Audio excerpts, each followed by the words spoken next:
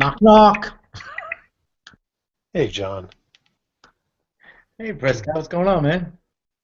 Not too much. I just got off work and about ready to go to bed for a few hours before I go back to work in the morning. Ouch. Yeah, it's 10:34 here, and I get up about 4:30. Wow, you work those kind of hours every day? Yep. Like, that's like, what, 12, 14-hour day? Well, I get a few hours off in the middle, but yeah, yeah, usually about 12 hours of actual time behind the wheel. Wow. So I'm gathering you're a driver. Hey, Shana. Hello. Hi. Hello. Knock, knock. Hey, John. Yeah, sorry. Hey, Prescott. What's going on, man? Hold Not on. too much. I just What did I do? got off work and Uh-oh. I feel like a time traveler. A few hours.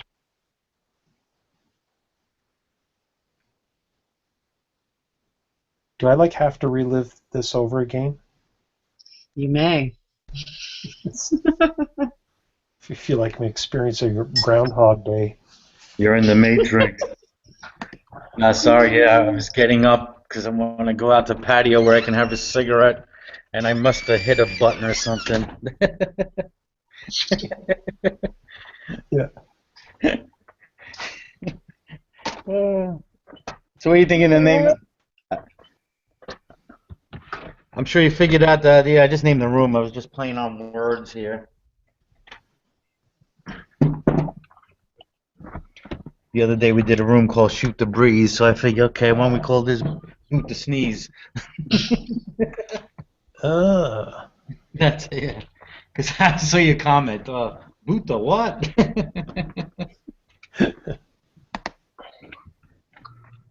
Yes, I figured just But throw it on here and, no, whoever comes by, we talk about whatever. well, as a Canadian, people are usually making fun of the way we pronounce about, which everyone always says Canadians say a boot, which isn't true, but they keep saying it. I guess if they keep saying it enough, it makes it true. Welcome to America. Yeah, that sounds familiar. That's right. Hey, Burris, what's up, man? Not much.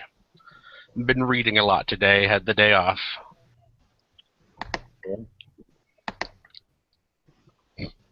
You've got me intrigued about Masons. I gotta look into that. It's just um it's hard to find, I guess to get a credible source because there's all that other stuff out there. Is Cerberus a Mason? Yes, he is. I didn't give Cool. away no secret. Well, I ran a business with my brother and his wife here a little while ago. We made stone veneer for putting on exterior, like for putting on walls. Hmm. So it was quite like, of course, we get masons to put it on, and Oh, no, no, no, not that type of Mason. Yeah, I was thinking of like the 33rd degree. Yes. oh, well, I guess it's kind of the same thing Yeah. because it was all rooted in guilds, building guilds and stuff like that, right? That's not where it's rooted, but that's where most of the modern traditions come from. Oh, okay. Well, that What are was you eating, very sir? informative. Thank you for your contribution, Cerberus. We now know everything we need to know about Masons. We're super nice. What are you eating, Cerberus? Oh, I am eating Chinese food. You can hear that? I have pretty good ears here. I Wow. don't hear you chewing. I could just, I don't know, just the sound, the way it's coming out. Thing about Chinese food is that after you eat it, or after you listen to someone eat it, a little while later you listen to them eat it again. Yeah. I think I kind of screwed that one up when I. Anyway, go ahead. Anybody else talk? Anyone else talk? Well, did you think of any new questions, John? No, it was just going in my head. I was just thinking, something to look into. I haven't I'm sort of. so glad this hangout is here because you guys can keep me company while I clean up my room. Okay. Turned into a bit of a disaster. I hear you. You have kids? Oh, that's so. I do. I have one, so singular, but it's not at all her fault if it's my room. It's totally me, but I'll try and blame it on her. So her room is probably cleaner than yours now, right? Well, it's because I told her, clean it up or your friends aren't coming over. And so she did that a week ago. Otherwise, it was like a tornado had hit it. The apple doesn't fall very far from the tree. Yeah. Yeah. Ain't that the truth? Please don't say that. Why? Well, I'm just thinking of the tree I fell from. Did you fall from the tree and then an apple hit you on top to add insult to injury, or what do you mean? Well, if the apple doesn't fall far from the tree, implying that we are much like our parents, Yeah. I guess is the thing. And so I'm saying, I'm just looking at my tree and I'm just feeling really depressed. Oh, you're talking about you're still being figurative. Okay. I thought you were being literal in terms of you fell out of a tree. Okay. I'm sorry to hear that. But we all have crazies in our family, and as long as you're not, if nobody in your family is crazy, you're it. So feel safe there. Now you just depressed me. Well, shit. We're winning with you tonight, Prescott. Okay, somebody talk. Anyone but me. Okay, I'll talk. I picked up this book by. God damn it! Go to the front page.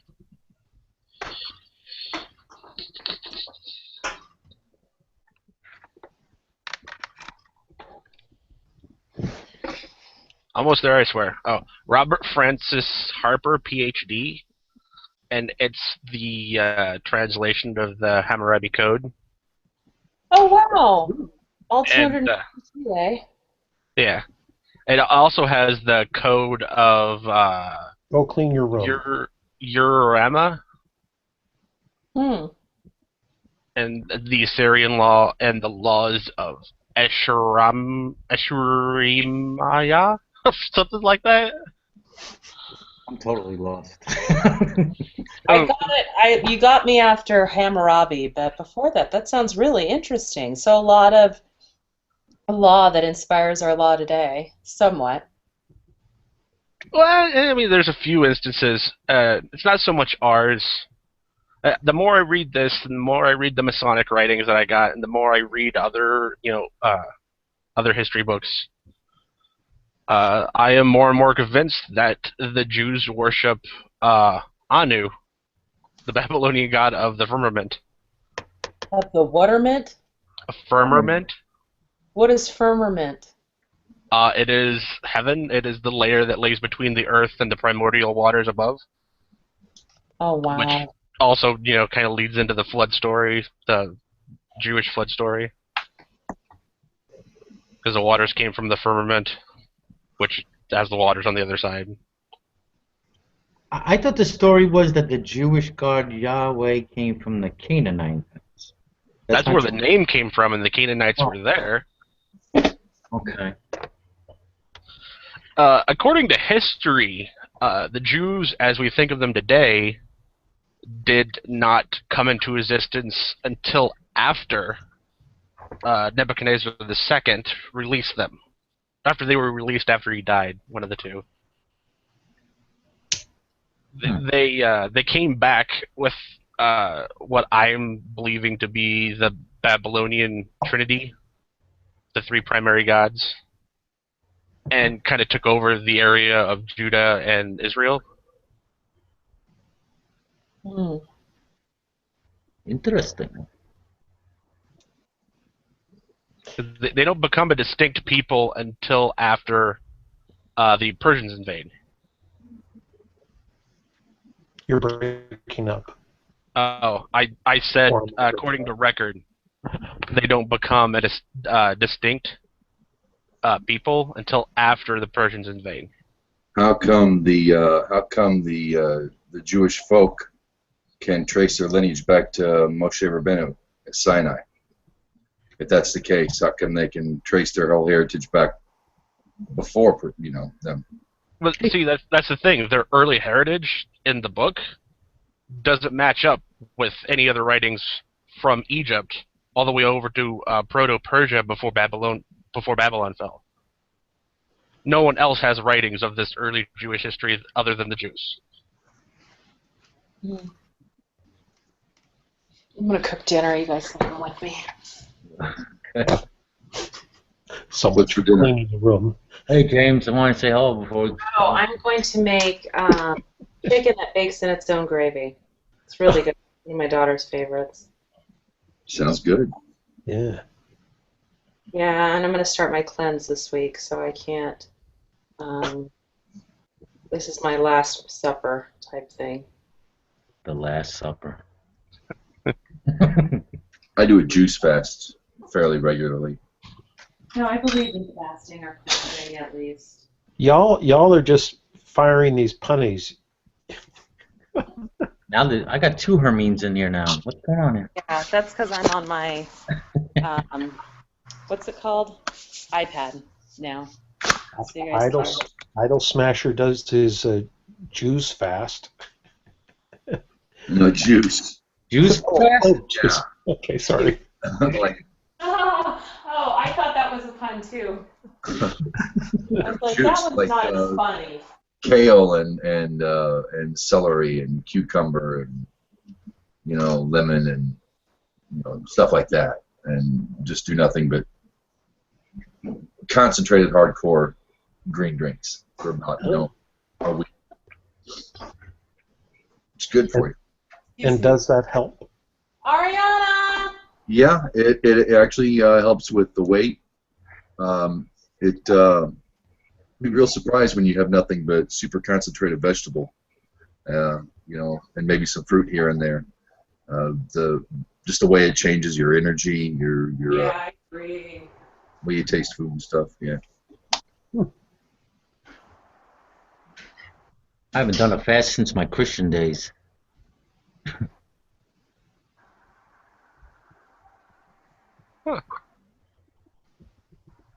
I just learned something that might be interesting to you guys. Yeah. The shekel is both, or not, more than two, is a measurement for volume, mass, and area. It's not just a coin. Huh. It is an area. It is 1/60th of 36 meters squared. In volume, it is 1/60th of a liter, and in mass, it is 1/180th of 9 grams. Interesting. Well, I think in the Bible it refers to the shekel weight at times. Yeah. I believe, if I remember correctly.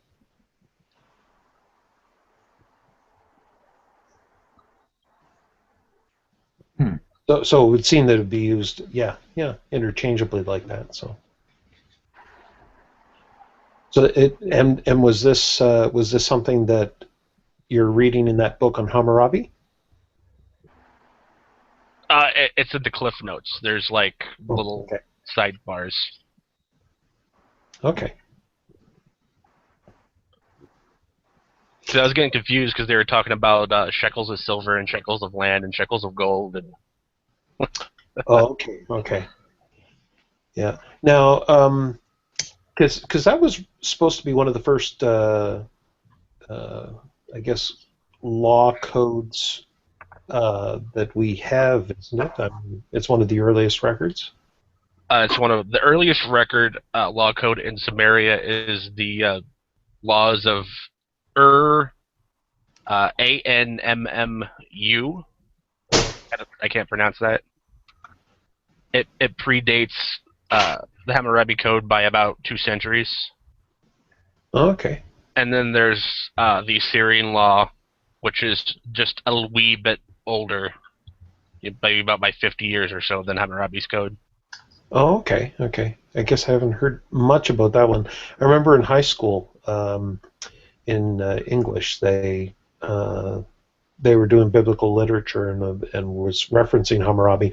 At the time, I was a fundamentalist Christian and didn't really know anything outside of the King James version of the Bible. I guess by that time they had been. King James, wow. Yeah.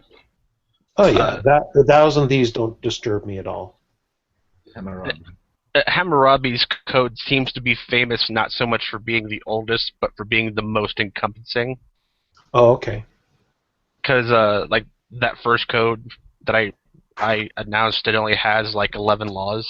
No, sorry, way wrong. It has 32 laws. The other one has 11 laws. And Hammurabi, has like a few hundred? Yeah. So it's a Syrian one that has how many? How many does the Syrian one have? It looks like the Syrian has 11. Are they right there in front of you? Yeah. I'd be kind of curious as to what they were, or is it like a short? Like, are they short laws or are they really long? No, they're like Hammurabi's. They're just like one sentence. Oh, okay. Oh, wow, read it. I'm on us. Okay, if a man commits a murder, that man must be killed. That's the first one. Second one, if a man commits a robbery, he will be killed. Don't know why that's different. If a man commits a kidnapping, he is to be imprisoned and pay 50 shekels of silver. If a slave marries a slave, and that slave is set free, he does not leave the household. Interesting. If a slave marries a native, and it has a little quotations here, free person, not slave, Right. he or she is to hand the firstborn son over to his owner. So I guess for replacement. Yeah.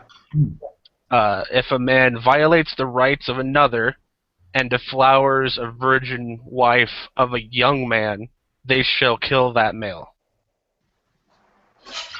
If a wife of a man followed after another man, the wife of a man followed after another man, and he slept with her, they shall slay the woman, but that male shall be set free.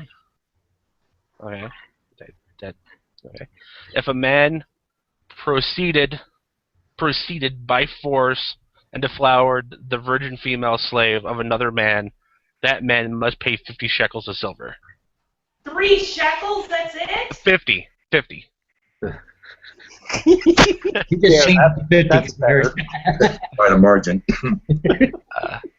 If a man divorces his first-time wife, he shall pay her 1 minta of silver.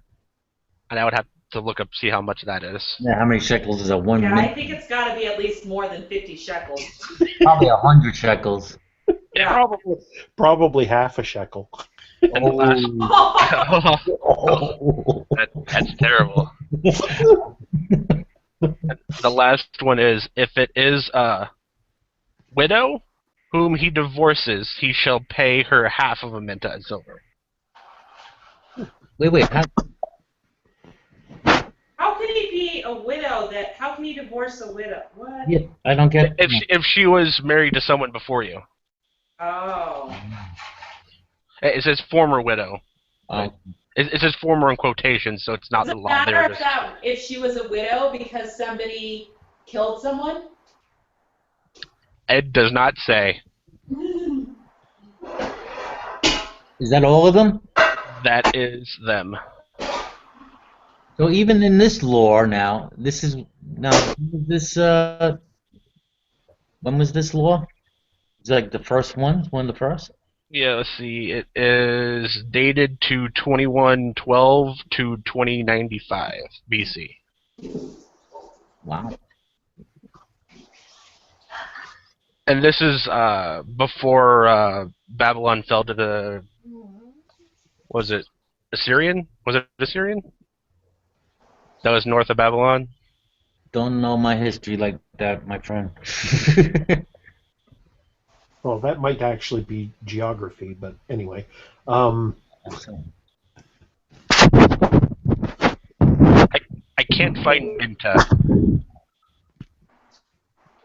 I guess it wasn't a Babylonian measurement, so I guess it won't be in the Babylonian thing I have here. But I think it's safe to assume it's more than a shekel.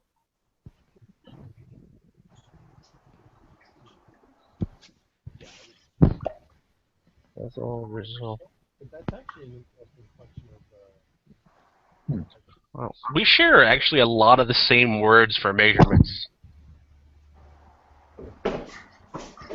Like the Babylonians used foot, which was 2/3 of a cubit.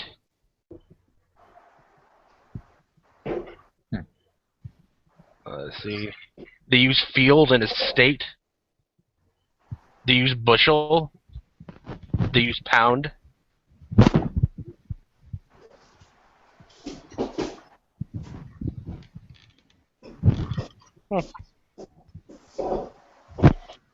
Oops. So, no, the thing that scared me, because you had these laws against slavery, I mean, for the slaves, right? Oh, right there. They had a few dealing with them. I don't think they didn't have any laws listed there about how you get a slave. Or that even having slaves is wrong. I mean, it almost seems that this is a pretty modern thing, that slavery is a bad thing. Oh yeah, I mean, hell, everyone had slaves. Yeah, if you took someone over, you made them slaves. Yeah. You conquered. Well, there's. But it wasn't slavery like we have it. It wasn't industrialized. I mean, Egypt tried, I think, but yeah, not like our South. Well, it would be kind of like if I loaned somebody some money and they couldn't pay me, then you take them to court, and essentially the court, essentially they become an indentured slave to pay off that debt. We hear that reference even in the Christian New Testament, where Jesus refers to settling matters quickly while your adversary takes you to court. These are usually over disputes, and they're settled through monetary means, which we are actually like is in that law, where you pay 5 shekels and 50 shekels and a half minta and so on. That it's about reconciling debts or compensating for damages. And if you aren't able to do that, then essentially you have to work that off. Once it's worked off, you become a free person again.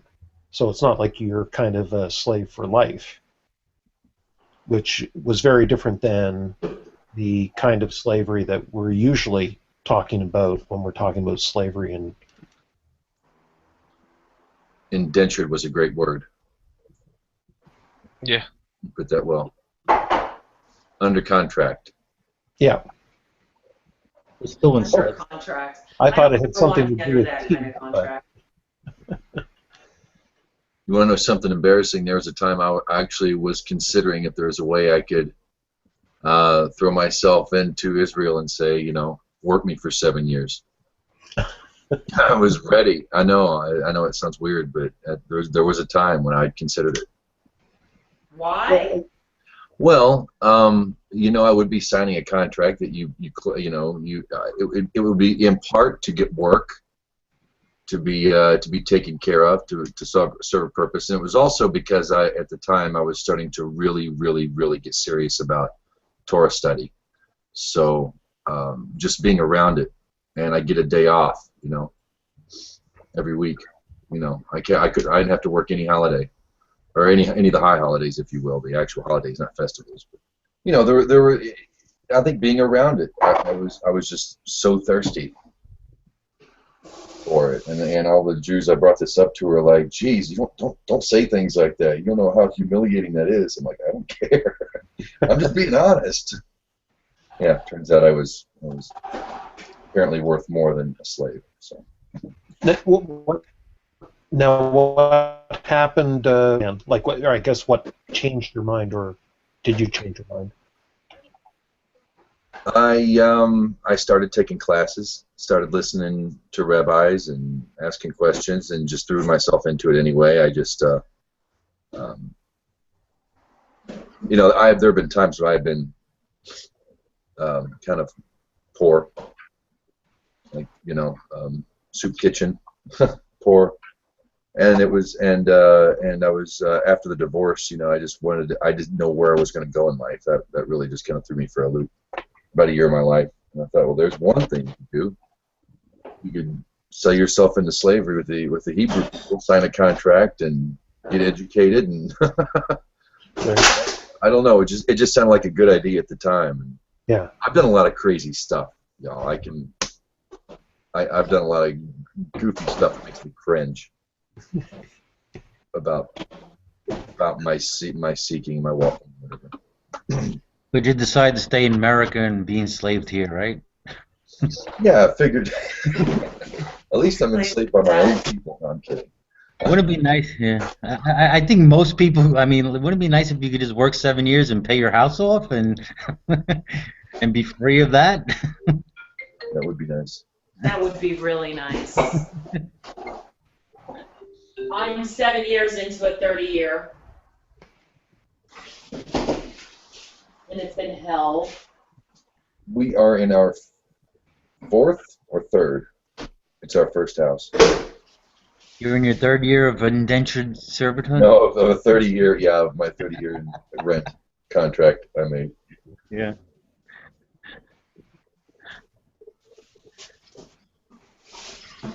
And then you still got to pay property taxes. Mm-hmm. More rent. So you really never own anything. That's what I'm saying. I think in a lot of ways we're enslaved. We're enslaved here in America already. You know, it's just a different type of slavery. Well, I actually know I think it looks different in kind of a modern context, but I actually think it's very. I think you can compare it to the idea of slavery that you read about in the Syrian Code and in Jewish law, because it is about these kinds of contracts that you enter into, making promises, kind of like you get your credit card or you take out your mortgage. The only difference is, I think now, is that it's kind of like it's not like you're going to the bank and saying, here, if I don't pay this back, I'll become your slave. You're saying right up front, the next 30 years I'm going to be the slave to the bank to pay back this mortgage. Mm-hmm. Which was kind of how people got in trouble before, was about taking out loans, and after failing to make payments, they then enter into that kind of that slave contract. Which is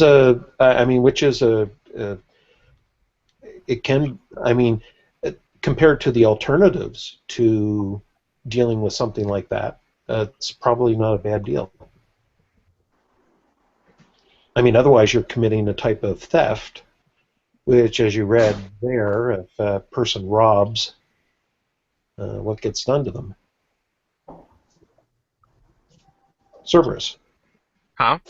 Syrian law. What happens if you rob? If you rob somebody, what happens? I believe it said they kill you. Let me That's go the back death here. sentence. Exactly. I think that was the second one. Yeah, the Yeah. second one. If a man commits a robbery, he will be killed. It says will be. What was the first one? It was murder, but it said he is to be killed, and then they said will be under theft. Or was it a different It's word? worded different at the end. It says if a man commits murder, that man must be killed. Must. In theft, it's will be killed. Yeah. Maybe he has to pay off his debt first. Yeah, maybe that hints that you have to, recompense or maybe return the object or something. That is a beautiful salt grinder, Hermione. Thank you. And it's Hermine. It's French. It's like weaponized. You, The French. Vive la France. Wow. Vive Oh, la- I found it. A minta is 60 shekels. Oh, 60. Oh. so half a minta is only 30 shekels. So that's less than 50. Wow. If you're a widow, you're worth less than a rape victim. That's kind of weird. A raped, yeah. Oh. Ouch. Although, admittedly, you had the added bonus of not being a rape victim, I guess. Right. I At mean, least your no virginity. situation's great, I guess. At least not your virginity, right? Yeah. Oh, don't. Oh, now you made me sad. well, I would think that probably what the compensation would really be about kind of future value that the person would have in the course of a marriage contract. That a young woman who was raped would be problematic to then find her a husband. Likewise with a widow. So. And with the rape victim, you're more likely to have a child involved. Or Yeah. certainly the possibility of, yeah. Hmm. I would really like to see some documentation somewhere how much a slave is worth. Like in their prime, so I could judge the morality comparatively. I don't think there's in Torah. I don't think Torah ever gives any specific fee for slavery.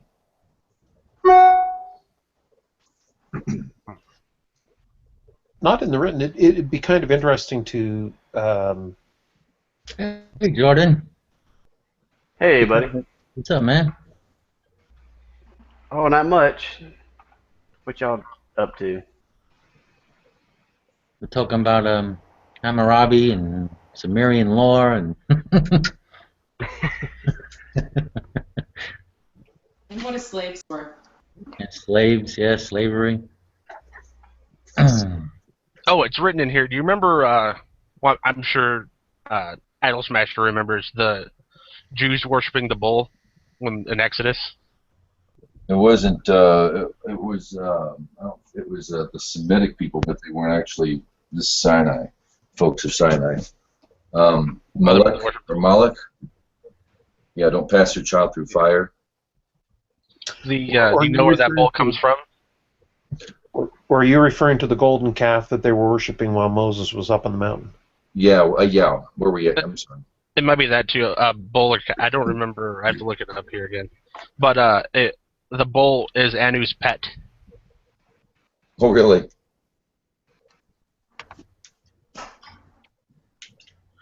Huh.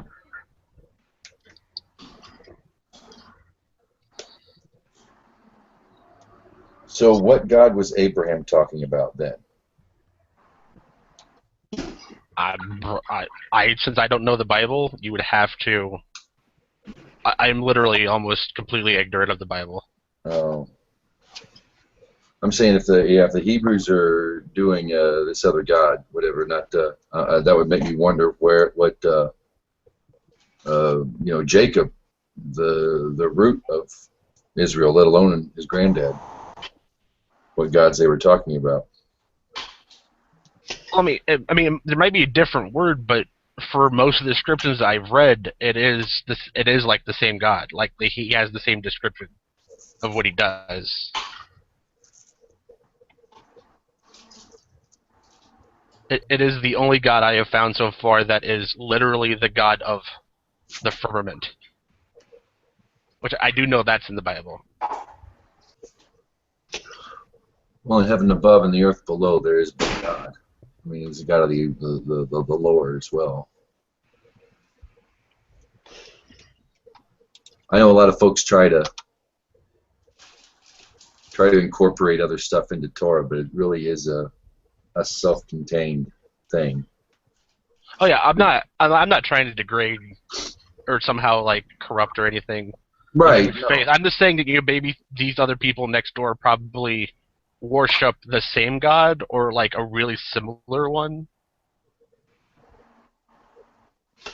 Well, I guess it's kind of I guess the question, Idol Smasher, is with respect to Abraham is, did he discover a new a new relationship with the existing God that the other people groups of that area worshipped also, or did he actually discover a new and different God or deity that was different from what others were worshiping?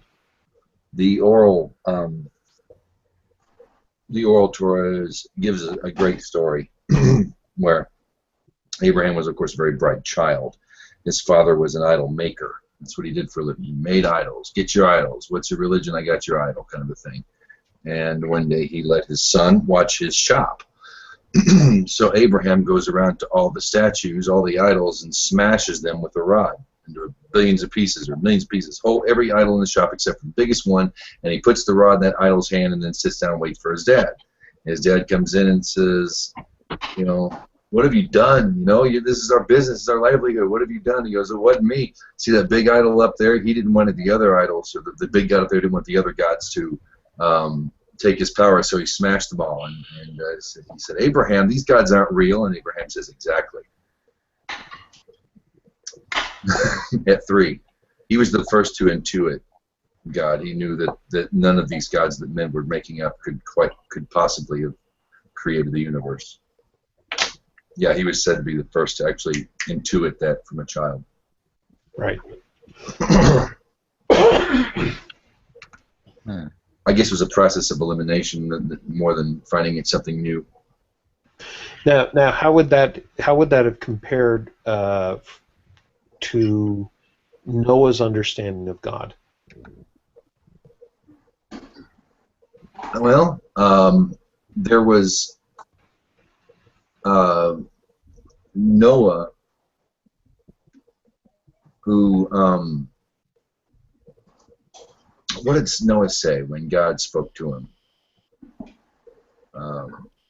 It was, "Who are you?" And Abraham said, "Where are you?" It's like Noah would be just like a nose to the grindstone guy, with his head down and humble and kind of dumb, I guess. Whereas Abraham called out, "Where are you? I know there's something else here. Where are you?" Now, you said he smashed all those idols of the other gods? Yeah. And he picked one? He picked the biggest one. Yeah. And put the idol in that hand and said, this idol smashed the other ones. He was jealous. He goes, "What are you talking about, son? They're not real." And he goes, "Yeah, I know. That's the point." Now, see, this may actually lead into what I was thinking, because it's listed here as the Babylonians have like 3,600 deities. Ranging from like what they say the primary 3, and then they go down to all sorts of things. Mm-hmm. Now, could that like link in there where he was realized that this is the real one, all these are just kind of bunk?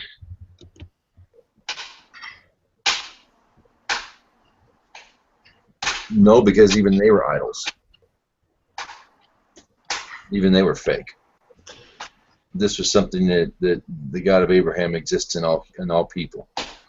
It's not something you can put in a box.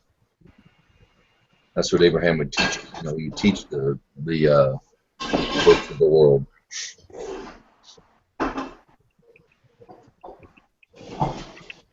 I think there's a story about Muhammad when I think that his kind of revelation or his epiphany involved being in a place where there was a lot of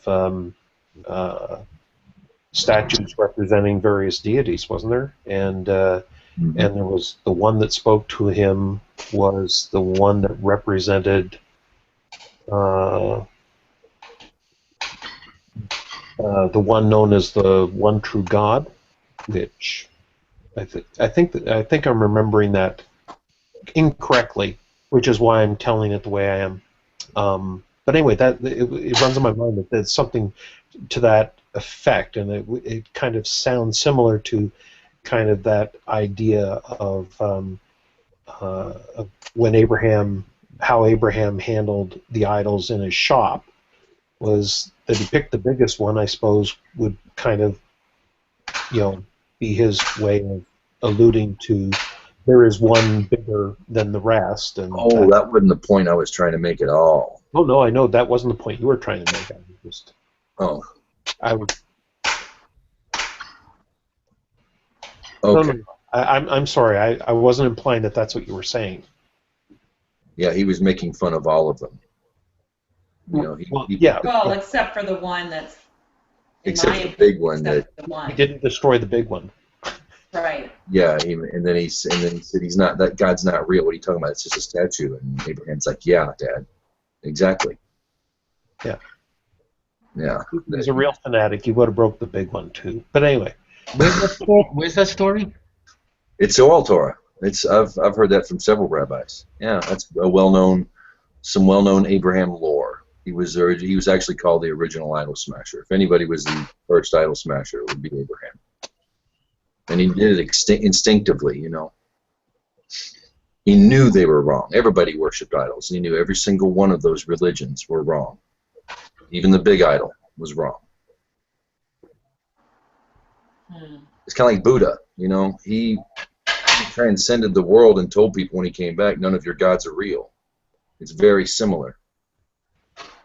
And he said, all these are wrong. Look at all these Hindu, these six-armed elephant people, whatever. They're not real. Stop that. That's bad for you. They have a very similar trinity to the Judeo-Christian belief. Yeah, mind, body, spirit. To Father, Son, Holy Spirit. Yeah, the creator, the preserver, and the destroyer. Yeah. It follows an order of the order in the Bible, which is creation, and then Jesus. If you're Christian, right. Maybe the preserver, and then destroyer, which is when he comes, or Satan comes, or whatever. But a lot of Christians don't believe in the Trinity. Like, I don't believe in the Trinity. That's because you're possible. That is possible. No, the Babylonians believe in the Trinity. Because you're not a real Christian, I mean. No, it's that. The Trinity, I believe, is that makes it. That makes it like three gods. It doesn't speak to one. Look, just because it doesn't make sense doesn't mean it isn't true. That's a fair point. But just basic math. 3 doesn't equal 1. Yeah. But 1 times 1 times 1 equals 1. That was a fine line I heard in Torah class. Was like there's a difference between saying Father, Son, and Holy Spirit juxtaposed to sub J-dubs. There's a difference between Father, Son, and Holy Spirit, and then saying God the Father, God the Son, God the Holy Spirit. It's like those are two completely different. Like one is considered flat out idolatry, and the other one is not. Because you're making 3 distinct Sorry. gods. Oh my God. What you making? I'm making chicken that bakes in its own gravy. It's one of my daughter's favorites. It's an old-time classic, and you clean chicken real good. You salt and pepper it. You coat it in flour, and then you bake it in the oven for a good 40 minutes until it's really cooked through. And then what you do is you take it out of the oven, and you add this mixture of milk, cream of mushroom soup, cheese, onions, and mushrooms. And then you pour that on top, and you let it cook for another 20 minutes. Hold on. What do you add to it again? It is cream of mushroom soup. So 1 can of cream of mushroom, 1 can, or 2/3 can of condensed milk. You can use fresh milk too, I guess. You just want to use a little bit more of that and let it cook down a little bit longer. Then you put a cup of cheese, and then you put chopped up onions and chopped up mushrooms. And you pour that on top of the chicken. Interesting. My mom used to make this dish that instead of the onions and mushrooms, she put peas. Oh, interesting. That's like a typical casserole, really. Yeah. Yeah. Baked it in the oven, and it was my favorite dish growing up. Yeah. We got a winner there. I don't make it that often because it's a bit of a prep time for it. It's a good 40 minutes to have it for. Yeah, it was like for special occasions. Yeah, but this is, the school year's ending, and yeah, I want her to make sure she can take some of her favorites to school. She won't even take this to school because all the kids will eat it. It's really funny. Just send the salt shaker with her. Right, exactly. They're like, oh my gosh, Ari's mom made all the time. All right, I got to go to bed, guys. Oh, good night. Nice meeting you. Yeah, good to meet you as well. Thanks for stopping by, Prescott. Have a good day. Take care, man. All right, you guys too. Thanks. James. I should show you guys my garden, but it's getting a little too dark. I'm really proud of it. I just started doing cucumbers and tomatoes. Oh, really? Yeah, the weather's actually got nice around here. Where's around here? Long Island. Oh. Yes, I can see that. I have a salsa garden where I have tomatoes, ton of tomatoes, ton of onions, ton of pepper, and cilantro, and then all the herbs you can imagine. Wow, yeah. It's a lot of fun. It's like a little bit relaxing after a stressful day. Just kind of go out there and water and watch things grow, pull some weeds. I used to keep a little window garden full of herbs, but I live on the second story, so they fell out the window. It fell out, and oof, not good no more. That sounded funny, John. Yeah. Herbs, little garden of herbs, like little herbs, like the No, nothing illegal, nothing in the street. No, I guess I'm used to saying herb, and you actually said probably said right herbs. Oh, I actually pronounced it right for New Yorkers. What you say? I heard herbs too, but I wasn't. I just thought it's because you're Canadian. Just kidding.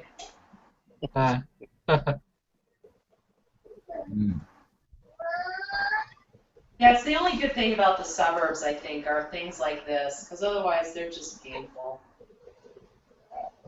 I gotta get my garden going. Just seems like it's a nice day, then it rains, and then it's nice, and now you get the damp weather, and then I have to wind up doing something else. Oh, the day I planted the tomatoes, man, it was pouring out. I went out there and dug a hole and put some new soil in anyway, you know. Yeah. I still got to stop me. I still got to till my soil. Oh, do you? Oh, okay. Yeah. I already had it prepped, so. Oh yeah, I hired someone to do that. I was like, I'm not doing the hard work. It's just such a small area. It ain't gonna be that bad. It's just finding the time to. I'll probably be able to do it after this. I thought you owned a house and some land, man. Yeah, I do. I guess it didn't come with much. I got about an acre, but I don't use it all for growing. Oh, I see. Got this small fenced-in area with we've been experimenting for the past couple of years. My wife always promises, "Oh, I'm gonna take the egg of the garden," and it never happens. Right. We'll get some things going, some cherry tomatoes. We've gotten some squash here and there. But definitely, the amount of work that you put into it, we haven't reaped. We haven't reaped the proper rewards. Yeah. We get onions, spinach, tomatoes, strawberries, zucchini, Yeah. squash, cucumbers, and beans. Like peas, Wow. snap peas and green beans. I got my packet of seeds here. This is what we're planning on. What we got here? Definitely got some sunflowers. Let's see here. You got to really watch when you grow your own sunflowers. You really got to watch them because the birds love to just pick at them. Oh, I got them here. Here's some seeds. Pepper, carrot. We're gonna try bean, tomato, cucumber. What else here? That's another carrot. When you do carrots, man, make sure the soil goes down deep enough for them, or else you get like little midgets. Oh yeah, like how deep? Depends on what type, but I would say good 6-inch, man. Okay. I'll make a note of that. Yeah, I kind of didn't toy the soil once, and I kind of skipped on the good soil, and it got fat, but it didn't get length. You get what I'm saying? Yeah, yeah. So you got to watch out for that. I planted baby carrots this year instead. Also gonna try some pepper. And so you guys know when you get seed, you want to get the seed that's non-GMO and organic. So Yeah, I tried it. Yeah, that's what I try to get. Yeah. You can't get that shit at Home Depot.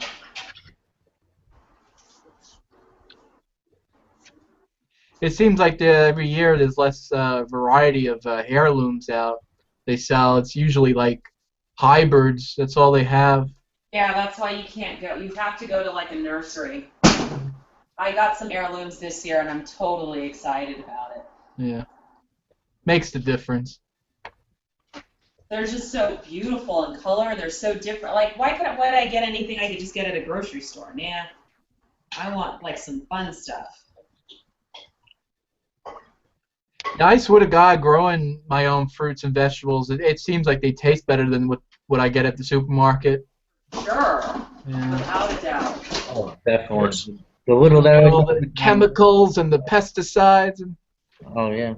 You definitely notice the difference. Like even the little stuff that we did get in our garden, you definitely taste the difference.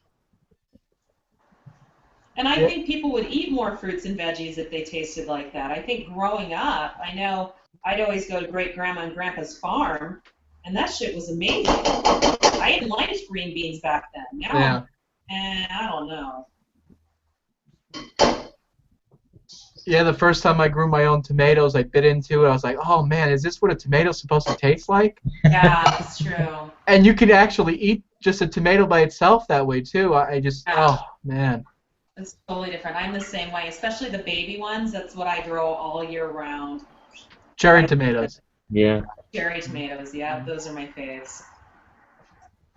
How you doing, Jordan? Doing good, J-Dub. How you doing? Hanging in there. Good to Talking hear. about gardening. You do any gardening? Yeah, my wife just started doing some gardening, and a lot of it's done pretty good. Down here in the South, we call them Tommy Toe tomatoes. I don't know why we call them that, but Tommy Toes. Tommy. The little cherry tomatoes you're talking about? Oh, we call them tomatoes. Right, because it's the South. Yeah. Where in the South do you live? I live in a little town called Pine Log, Georgia. Oh, wow. Oof. How close is that to Forsyth? It's probably Forsyth is probably an hour away. Okay, good. Because that's how I rate how racist you are. No, just kidding. Oh, Well, you could just ask. Yeah. Well, if you were really racist, you probably wouldn't have volunteered to hang out, or you would have said something absolutely horrible that would have made me leave. So Or I'm just like- totally just, I might have just ignored you, right? I am just being a little brat. Just the last time I was in Georgia, I was almost on E in my gas, and it said 19 miles next stop, and I was like, oh, I'll make it for sure. And then I hit E with about 5 or 6 more miles to go, and I was like, oh, okay, it's fine. And it said, finally, next stop, Forsyth. And I had to decide whether I was going to run out of gas or go into that town, or what was going to happen. And I chanced it, and just because the next gas stop, it said 13 miles. So I knew that my car was, I just slowed down. That's all I did. And then I ran in there on fumes. Because I was not stopping in Forsyth, come you know what or high water. It was one too many Oprah shows. But it was such a beautiful area. We got to stay in Savannah, which I love. Yeah, I've done some work in Savannah. Oh, you've done some work there? Yeah. And there's also, then we went to South Carolina and went to Hilton Head. Mm-hmm. And that was a very long road trip. But I've always wanted to go to that area ever since I read Midnight in the Garden of Good and Evil. You ever heard of it? No, I haven't. It's kind of it's a little kitschy, but it was a popular book about 20 years ago. Wasn't that book? I actually heard about a transsexual. It was the first time I heard it. It shocked my mind. I was like, I want to go visit this place where they have like literally a railroad that separates black and white, and they have all of these interesting characters. I don't know why. Everyone's like, why'd you want to visit because of the tranny? I'm like, I don't know. I thought it was awesome. Did they make that book into a movie? They already did. They did. Yeah, it was made to a movie about 15 years ago. Was Cusack in that movie? Yep, that's exactly it. Okay, because I'm a big Cusack fan. I'm like, wait a minute, that title sounded so familiar to me. I'm like, wait a minute.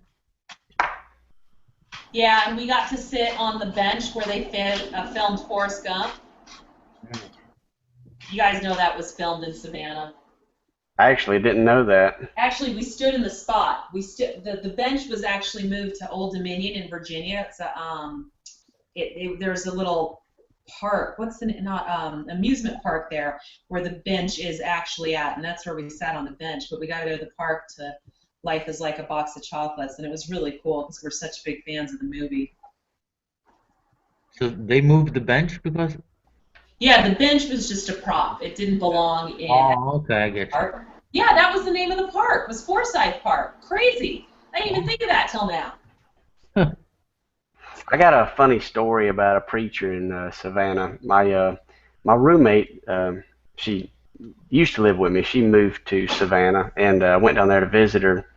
Uh-huh. And she was always a new ager. She was never really into church. She was dragged to church when she was a kid, but she told me that she had started going to church down there, started going to a black church. And she said she couldn't wait to introduce me to her preacher. And so I went down there and stayed with her. And we went to her preacher's house, and it was definitely in the ghetto. Yeah. And super nice guy. Him and his wife, just super darling people. And he sort of gave a little devotion and talked about the Bible and God and getting your life right and everything. And then when he got to the end of his devotion, he asked my roommate, he said, okay, now what can I do for you? And then she got out her shopping list of prescription pills that she was looking to purchase, and then he went to his kitchen and he got everything she ordered and brought it out, and she gave him the money, and he said, one day the Lord is going to bless me and I won't have to hustle no more. Oh my God! That is hilarious. It's not like Savannah. It's not even funny. Yeah. What I'm talking about. Guys, I went anywhere because we were staying with our friends, and it was the hood, and we had to and I drove, my mom, but we had to stuff our ears with what's it called, cotton balls or something, so that the roaches wouldn't get in our ears. They built the houses. We pull into this neighborhood, and it said police checkpoint, and I was just like, never seen that before. And we get in there, and the houses are all on cinder blocks, and I couldn't figure out why, because it's such a marshy land in the hood that you'll just get all kinds of bugs and whatever if you don't. But it was like me, I'm just so used to cooking and like leaving stuff open and waiting for things to get ready, and there you couldn't do that, otherwise the bugs would come right when you're cooking. Can you imagine? Sounds bad. That's bad. I couldn't imagine. I was shit shocked. I told Yeah. myself I love visiting, but I will never live here. Be right And back. they called me, they thought I was a northerner because of my accent.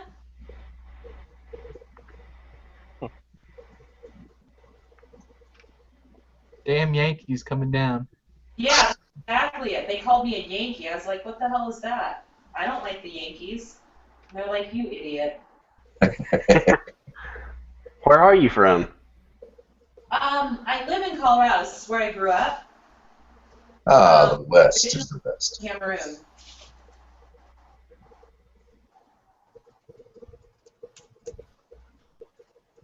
Yeah, I like it out west. I like. Colorado, you can legally get high there now. Yeah, you know what? But the town I live in, you can't. They don't have any. I mean, you can, but they don't have any weed shops here. They're against the law.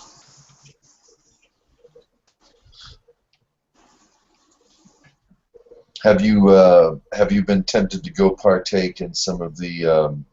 All right, I got a better question for you. How's it working out for everybody? How's the attitude to what's going on? You know, you're there, you see it firsthand. How are people? I mean, are you get people that are angry, or are you noticing people a lot lazier and laugh at stupid stuff more? The difference is they did it in 2 phases, where they started with medical marijuana here. And the only time, there's just a few times where I've been like, okay, that idiot's on pot. You know what I mean? Where you go to the store and someone just has no clue what's going on. But for the most part, there's not a real issue with it. People have been very responsible. It's not like alcohol where people can drink and drive and do other stupid stuff. But it's just not my cup of tea. I'd rather have a nice glass of wine and call it a night. You know, people behaving. I'm totally, as for me, against drugs. But sure, have I been like, oh, it'd be nice to go buy a dime sack and have a puff? I don't even think they sell a dime sack. I think it starts at like $30 or $40. It's really expensive. Yeah, if it's for recreational. Careful what you talk about. Remember, this movie's live. This video. This. All right, be right back. I heard something about buying a dime bag. I was like, what? Well, how it's going legal out there. I was asking her, you know, has she done anything? How are people behaving?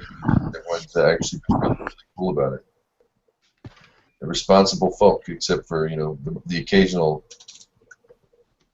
You're saying the occasional dumbass once in a while, but yeah, it's really that's good. A lot for our clients. They're able to get great taxes from it, you know. I'm like, whatever.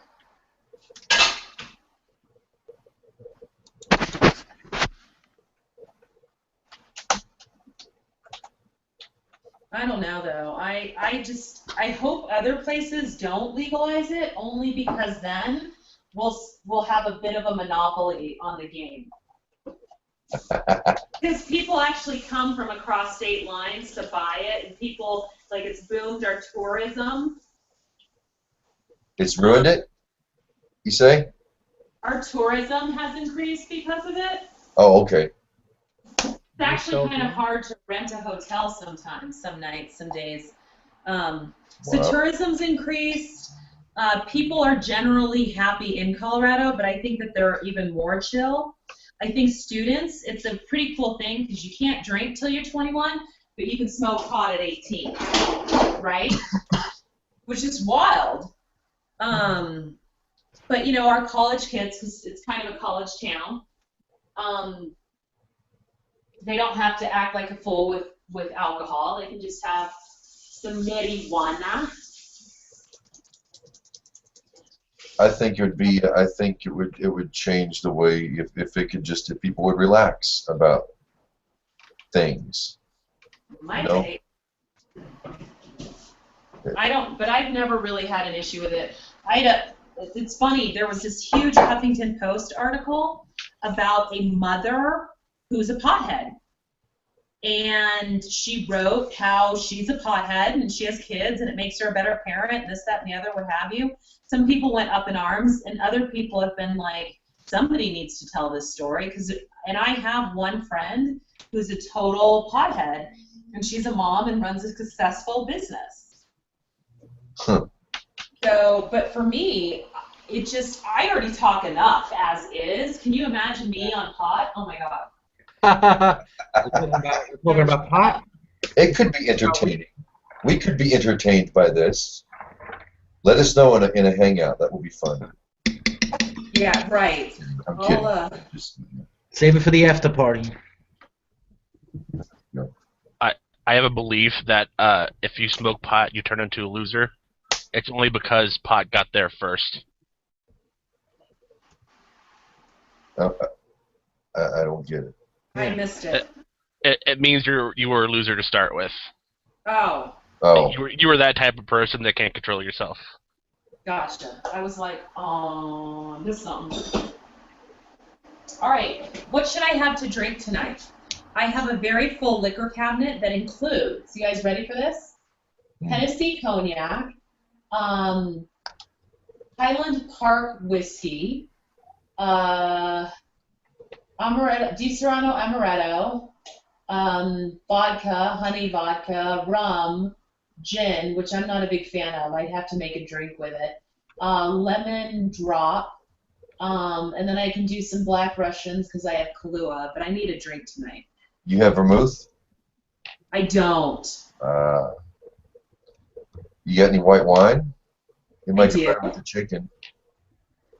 Maybe something with. That would have been a good idea, but I don't, like, this chicken is a pretty decent recipe, so there's really no point.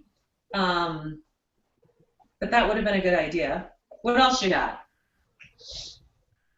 I was gonna say a very dry white Chardonnay of some kind. Oh, to go with the chicken. I get what Yeah. you're saying. Yeah.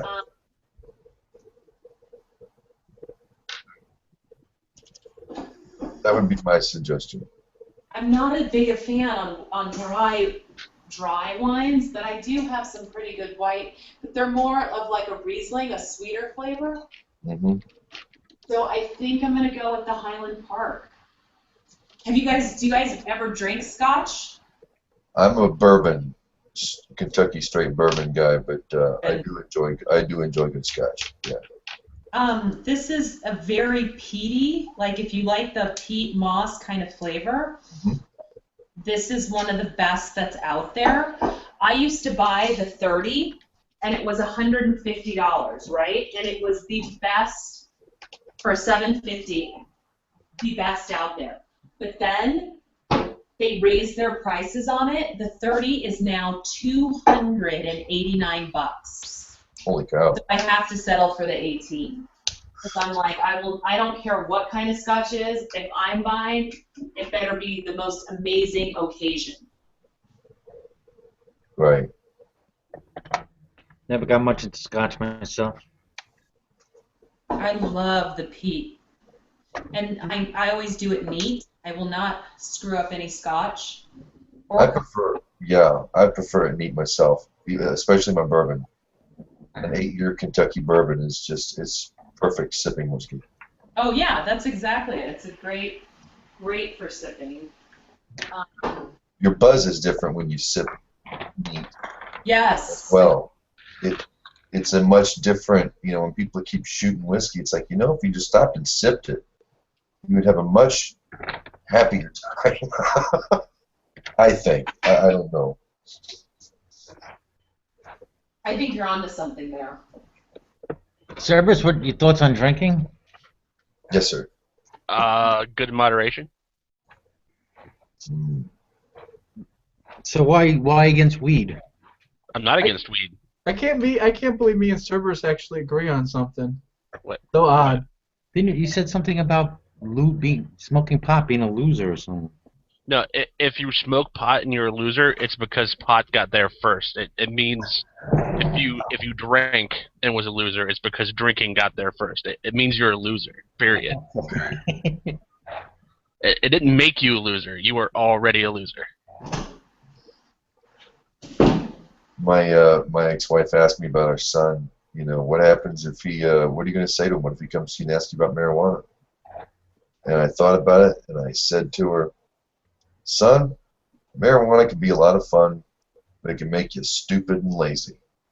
Kid, don't be stupid and lazy." She's like, "Okay," like I passed her test. Oh, I tell my daughter the truth. I'm like, it's a fun high. It can make you stupid and lazy. It can make you not stop talking. And there's different strands of it. And each one has a different effect on your body. But it is a gateway drug.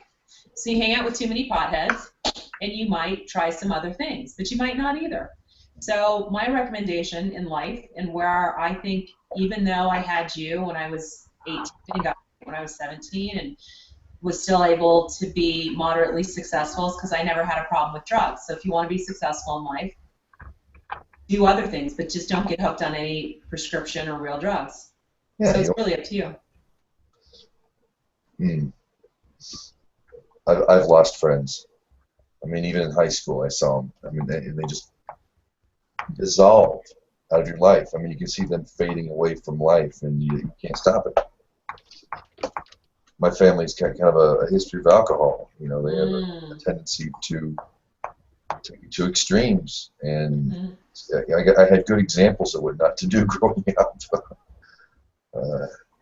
Yeah, my mom was like, just say no to sex, to drugs, to everything.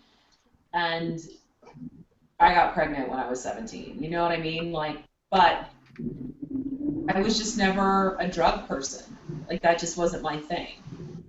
I think if anything more, I'm probably addicted to food than I am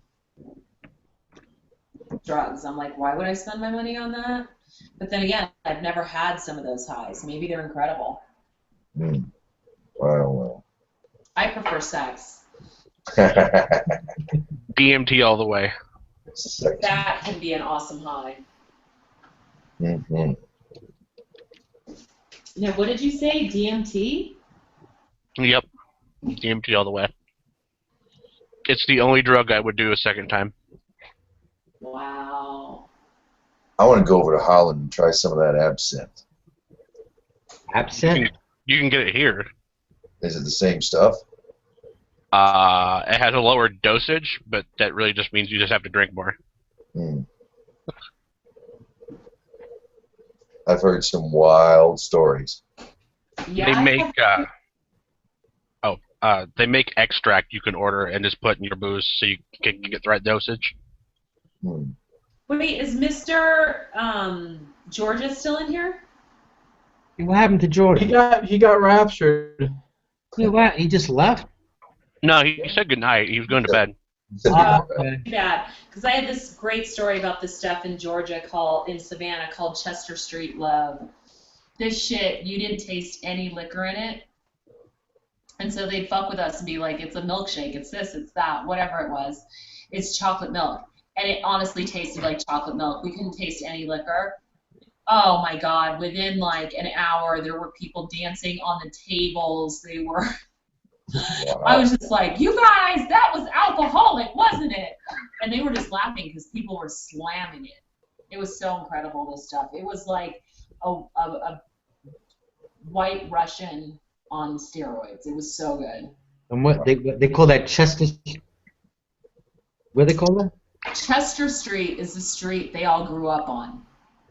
And it's where they learned to make this concoction. It was just It was like a local.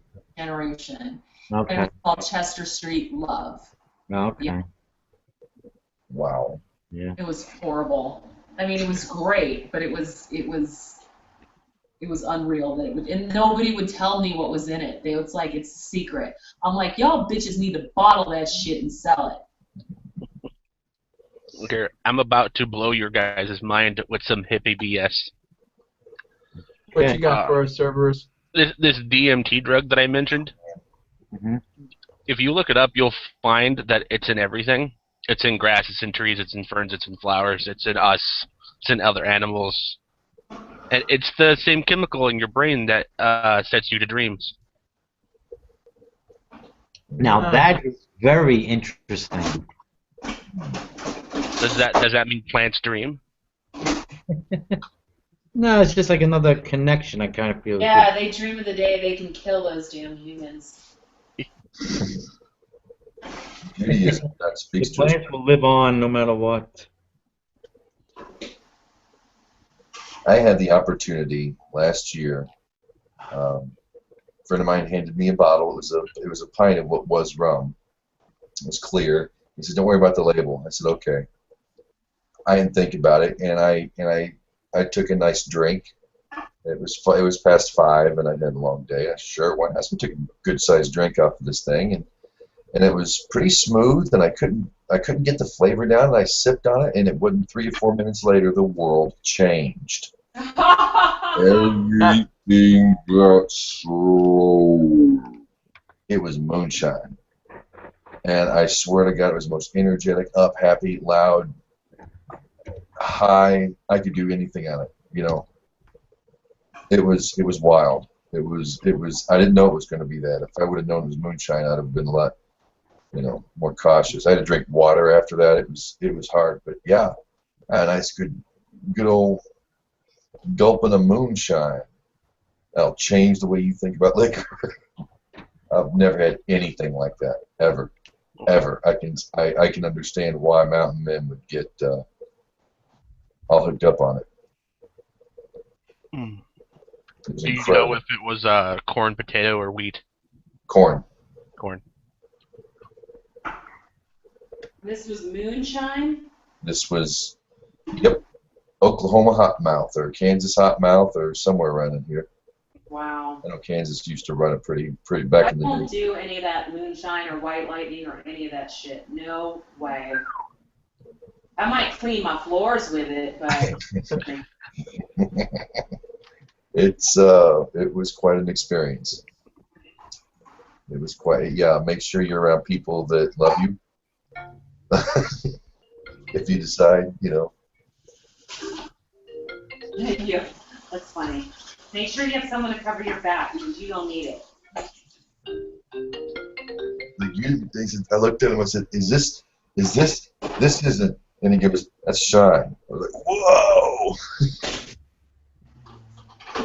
I mean, after I was able to get my balance about 20 minutes later, it was heavy drunk without the stumbling or the fumbling of words. And, yeah. I figure if I can handle moonshine, I could probably handle absinthe. You can handle moonshine. You are the bomb. I can tell you right now. The wildest. Well, thank you, Hermione. Hermine. Hermione, pardon me. Hermine. Hermine. That's it. It's just like the air you breathe in a amino bitch. But not really. Thank you, Hermione.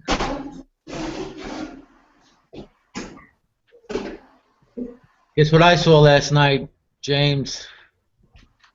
Newt Gingrich in a dress.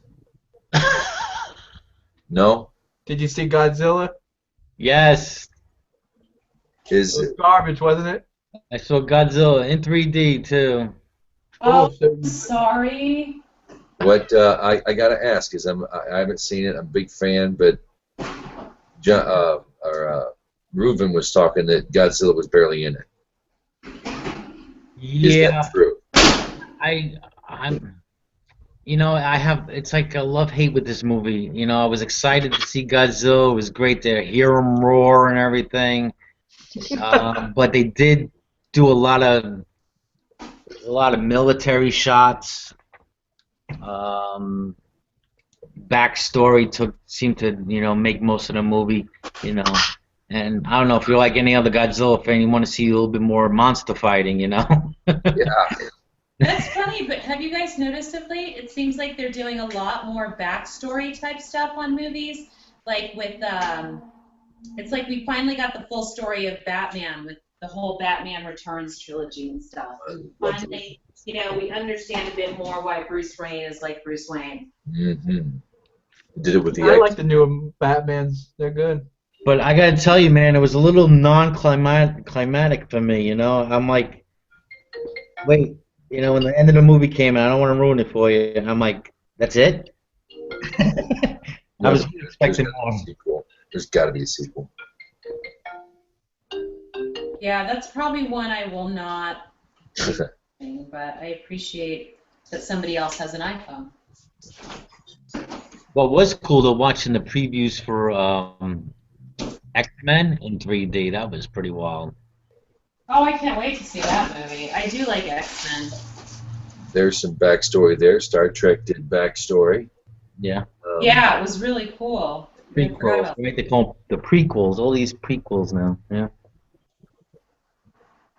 I didn't like it for Star Wars. I thought that was a weak prequel. I guess what I meant by I probably misspoke. What I meant by backstory in the movie was it was more of like the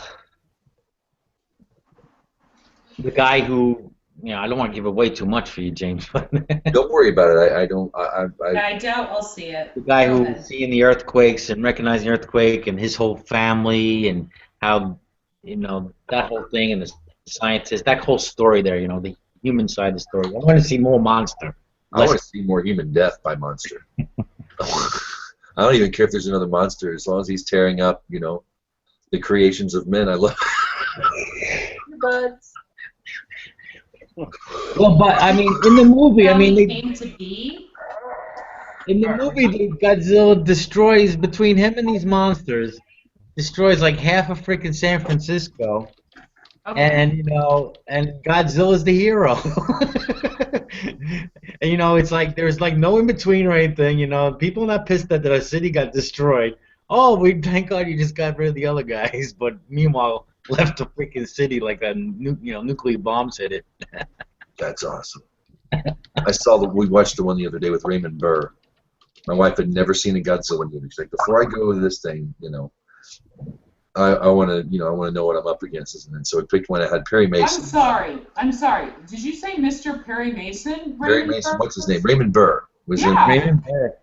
One of the 50s guy, The Revenge of Godzilla, I think. And a good deal of the movie was Godzilla just wreaking absolute havoc. And it was a beautiful thing.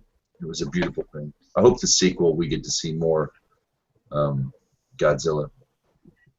Hermine, can you do me? Do you have another computer open? Because there's another icon in here. Yeah, I do. Do you want me to? Does somebody else want in? Well, I thought it was looked like it's starting to fill up, but Wayman just left. I don't know why. I don't know. He might be popping back in. He might have an issue with his mic because he usually doesn't. You want me to close that other one? Yeah, if you could, Yeah, just in absolutely. case. Thank you, just in case. Hey, Ruben, how you doing, man? What's up, bruh?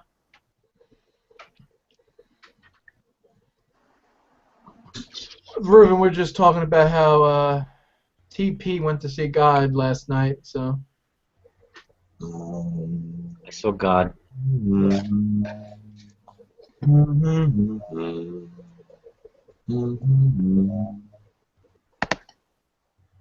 All right, I'll bring up a topic since it came up earlier because we came up with those laws. And the first law being if you murder somebody, you shall be killed.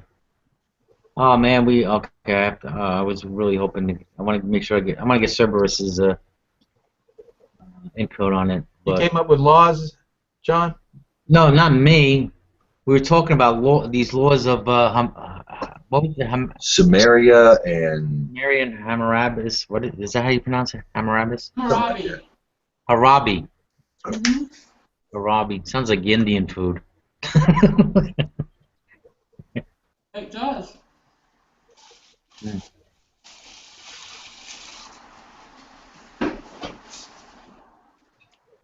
Reuven, who just put up an eye for an eye, tooth for a tooth is not taken literally. Shouldn't it be taken literally? I mean, no man's eye is worth that of another. No man's tooth is worth that of another.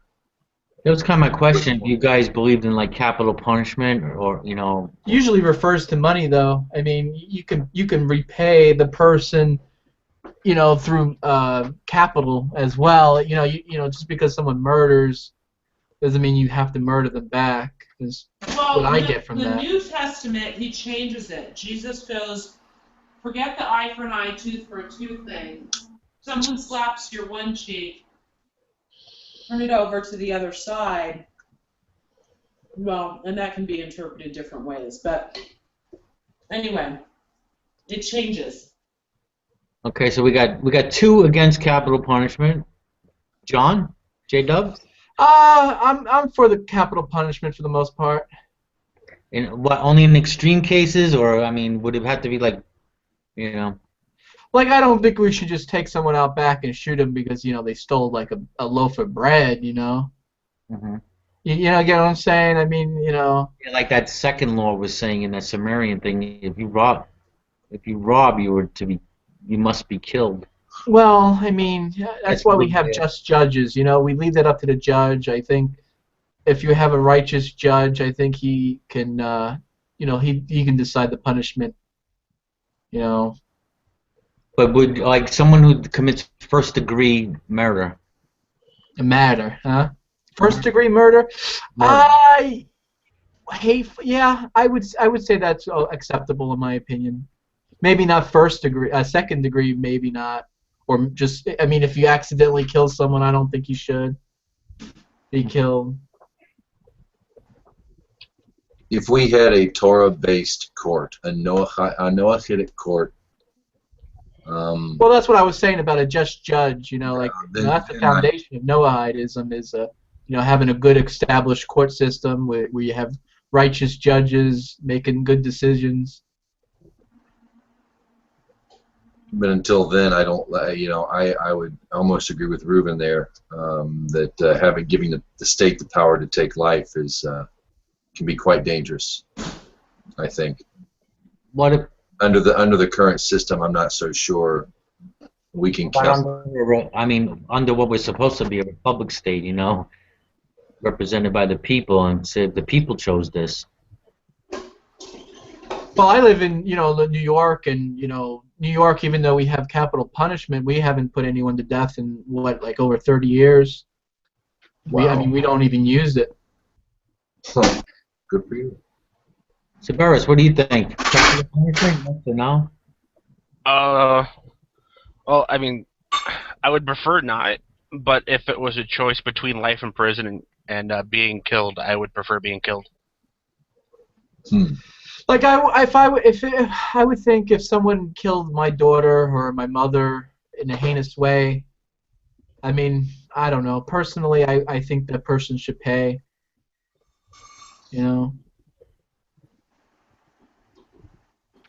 I would much prefer than send me on a suicide mission to kill someone else that did something wrong. I guess. Reopen the Coliseum, maybe throw them in there for an hour, fight some lions. I don't know. Yeah, I would say it would have to be first degree, and it would have to be without a doubt. Like, yeah, you have to have a couple witnesses. You would have to have a body. A weapon would be nice. Have the motive. I mean, all point. Everything's every point to you. And I would say, I would have to go for capital punishment. Yeah. I don't know. Call me crude, but No, it's just like. Sometimes you have to. You kill the cancer, man. You don't manage it, and that's what we're. Thank you. Yes, you Yes. you rip the weeds out by the roots. That's what you do. Yeah, exactly. Yeah. That's my philosophy. Now, here's another example. This might be different, and there are people who talk in the room and talking about pedophiles now, and that no matter if you put them in, apparently, if there's no cure for pedophiles. There's no drug, no magic drug. You put them in an institution, whatever. And so, what do you do with these people? You let them out, or if they do their time, go out and they keep doing it over and over, and then you have all these victims. Now, Chemical castration. No. chemical Tell 'em. castration. I don't exactly know what it is, but Burn off with acid? What do you mean?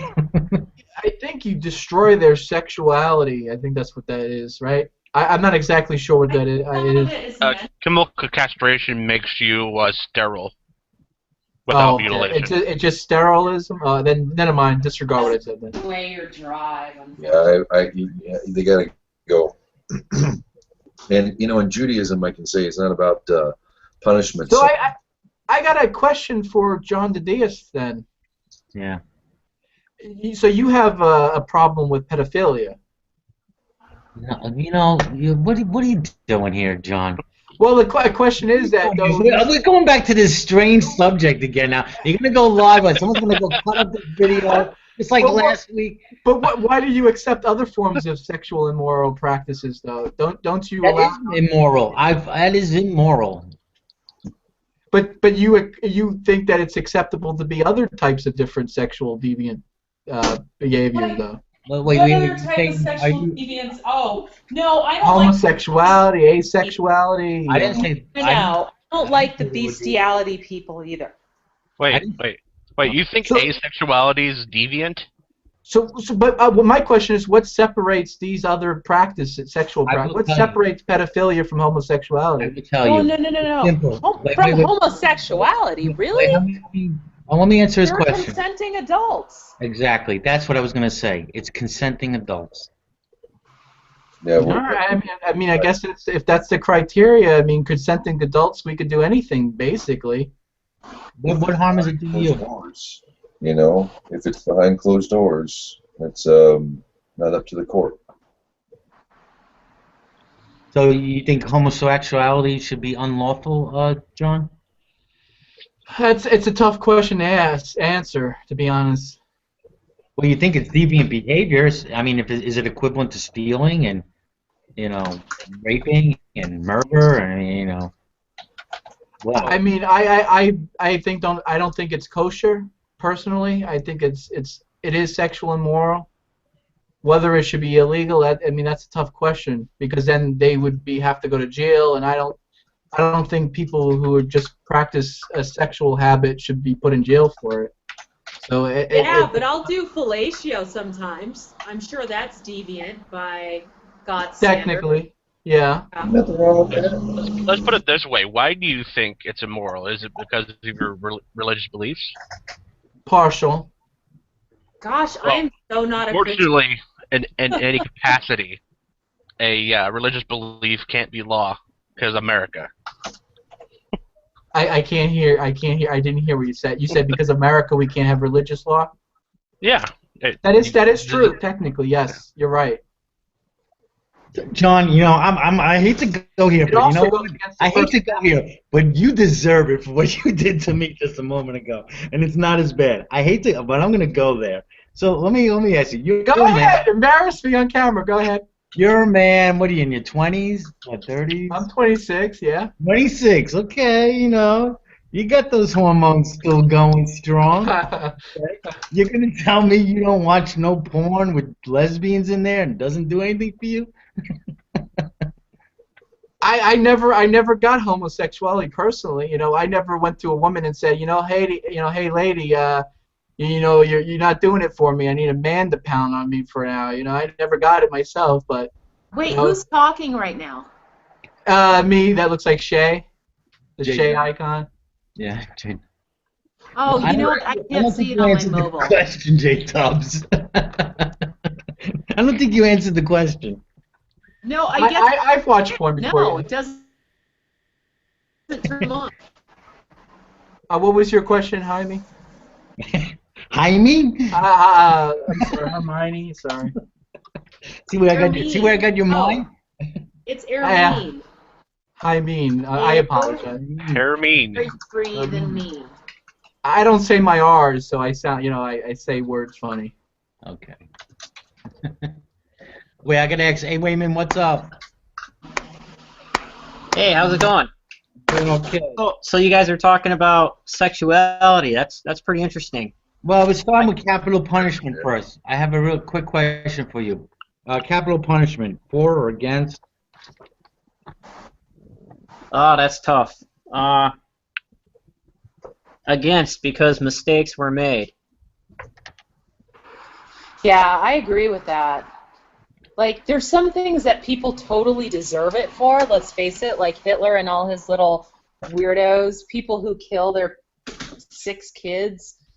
There's just some weird things that, but I don't want to be, I'm not the judge. You know, if I ever got on one of those murder trials, I'd be like, oh, I don't believe in capital punishment. So Wayman, let me Can't have me on clarify, Wayman. Take an extreme case. You have somebody with they went and planned the crime, they planned the murder, first degree. You have a weapon, you got a couple witnesses, you have a body, you know, all the evidence pointing at this guy. People have been proven to be not guilty on more. NPR, a long time ago, they did this study on the confession of the executioner. It still might be online. Mm-hmm. It was very moving. This guy worked in Texas, and he witnessed. It's one of the states that has the highest rate of execution. After I heard that, it kind of changed my mind, because the idea of that mistakes can be made. So it's more important to suffer from injustice than to commit injustice. But I don't know if you should die for it. I guess you can. But if you're the guy dying for it, an unjust cause, because you were wrongly convicted, we just can't say, well, wouldn't want to be that guy and continue what we're doing, you know? Okay.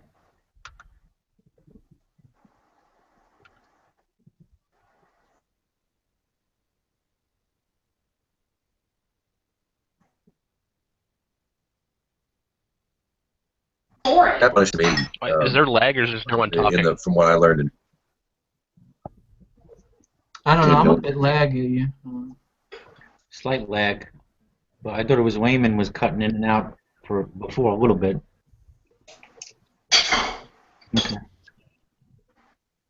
So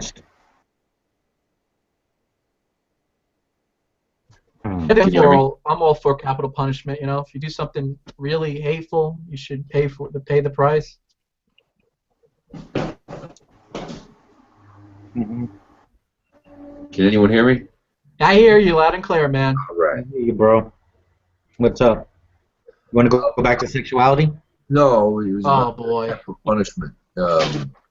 It's not necessarily punishment. Is you don't want somebody who's deserving of capital punishment to linger in this world. It's bad for this world, and it's bad for his soul. He needs to get cleaned up, if you will. He needs to, you know, he needs to spend time in the, you know, to burn off, to clean up his soul before he comes back and finishes his job. You can't just keep him hanging around. And you know, that's just torture for his soul. Let alone it brings the world around you down. I mean, there's some people that have to be put back, whose soul has to. I hate to say it like this because I'm. So what do you put? You put these people like in the coal mines or something? I don't understand.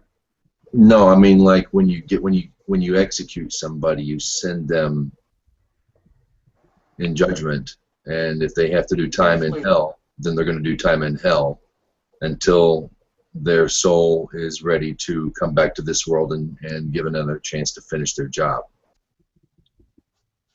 Oh, so you believe in reincarnation? There's a lot of things that you just said. It's a Hebrew thing, yeah. So it's not necessarily only a Hebrew thing. The Greeks thought that you would spend. The Greeks thought that you would spend 1,000 years to pay for your crime, and then you would come back. How long then in Hebrew and Hebrew culture and Judaism? How long would you pay for your crime in the underworld? It's nothing as far as I know in the Old Testament literature that would say that. 1 year. That's why you need rabbinical literature to figure that out. Nobody can spend more than 1 year in hell. That's pretty short. To burn 24/7? You don't think? How long can you? It's a lot shorter than what the Christians have. Well, yeah. I do a Jewish hell, no problem. Well, you might. You just might be doing it. No, hell's not forever in Judaism. God forgives all sins every year.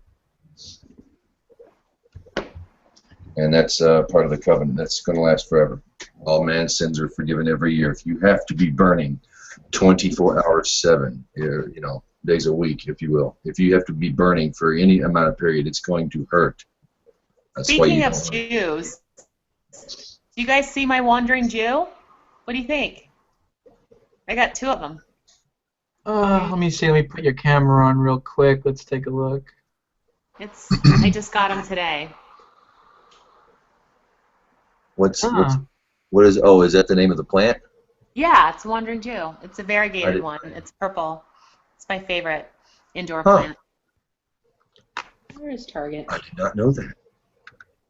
Is it spelled Jews or Jew? Yeah. Mm-hmm. Oh, darn. You know why it's an indoor plant? Because it produces manna. Just kidding. I have no clue. Jews don't camp. I was about. That was so horrible. I think I'm gonna be struck down for that one.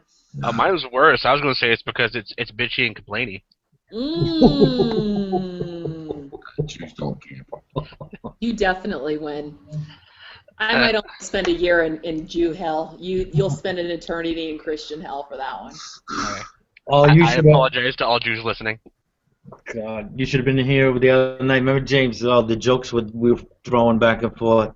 Talk about being in hell. Yeah, they were funny then. I got to them the next day, and they weren't funny anymore. Well, good, of course. But for some reason, and the worse they got, the more I laughed, and then I realized, ooh, I feel kind of, I feel like I'm in the shower now. Wow. I was telling one of my friends I was dating a Jewish guy at one point, and she's like, "Oh, that's so good you're dating a Jewish guy. At least he can handle you." And I'm like, "What do you mean?" He's like, "Oh, all your bitchiness." I'm like, "Fuck you." Wow. I was dying. Oh, I was fuck you.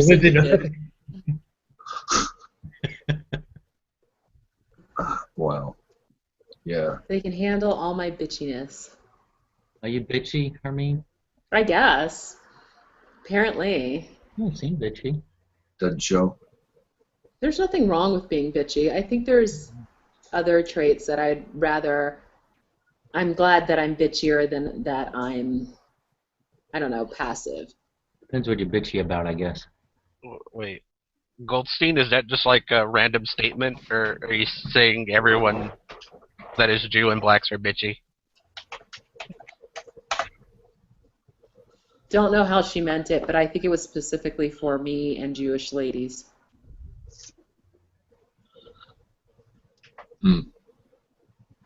I know that us sisters have some fire in our bellies. Latin women too, in comparison to maybe traditional Caucasian or Asian women. Yeah, black and Hispanic men are lucky traditionally because white women hold it in and they go crazy. Yeah, the Celtic and Gaelic women have a lot of fire, but it's like insane fire. It's like crazy fire. It's like, batshit crazy fire. Batshit. I was laughing because what was there? Definitely Latin women have that streak. I have my experience with a couple. But I'm married to a sister, Hermine, and you know what? I can honestly say, as far as bitchy, hardly ever can think of a time when she's like bitchy. Wait a minute. What are you? I'm sorry, I just can't see anybody's faces. And who's talking? Boy. Who's married to the sister? Me. Who are you? Who are you? Not me. I'm my mom. Boot the Sneeze, is that you? Boot the Who's the Modern deism, third proverb. Modern deism. third proverb? What? Yeah. Third proverb. Proverb is married to his sister? Yes. Oh wow. Yeah. I would have not known that. Why you say that? He's the cool one of the bunch. I've never even seen you before. The only person I can see right now, I can't see anyone's name. I can see it looks one like no person's. one's on camera. They're all a bunch of faceless trolls. Yeah, I can see somebody who's in dark blue. Who's that? That's Idol Smasher. How you doing? That's James. The Idol Oh, there you Smasher. go. Okay. Who's next to the Idol Smasher? That's Al. Al. Okay. You're- That's the only folks I can see. Yep, that's right. Not, it doesn't bother me because most of the times I'm like this. I'm like, "Brr." But since I was cooking, that's sometimes fun. And then I'm going to clean my room, and you guys can go with me with that. Cool. Do we get to see the room? When it's done, sure. It shouldn't take me long. Oh. All right, I'll show you the before and after. It's pretty embarrassing. You're gonna show us. You're gonna show us your room. Here, I'll show you the before right now. I'll even take a snapshot of it if it lets me. Yeah. You guys Can't can be see as my- bad as Nadia's. Here, I go flip the camera and then turn it on. And, oh, it's dark in here. One sec. So this is my room. See how much of a fucking disaster it is? My bed's not fixed. There's shit everywhere. All right, it's going to be totally spotless by the time I go to bed tonight. Were you having one of your bitchy moments when? Jeez. Yeah. Isn't it ridiculous? And look at my living room. My living room is fucking ridiculous, but it's like fun ridiculous. Wait a minute, I got to figure out how to turn on the lights. That's my kitchen and dining room. It's lived in. Oh, it's definitely lived in. My whole house is ridiculous. I enjoyed hanging in the kitchen. That was cool. Okay, so this is the living room. See? It's just fun. I gotta, fix stuff. But it's just I don't know. I have a couple roommates. So you don't live alone. No, the house is 4,500 square feet, and it's just my daughter and I, because I got it for an incredible deal 8 years ago. 7 years ago, actually, now that I'm thinking about it. 7 years ago. And I wish I was better at cleaning and organizing, but it's just not my strength. I work probably 80 hours a week. My boobs. Sorry about that. I work 80 hours a week, so I don't really have too much time, but I work from home. Did you say 80 hours? Mm-hmm. I have my own business, so it's just exhausting, but I feel like sometimes I can get work done in hangouts. I'll probably be up until midnight tonight because some of my team is in India. So I need to stay up in the late nights and wake up fairly early to kind of work through their projects. What kind of business, if I may ask? No, you can totally ask. It's I do strategic social and digital and SEO, and I have companies that are my clients that probably do about 100 million in revenue to $500 million, but nothing more than that. About 50 million is the least, because you figure your marketing budget is about 10% of your overall budget. So I don't like to work with people who have very small marketing budgets. It just makes it hard. So I am constantly running campaigns, primarily on Facebook and Twitter and Instagram. I'd love to do some stuff on Google+, but it's just such an infancy that it's hard. But I found some really great people here to work with. So I will start with a company, and maybe they're paying a couple dollars to get a fan or $1 a fan, and I'll drop it to 30 cents within a year, and I'll get them better fans. I'll increase their engagement, even though their fan growth is growing, and they're they keep reducing reach, and I'll increase their engagement something 1,000%. just with different tactics and strategies. And then I'll also drive it to sales, so I can build a platform that at the end of the day, even if you sell at a grocery store, if you sell online, I can show you the value of social and how it's tying back to sales. So people generally like me, and I have turned down a month ago, I turned down $250,000 just because they were assholes, and I don't work for assholes. So it's kind of fun because I'm doing absolutely what I love. Like, this is part of my job, just listening to you guys. I can't charge for it, but it's awesome to me that this is like, I can raise my kids, send her to college, and have kind of a chill life. That's awesome. It is awesome. Well, knowing where I started, I mean, I was 17 years old, 18 rather, and on welfare, you know? And to be able to graduate from college and, you know, definitely had some bumps along the way. I've worked for some great companies, but I just so much prefer doing the entrepreneurial thing right now. Who knows if I'll go back, trying to create a life so I never have to.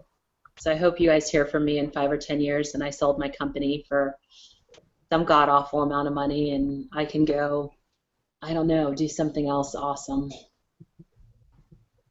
But I think that's what life should be. Like, I looked for a job for a while and couldn't find one and was like, fuck it, I'll just create my own job, and then created my company. Yeah. Like, it was the scariest shit I ever did, guys, because, like, I lived in my grandma's basement. It was myself and my daughter in probably a 10 by 10 room just so I could start my company. For an entire year, we lived like that. And I made as much in that first year as I do a month now. Of course, I didn't make that much the first year, so it's nothing to talk about, but it was like I was just trying to scrape together pennies just to make sure she had a bus pass every month. But now coming on the other side of it, it's so much more like, it's awesome because I learned so much in those hard times. And now I'm like the cheapest bitch out there. Come a long way, baby. I can tell you about bootstrapping, okay? That's awesome. Like, it was so sad. Like, it was the hardest thing. Like, when people are like, I don't believe in welfare, I don't do this, I don't do that, I'm like, oh, I'm sorry, because I've been there. And I can remember going to the grocery store at nighttime so I wouldn't have a chance of running into anybody that I knew and seeing me, like, pay with my food stamps. You know what I mean?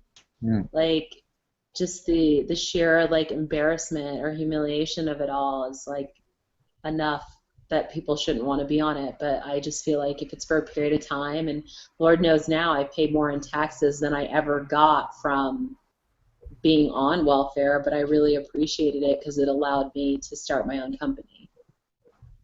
And sad thing is, so did the healthcare thing. As much as I'm pissed off at it because it's another tax that I have to pay for, I'm so thankful because if they wouldn't have opened the healthcare exchange, there's no way I could have started my own business because I would always need healthcare or health insurance and wouldn't have any way of paying for it. So it's like all these like daggers or swords or whatever you want to call them, where it's just really frustrating. But I'm so thankful. And like when people are like, but your taxes, you're in like the highest tax bracket now, and I'm like, I don't give a fuck. That's a nice problem to have. Mm-hmm. Bring up an interesting point when you were talking about feeling that shame when going for food stamps. How long ago was that for you? I did it. Let's see here. About the most recent time was a year ago, and the most in the time before that, the first time I was on it was from when I got pregnant to when I finished college. So that was like 5 years. 5 years ago? So I was on I've been on welfare, whatever, like 6.5 years of my life, and every time I've gotten onto it, as soon as I get off, it's like it's catapulted me to the next step, Like, I was a high school dropout. I went from potentially going to an Ivy League college to getting pregnant and being like, fuck it, I want to have my kid. I want to raise her. Most people are like, are you fucking nuts? And I have the most amazing kid ever, I think, of course. But so I would say in my entire adult life, I've been on it 6.5 years. And So, it was so you think like that causes you to be more charitable to people less fortunate now, Oh, like since you experienced absolutely. that, like Absolutely. yeah. Like, I'm just looking for people who are, like, I grew up, and there's a couple things I'm pretty confident myself. I'm smarter than the average bear, right? Like, I know what my IQ is, and I know I'm smarter than average. But there's a lot of average people, or even less than, out there. I didn't grow up in the projects in, like, Cabrini and Greens, where I'm just, like, trying to make sure I don't get shot that day. Do you know what I mean? Like, my dad is like Mensa and an attorney and all this stuff, and my mom's a housekeeper. So I've always seen different sides of the equation. But at the end of the day, it's like, whatever the system is, use it for what you can, be smart, and just make sure you do whatever to get off of it. Because, like, even when I was on welfare, I still cleaned houses to make ends meet. You know what I did when I was in college? I would write all my notes on this little Toshiba Portage, and then I'd sell my notes at midterm and at the end of the semester. I never missed a day of class. If my daughter was sick, she'd come to class with me. I think there was one day, or like 1 or 2 periods I actually missed because of sickness. But I would I'd meet with the teachers, I'd talk to them, I'd clarify any questions, and then I'd sold my notes for $25 at midterms and $50 at the final. And if you bought my class notes, you could come to the study session with me. And I had such good grades and would, like, always fuck up the curves that everybody wanted to go to my study sections. I would make about $6,000 on midterms every, like, my freshman and sophomore year, and $8,000 at finals, and that's what I used to pay for my daughter's childcare. But technically, So how does that make you feel, like in politics, when you see a lot of ultra conservatives maybe, and complaining about that, like complaining about Affordable Care or Obamacare, whatever you want to call it, or complaining about government entitlement programs like food stamps? Like, how does that make you feel? Like, because you've had to use it. I think there's like a huge disconnect of people who never had to use it and came from money, to the people who used it and got out of it and realize its importance in some ways, as long as they're not taking advantage of it. You know, I don't like to pay for people that choose to stay on and take advantage of it. Right. I got relatives that do that. It bothers me because I'm like, oh, I'm paying taxes. However, if like a single mother, like one of my little cousins, oh, I'm getting kicked out of my apartment because, you know, the landlord did this or that, and like the system is kind of stacked against them, where she's trying to work, trying to have a job, you know, and oh, I went to the housing authority and they can't help me, and you know, that kind of thing. It makes me want to do something about it because, you know, they're trying to get across the line. And then other times there's people who, you know, especially in government and who are very wealthy, who would just say, nah, you know, I'm not paying for food stamps. However, you know, it's okay if you give me money as corporate welfare. You know, Right. that burns me up. I think more money goes to corporate welfare than ever to the welfare and food Aid stamp and all programs. those systems. Yeah, I You know, I mean, totally agree with you. I mean, the oil companies are making record profits, and we're still subsidizing that. Still, part of your tax dollars go to that too. Yeah. You know, it's a really funny situation for me because I have a daughter who, even though she's been through a little bit of hell, I've shielded her from it, and she's totally Republican. She does not get it because mom has always worked her ass off and has always provided, and she's never been in a situation where the lights have been turned off. And so socially, she's a Democrat, but fiscally, she's definitely a Republican. And so it's tough for me, but I just have to accept on some level that's what I raised. But I think it's funny because for her, it's all about hard work. And I was like, I just kind of chuckle. I was like, well, Democrats aren't against hard work, or, you know, liberals or what, it doesn't matter. But I think at the end of the day, I can so see where they're both coming from. And there are people who game the system on whether it's corporate or any other type of welfare that I just don't care. You set up the rules. I know what the rules are. I'm going to take advantage of them on any level. And even as a business person, like, I had a lawn guy come out and do my lawn. I have a home office. Guess what? I'm writing that bitch off. You guys set the system. I'm playing by the rules, and I don't give a fuck. Yeah. And, you know, Here, that's just it. Go ahead. yeah, I just need to say this because we have I'm assuming a couple conservative people in the text chat over here, and I would just like to say Democrats, it's not that they're not against hard work. They're against dying and starving for making a mistake. I totally fucking forgot that this was live. Oh, I do that sometimes myself. My God, I can't believe I just admitted all of that live. Holy. It's alright. I'm sorry. You didn't really say Now- anything too Now, hateful. John did that to me once too when he called me up. I'm talking on the phone, and I'm like, I see the live button. I'm like, oh, I'm live. You should have seen the look on my face. You could probably go back and see it, but it was kind of humorous. Then I was thinking, well, it's not that I really never said on camera before, so.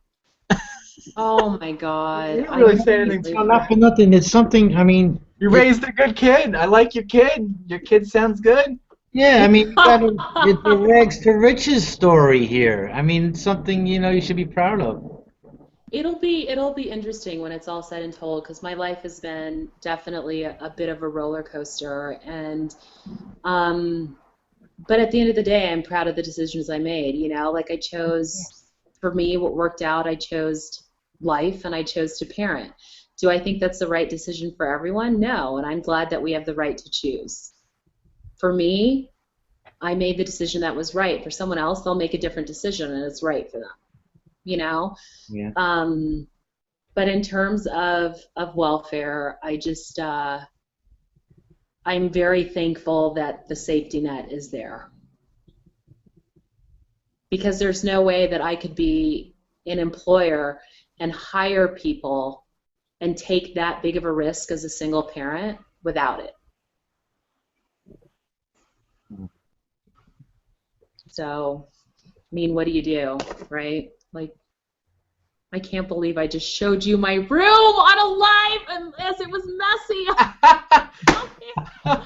I can't believe this. I totally forgot. Well, don't feel bad. I mean, we've only had maybe 1 or 2 viewers out there. I mean, I'm looking at the thing. I mean, What does the chat box say? What are people questioning or writing? oh, you don't see the group chat? No, because I'm in mobile right now. Okay, maybe I'll have. Let me see if I'll tell you some things Reuben said maybe towards you. He said he'd be angry if he were your father. I don't know. That's fair. My father was extremely angry, so that's absolutely fair. He was pissed. Well, I am take off, guys. I gotta prepare for a camping trip this weekend, so we're getting things ready. Awesome. Oh, Nice, fun. nice chatting with you all. Have a good time, Al. Take care, man. Oh my God. Wow.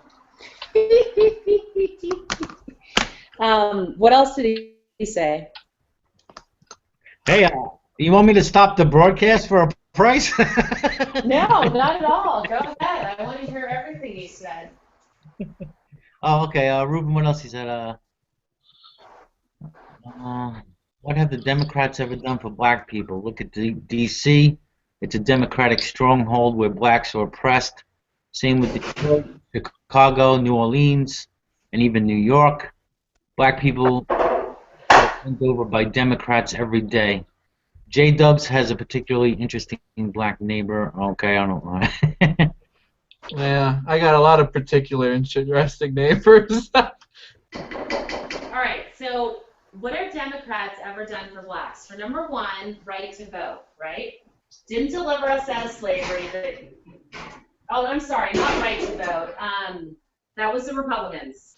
That's because I think they ended Jim Crow, which was very devastating for an entire group of African Americans, which was very important for our progress.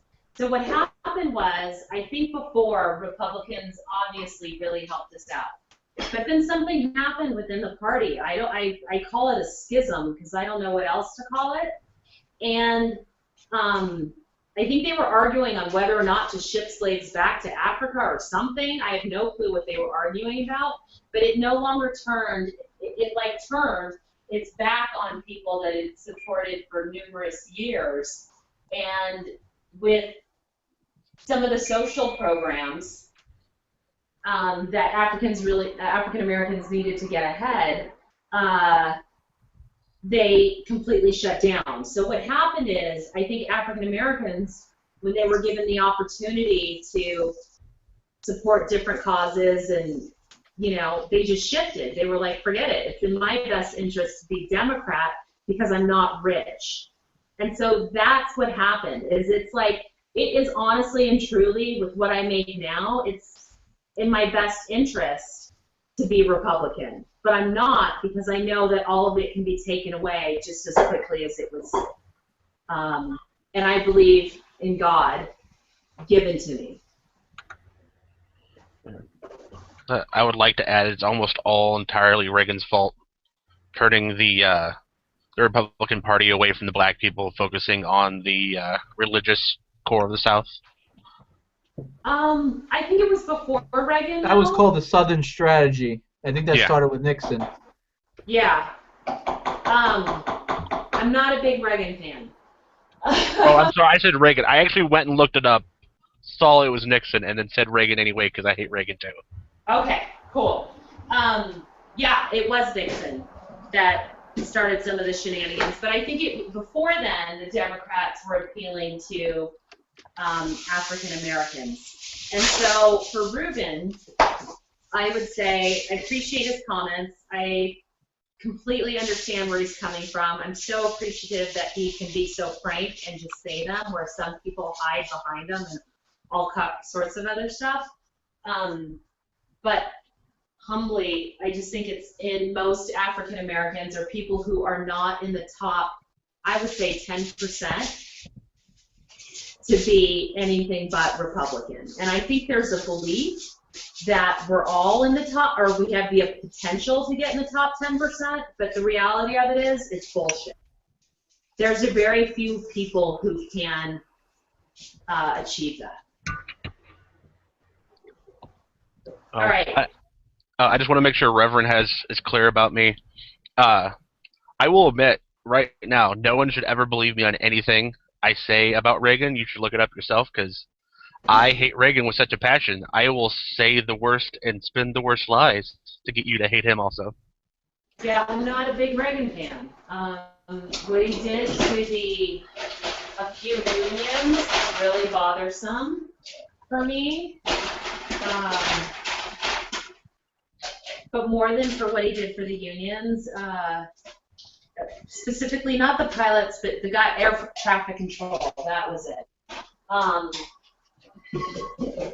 But some people say he had to, because there was a law that, federal employees can't strike. Whatever. I hear you. You gotta do what you gotta do. I think he was probably a really good actor. Actually, no. I thought that too. Get I figured because he became president, maybe he was a popular actor. He wasn't popular, and his one movie that I watched wasn't that good. I can believe that. Oops. Actor, president, what's the difference? Yeah, right? I'm a theatrical liar, so I'm going to become a political liar. Yeah, right? No, All but right, seriously. What did Ruben say? I'm sorry? What else did Ruben say? He was responding to J Dubs. He said the Jim Crow laws were written by Democrats. He believes there's a false dichotomy with respect to the Democratic Republican. He is neither. Okay, so if he's neither, what is he? He's a capitalist. My hair is... He's an anarcho-libertarian. That's what I'd Libertarian. like to Oh, say. I love That's what I would like to say where I would place myself as well, libertarian. I voted Gary Johnson last election. Oh, quit being Gary fancy. Johnson's a cool dude. Quit being fancy. Just say you're a capitalist. Okay. I'm for free markets and trades. I don't know. Does that make me a capitalist? Yeah. If you're Absolutely. for an That entirely free doesn't. market, yes. A capitalist is just a structure, an economic structure. It doesn't relate to how you govern. Well, it prohibits governance. To be Oh, fair, wow. Reuven, I don't really consider myself a libertarian anymore. So Oh, that's good. Yeah, that's why Well, I mean, it's technically a anarchist viewpoint. Like, by definition, it does not want governance in the market. It wants anarchy in the market.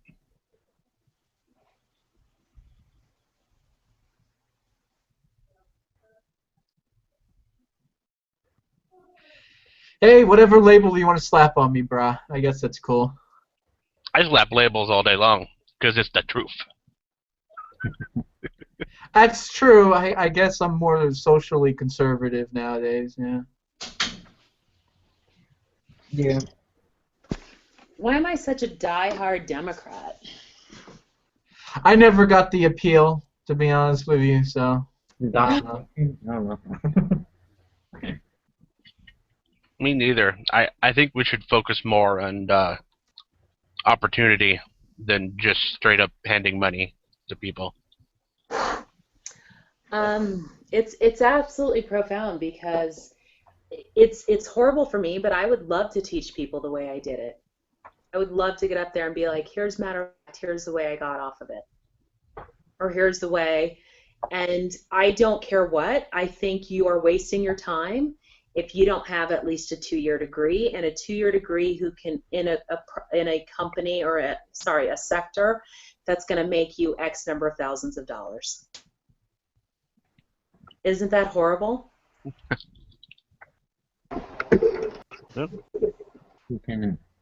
Hello. La boom da boom. What's up? Nothing.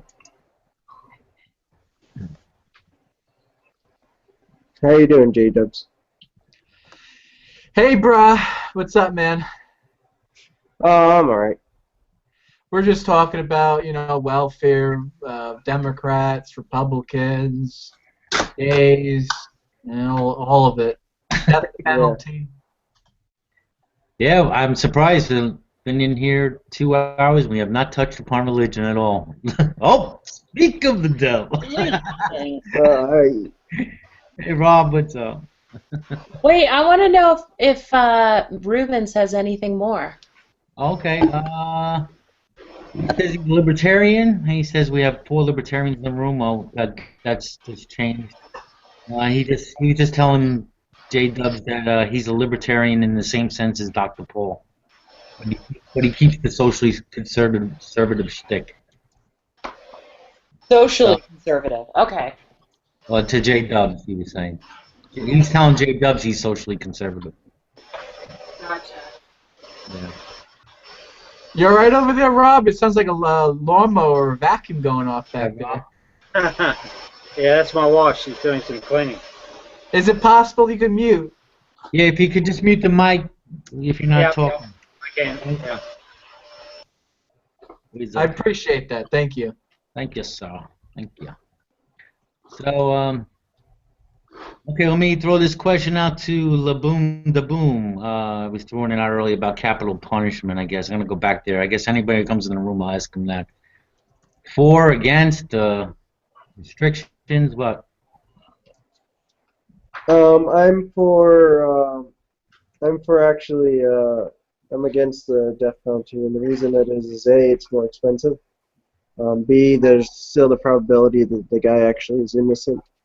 Plus, if he's alive for the rest of his life in jail, which is actually cheaper, like I said, it's far more excruciating a punishment.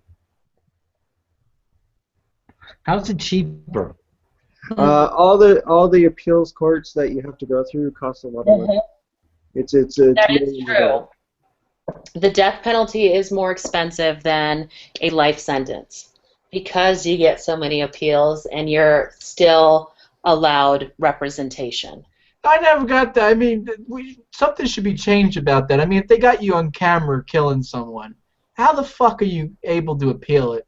You know what I mean? But they never have that with the death penalty. That's my frickin' problem. You know, how much does a bullet cost? You know, take the guy out back and you shoot him in the back of the head. Easy, 25 cents. That's it. Don't even have to give him a What's grave. really interesting now is Man, you want to go a old lot of west our style. drugs that have been put in place to put people forever asleep, they come from Europe. And Europe has now banned the death penalty, so much of the EU, that they don't have the drugs necessary to put people to sleep.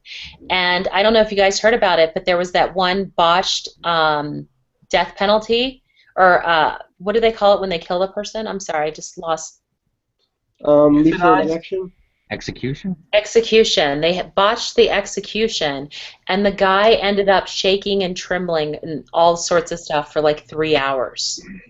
He wasn't dead. It was probably the worst thing ever. So they did a stay of execution for the other guy who was scheduled to go like the next day. But it's profound for me because so many places, I feel like sometimes we're so barbaric because Europe is, well, I don't have the best things to say because a lot of times they start the bad ideas and then they're the first to do away with them. But anyway, they are totally moving away from it. Okay. Yeah, I think there's. Yeah, Rob, what's your view on capital punishment? I'm sort of I'm against it, but I'm sort of against the whole prison model. I think it's more of a commercial enterprise than anything effective in terms of a deterrent. I think it would be best to move to a two-tier model where you could have perhaps a traditional prison model, which is very much a strong deterrent, being the crappy houses that they are, but you actually implemented a second tier which was more along and I guess this will probably get some laughs in that, but more along a monastic model and a self-sustaining model that, you know, so where you allow prisoners to sort of develop themselves, and you know, it's based on their behaviour, whether they stay in one prison system versus the other, and you know, they basically self-sustain where they grow their own product or they sell something to actually fund their whole facility. And if they succeed, they can sort of stay in that environment, and if they screw up, then move them back to the old model. So you might go on an island somewhere? I don't know. Don't know whether that's Australia. that. Is that how Australia?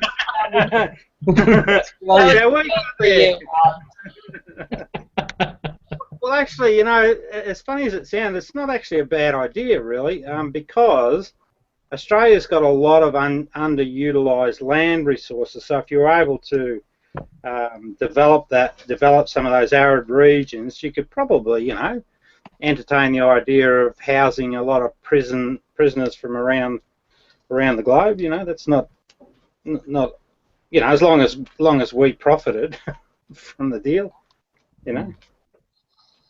But you know, a two-tier model would be my idea. So there was some sort of incentive and some sort of way out for people that are, you know, and then there's some sort of way out of that sort of rut.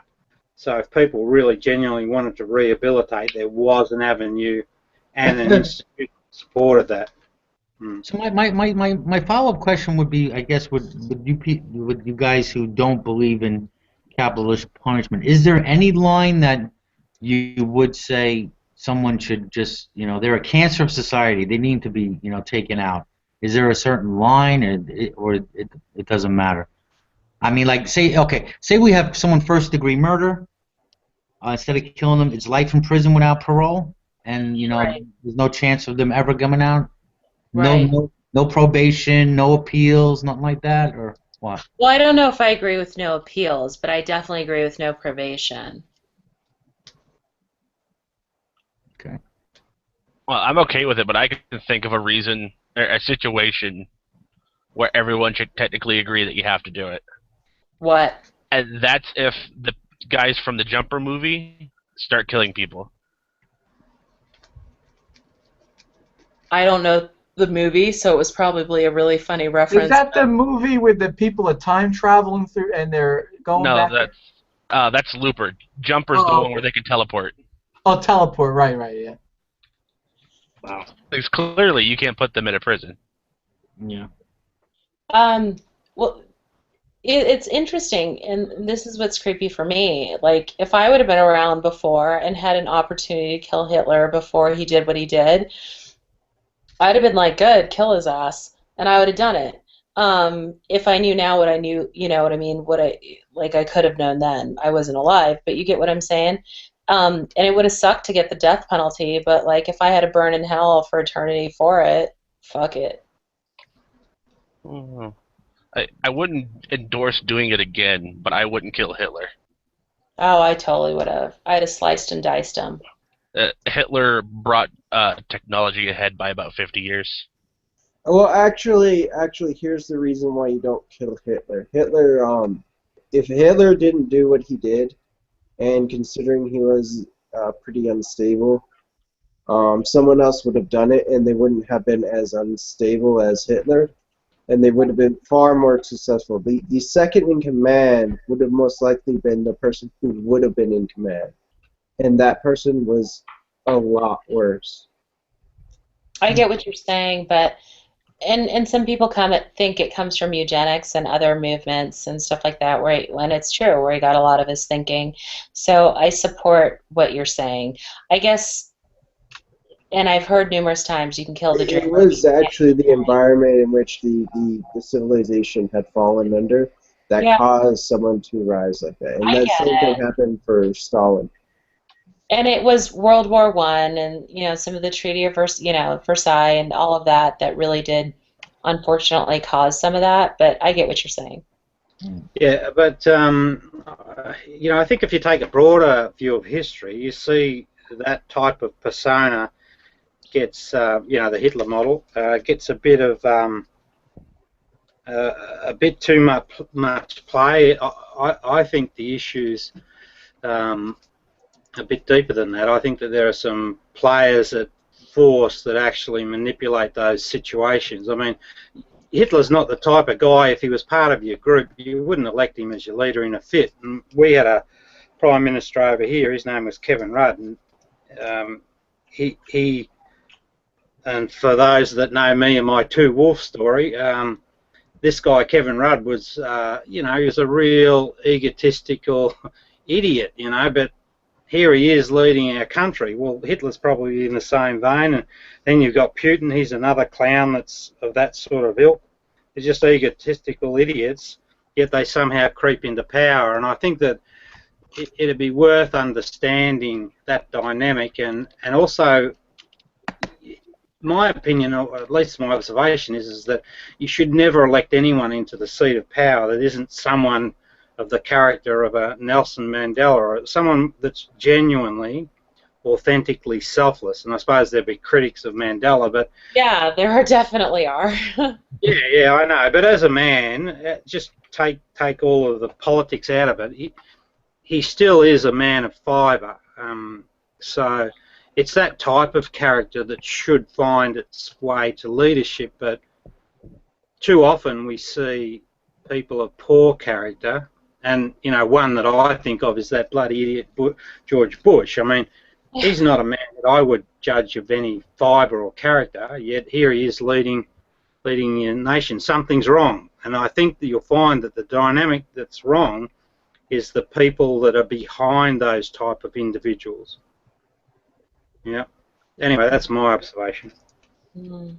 Rob Rubin says, and I have to kind of agree here, Putin is keeping American imperialism at bay. He's doing us a favor here in America, at least. Oh, why would you agree with that?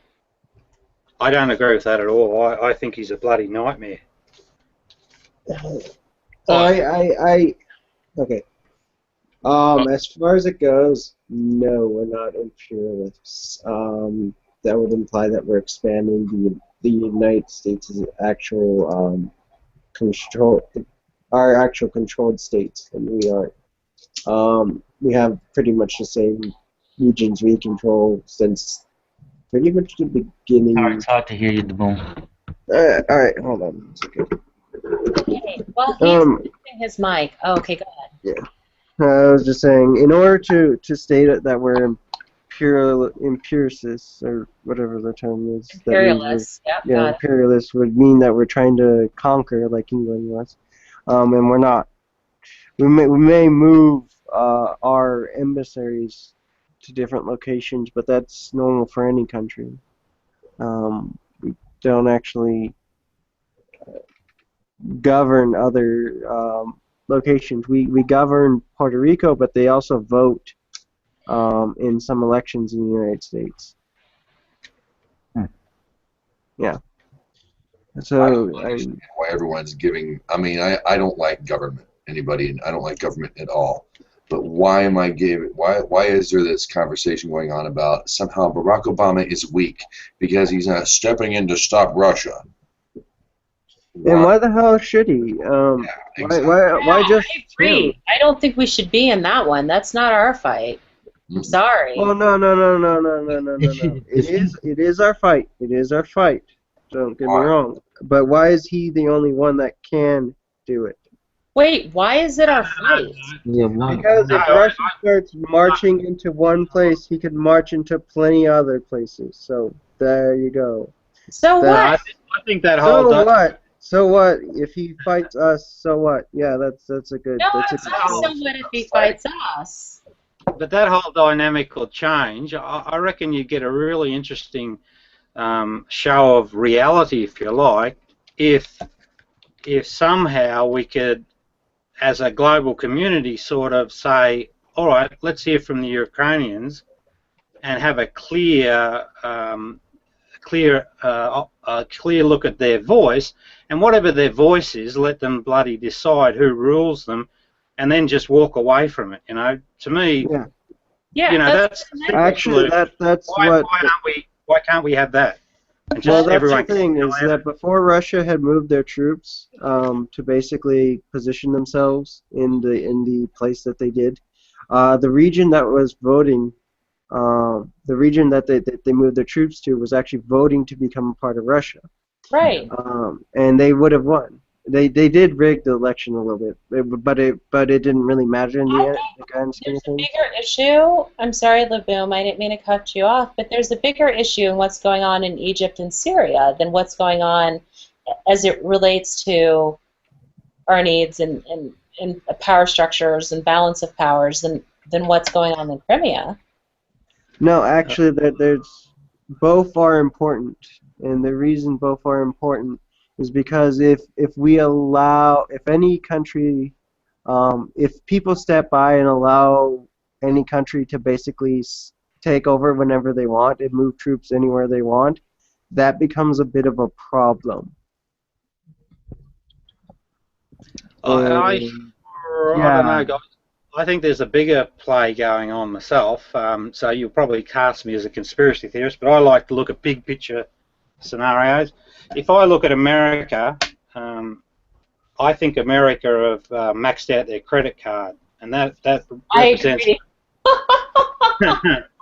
Well, that's obvious. But we've maxed out a credit card once you go over your debt limit.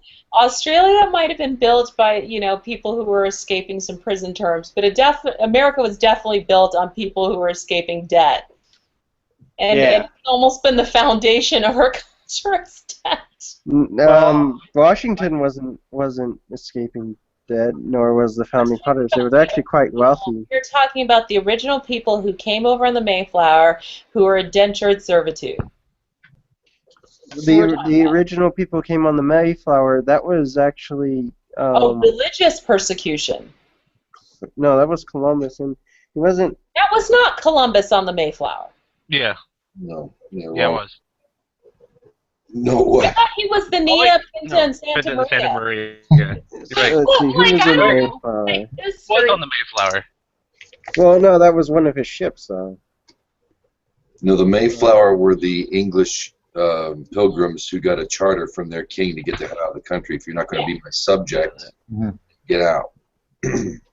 Oh yeah, let's see. Transported mostly English Okay, I gotta talk shit for a second here. Reuven. Your name is okay. I want to call you Reuben, but it's with a V. Your last name is Goldstein. This is my stereotypical, but I'm thinking you're Jewish or Jewish ancestry, and you're basically talking shit about the Jews. So what? Hold on, I want to hear from Reuben. Why aren't you talking, Reuben? No, he doesn't. He goes. Reuben stays in text.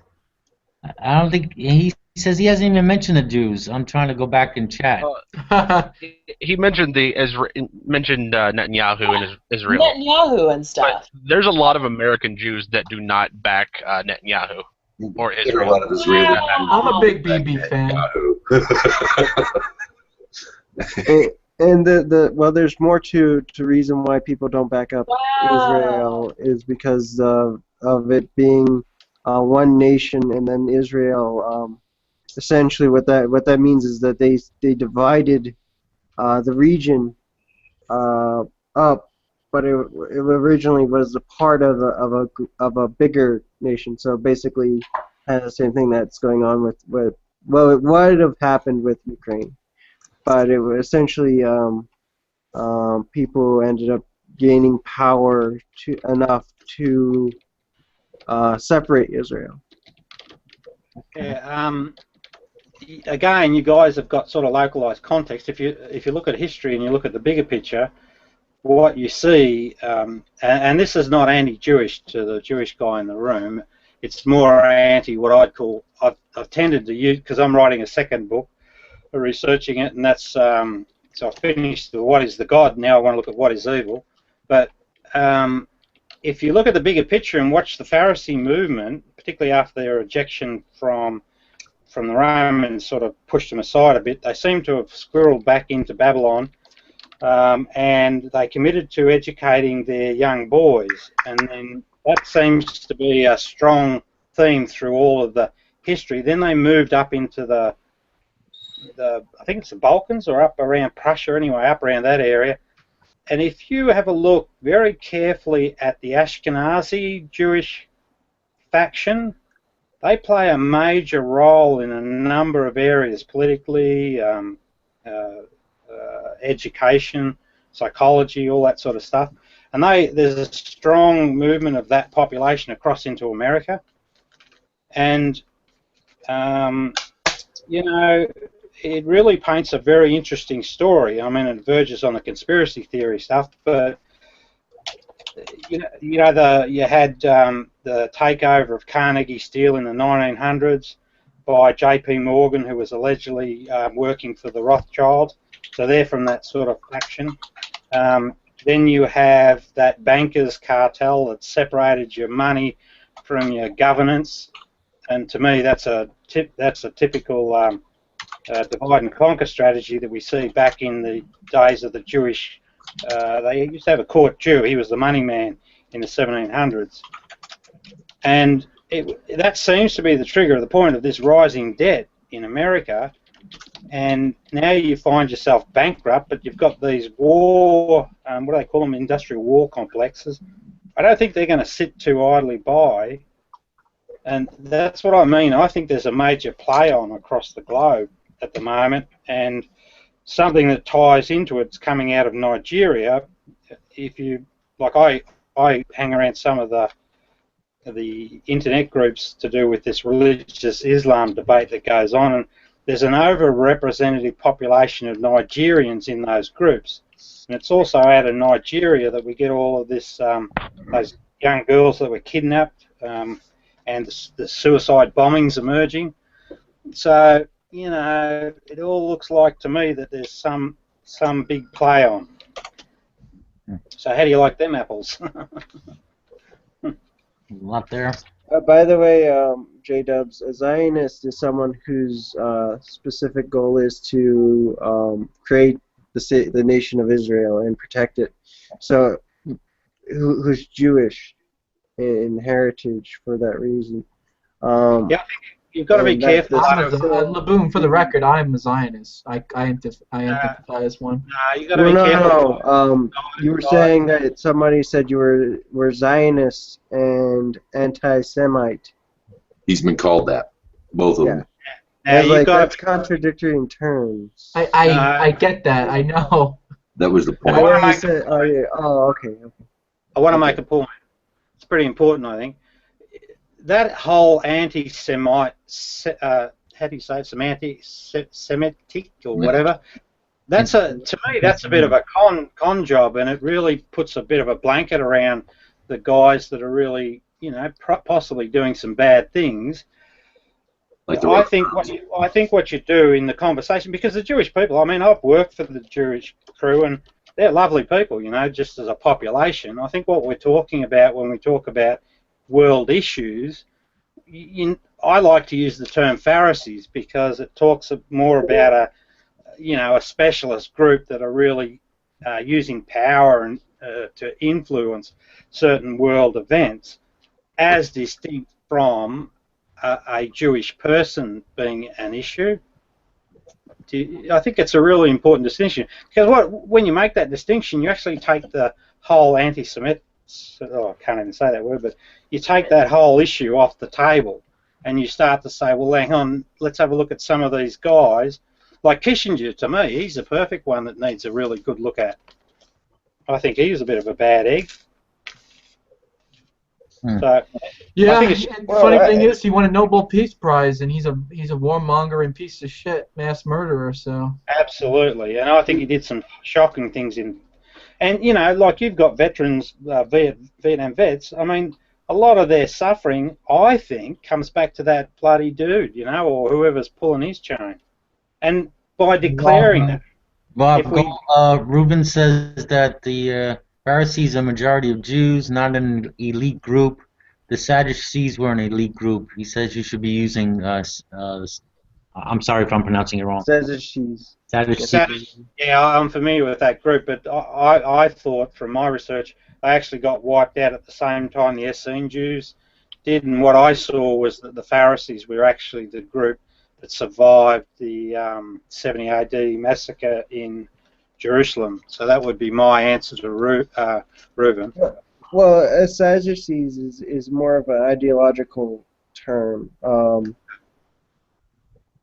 because it refers to a specific belief structure.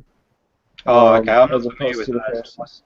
How do you spell that? Oh, Sadducee. Yeah, I've seen them, but no, I just reiterate what I said. Yeah. I was just gonna say it's not like the Israelites versus the Canaanites. No, it's a specific ideology or how they approach Jewish law. Yeah, well, for what I'm seeing these elitists at the top of the Ashkenazi Jewish faction seem to be the main players. They seem to occupy some very powerful ambassadorial roles globally. They get involved in banking. They get involved in a lot of the big business. I think the Koch brothers will be an interesting crew to have a look at. All I'm saying really is it'd be really good if we could have an open investigation into that sort of line of thinking, and I think it might be quite interesting, and it'd be good to do it before Kissinger leaves the planet. Well, one of the important things to remember is just because you're anti an idea doesn't mean you're anti people. Oh yes, you do. And I'm anti division of country because it causes a lot more problems. Especially if they did what they did with India. I think when they were making Pakistan, I can't remember. I think where they. Well, I think it was actually India. So it was part of India that they split and said that these specific people live over here and those specific people live over there. And the problem with that is you're kicking Bangladesh, people Pakistan, and the Kashmir region. Yeah. And you're kicking people out of their homes or out of their land, I mean, it's fine if you want to create the different countries and draw the imaginary borders that you want, but you don't get to boot people out just because you do that. Yeah, and that's wrong, and they wonder why they're having such a rough time today. Oh, they all hate us. They all hate us. It's like, you know, that wasn't right. I'm sorry, but the Jews did not take that, whether we like it or not. The word Tzion, which is the Hebrew word for one day the children will return to the land, but Zionism is a white European idea backed by old white money. And it was created on a white man's idea, the Brits. And yeah, they came and forced people out of their homes, killed women and children, just because to make room for the Jews. Like there was not room there. Like after what happened to them, they might not have been able to settle there without having to rip Arabs out of their home who have been there for how long. I just think the way it was founded. I mean, there's a common theme. I mean, and this is a research 325 AD to 4. There's a common theme that bloody seems to emerge, and it's the empire, or what was the Roman Empire, and how it evolved over time. All the kings and queens. They are a pain in the ass. They're a problem, and the Pharisees seem to be almost in partnership at times. What I'm calling Pharisees, right, for want of a better word. They're the two things, and what you see through all of history, what you guys were just talking about, is divide and conquer. I mean, I started my research based on the Rwandan episode, where they, you know, the Tutsi and the Hutu, basically, well, the way it was projected to us, they got into a big fight and killed themselves. But if you look a bit deeper, what you find is that there was this scramble for Africa, which was led by the empires, and I think that was the precursor. And what we're told is that the empire were favouring one faction, I'm not sure which one of the two, and they were treating the others like dirt. And that probably was the real reason that they had them in such a fervour, right? And, you know, divide and conquer. You know, they end up wiping out themselves. And I bet if we look a bit deeper, we'll find that someone came in and grabbed all the resources, or something. Got some gain from it. You know, what I'm saying is that there's some people that are taking a lend of the situation for their own personal advantage. That's what I see, anyway. I say we need to take every single holy site, be it Christian, Jewish, or Muslim, and make the announcement we're going to split it in half and see who actually cares about the land. What I do is I get rid of the religions, just cut them out completely, because they're bullshit anyway. Just get rid of them. Once you take the religion out of the mix, they've got less. There's less ability to actually control large population bases. So if you look at what's happening it seems to be emanating out of Nigeria at the moment. There's this definite advantage from the Islam side to create dissent amongst Islam and Christianity. It's very clear in the debates. I mean, they're not there recruiting. The Islam guys sit there and they deliberately pour buckets on the Bible, you know. If you take that element out of the mix, the religion, get rid of it completely, well, you know, it would certainly affect, I think, some powerful people's ability to control people the way they do. But then again, that's just a theory.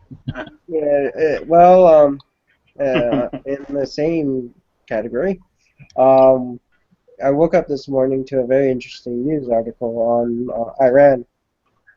Iran? Did you say? Yeah, Iran. Okay. There were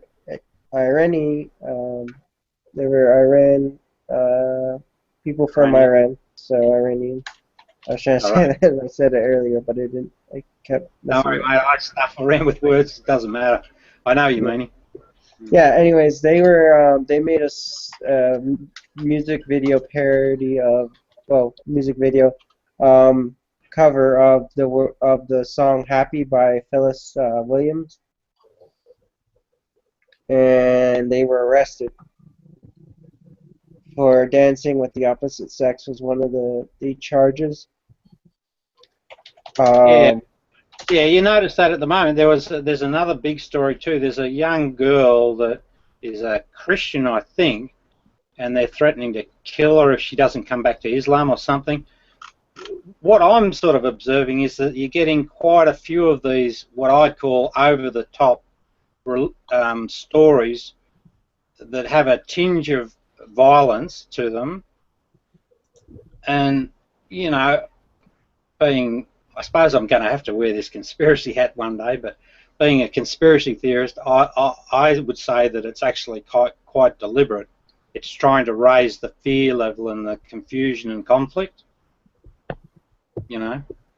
Well, I mean, the countries that have been owned by those people kind of have been the same way for a very, very long time. I mean, that's not the first time. I mean, most of the time, I mean, we're lucky that now we hear about it through the news. Before, it wasn't in the news. It was actually they just killed them, and nobody knew about it. So now that the West kind of went in there for a little bit, now it kind of disturbed the order, as it were. So now you get reports of it, and you hear about it. And that's why it's more common to hear about it as opposed to not hearing about it at all. I don't know. I hold the view that the media is as crooked as dogs' hind legs. They always have been. Rob, I don't know if you see the chat, but Ruben says Rob keeps calling himself a conspiracy theorist and then goes on to speak the truth. Not a good conspiracy theorist. Well, I think I do speak the truth, but everyone that I come across wants to brand me a conspiracy theorist, so I don't care. As long as I have a voice and have my 2 bulbs worth, I'm happy. I don't care what people call. There you go. Yeah.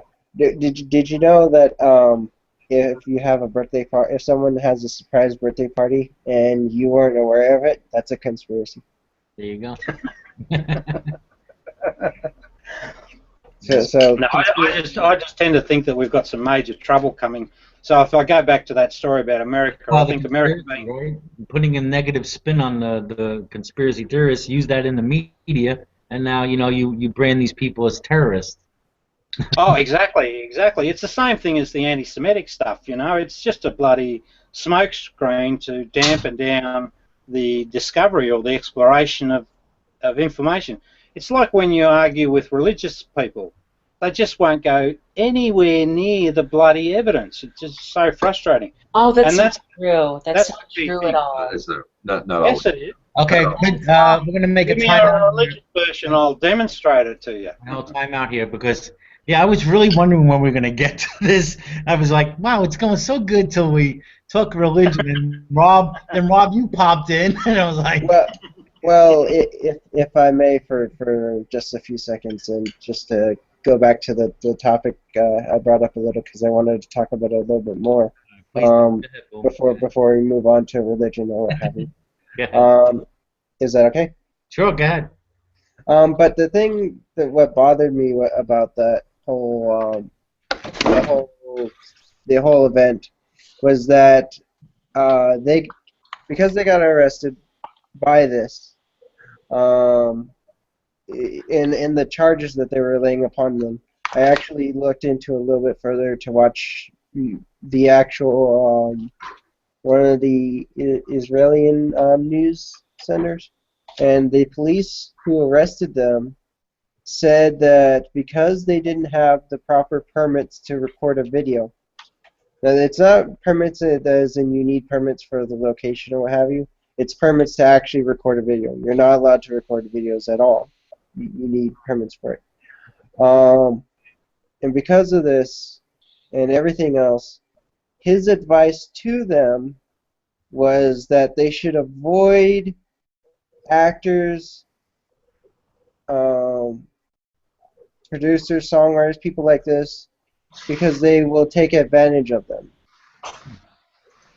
And to me, that's not taking advantage of people who were being recorded agreed to be recorded, and then posted the video online for people to see that.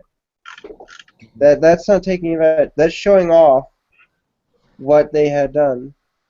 And basically, the police and the people who arrested them were shaming them for doing something that they wanted to do. And they were having fun doing it. And to me, that bothered me so much that it filled me with righteous fury. The morning today I heard this in the morning, because it made me want to create a video titled "Iran Can Dance If They Want to," which is going to be a parody of Safety Dance. Yeah, I was just gonna think you could dance if you want. Okay. Yeah, that's exactly what it was. I look forward to that. Yeah. And I'm gonna put hashtag Iran Can Dance If They Want to see if I can get that going over in Iran, and basically have them do flash mobs. It's like how if you get enough people, how are they going to arrest the majority of the population? That makes the people in charge shit their pants. Well, right now, I think there's it's a great time to defend free speech. I think that's fundamentally important, and to somehow get a movement going on that. I put up a video about, I had a grumble about Facebook, Google, and Twitter, because the current position now is that if Google or Twitter or Facebook, and let's not talk about whether their policies are right or wrong, but the reality is that if they want to censor your account, they can. And there's no, I think the way it should be is that censorship in the internet, I think this is the internet's a great forum for us. Censorship in the internet really should be something that belongs to the people. We define what censorship means, but of course, as was pointed out to me, managing that where you allow appeal rights and all of that could become a real nightmare. But I just don't like the idea of 3 companies and their boards or CEOs really being the arbiters of what's allowed or not allowed on these forums. I think that's a people's choice. Yeah, I mean, if it's illegal, the cops already, like the FBI is the one who will take care of that. Like if you have child porn or what have you, the FBI will arrest you for posting that online. So there's already a legal system for things that are illegal, like abusing people and stuff like that. There is a legal system for that. That's the thing I do not get, is that there is already in place a legal system to take people and arrest them or have them prosecuted if they're doing something illegal. This includes revenge porn. Revenge porn is illegal to do, and will get and you can get in trouble with it. So I don't know why the need for the net neutrality thing. The need to get rid of that becomes a problem, because you're trying to make it so that whoever has the most money is whoever is going to get the best lines for internet streaming. Well, it's sort of building on the model that we have with newspapers. You've got corporate ownership of your media, right? And I got to say, it doesn't work. It doesn't. It doesn't serve democracy, because they really pump down a lot of crap that we don't really need. And the investigative journalists. Pounding on their keys. Pounding on their keys if they can. It's not where it should be. Yes. Hey, welcome to the room, Pillbox. How you doing, man? NG. Ladies and gentlemen, what's going on? How you doing? Hello. Well, I mean, all our internet providers now, they're corporations. So I mean, you propose some kind of public utility system where we just like go kicking in a kitty for a. I don't understand, because I mean. Well, the thing is that the corporations own the, they're owning the lines and stuff. The thing is that they don't own the internet. The internet actually isn't theirs. It's actually the government's. Yeah, it's the military's actually, because it started through the military, and actually it still is. True. It's not owned by it's still a non-owned public idea. It has no copyright holders. I mean, if there was one, it would only be the government, because the government invented the damn thing. No, it's the U.S. government. You got to be more specific in these. Yeah, yes. But Idol Smasher, stop it. You're making so much damn noise. Anyways, the U.S. government would be the only one that would I have heard my patents. name. I'm sorry. I was chatting and stuff. What was up?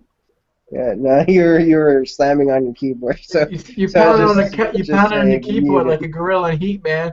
Yeah, man, what's going on there? I had the microphone on the floor too. Yeah. Sorry, y'all. It's all right, That's man. all. It was Just- just enjoyable. treat yourself. Alright.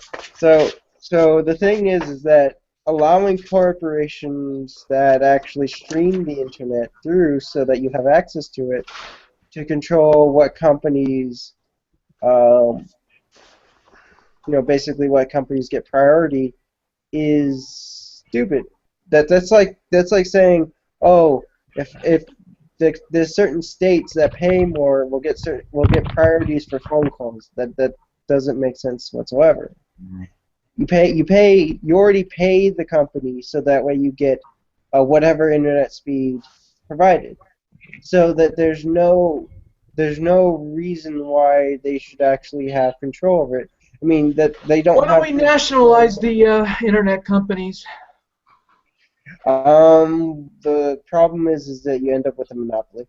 Yeah. Well, not a monopoly, and nationalize it, make it a public run by the government, a public Oh, you run mean by like the government. Cable TV is or broadband?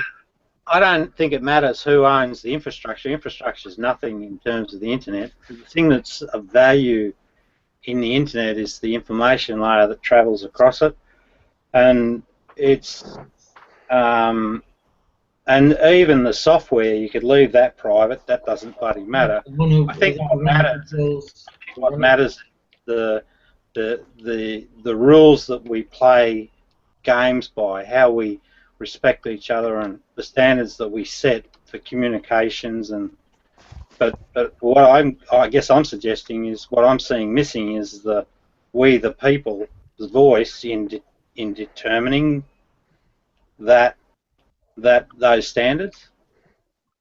We actually are, and that's the thing is that even if the courts are trying to decide this, we the people do also control these parts of the laws too, because they're not actually laws. These are actually open interpretations of certain statutes, but there's no actual law in place at this time that speaks to whether or not corporations can actually legitimately do this. Now the other thing is that you would need, if you wanted to fight with the courts in the court system, you need lawyers or somebody who's willing to do such. They fought with it in the Supreme Court, which means that they were fighting on the constitutionality of whether or not this was legal, constitutionally speaking. However, you could deem it illegal within a commercialized structure, as in the regulation sets it that the companies do have to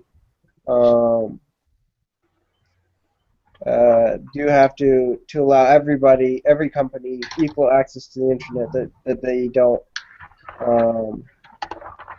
have the ability to decide who they favor over another company, considering all companies kind of use it equally. And that's sort of, the FCC is trying to embark on controlling it like TV, but it's not like TV. There's no comparison, and you cannot do that. And the stupid part is that with TV, you don't have companies bidding per se for better connection to your cable box. Hey, do you guys get over here in Australia, right? we've got an increase in the volume of ads on our TVs, and I think it's a direct correlation between the advertising budgets going into the internet, starving the TVs, and therefore, because they're starved of that revenue, they push out more ads. Do you guys have the same experience? Do you get more ads? Yeah, actually. Huh? Yeah, actually, since I was a kid, this could actually be traced back. I mean, you go from when I was a kid, and that was in the 1990s. So you go 1990 2000s. It really had a lot less ads, and actually they had TV shows that were a full 15 minutes worth of an episode before they did the commercials. But you would also get full half hour, one commercial, that was it, and then they jump off. But you see the commercial times becoming longer and longer. Yeah.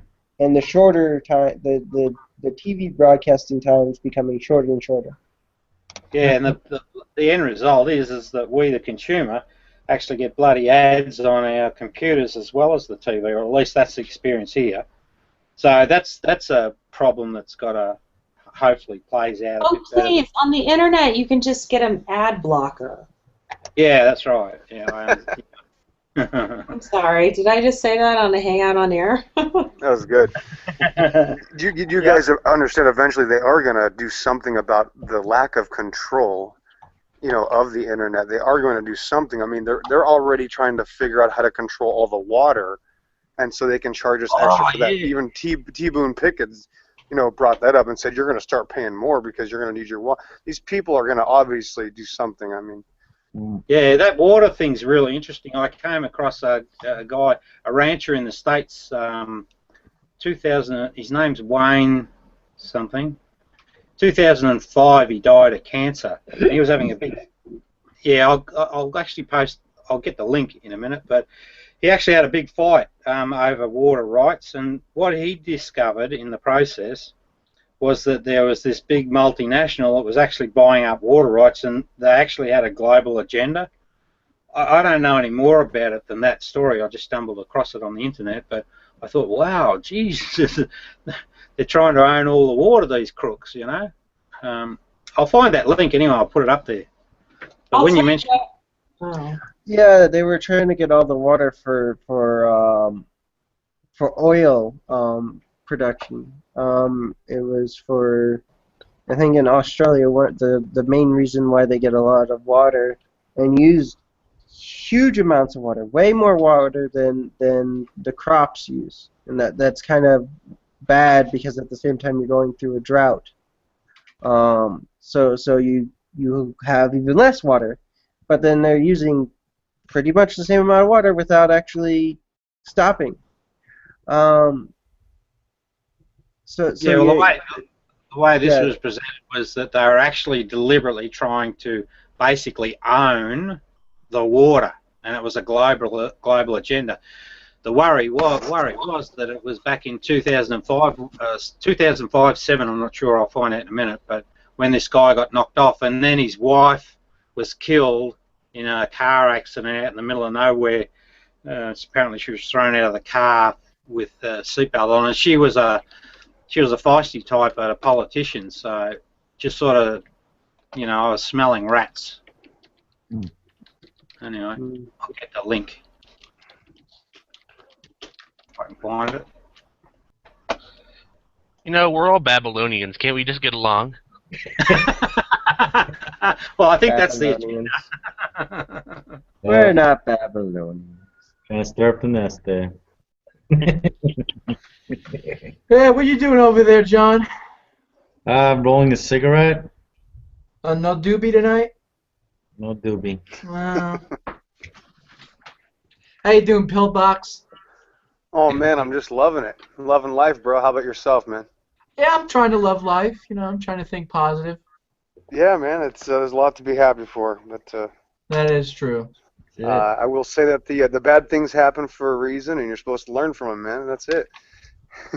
That's it. Yeah. Not attitude, right? Not attitude. The more righteous the soul, the greater the trials.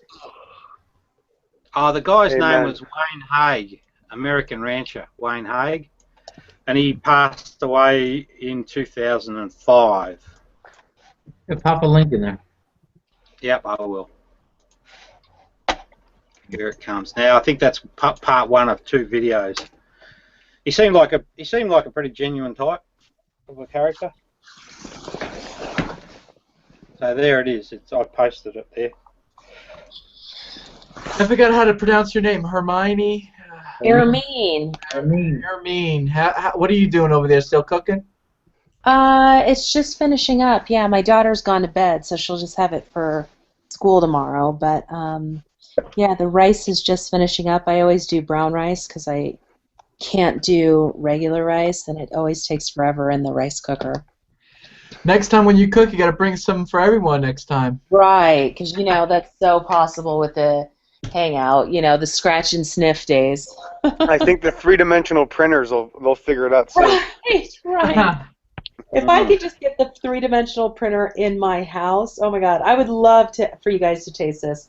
I used to make this when Ari was like 2 or 3 years old, and the rest of the neighbors, I'm sorry, this is a stereotype, but white folks can't cook in comparison, right? I think it's pretty good all the time for 'em. This is so true.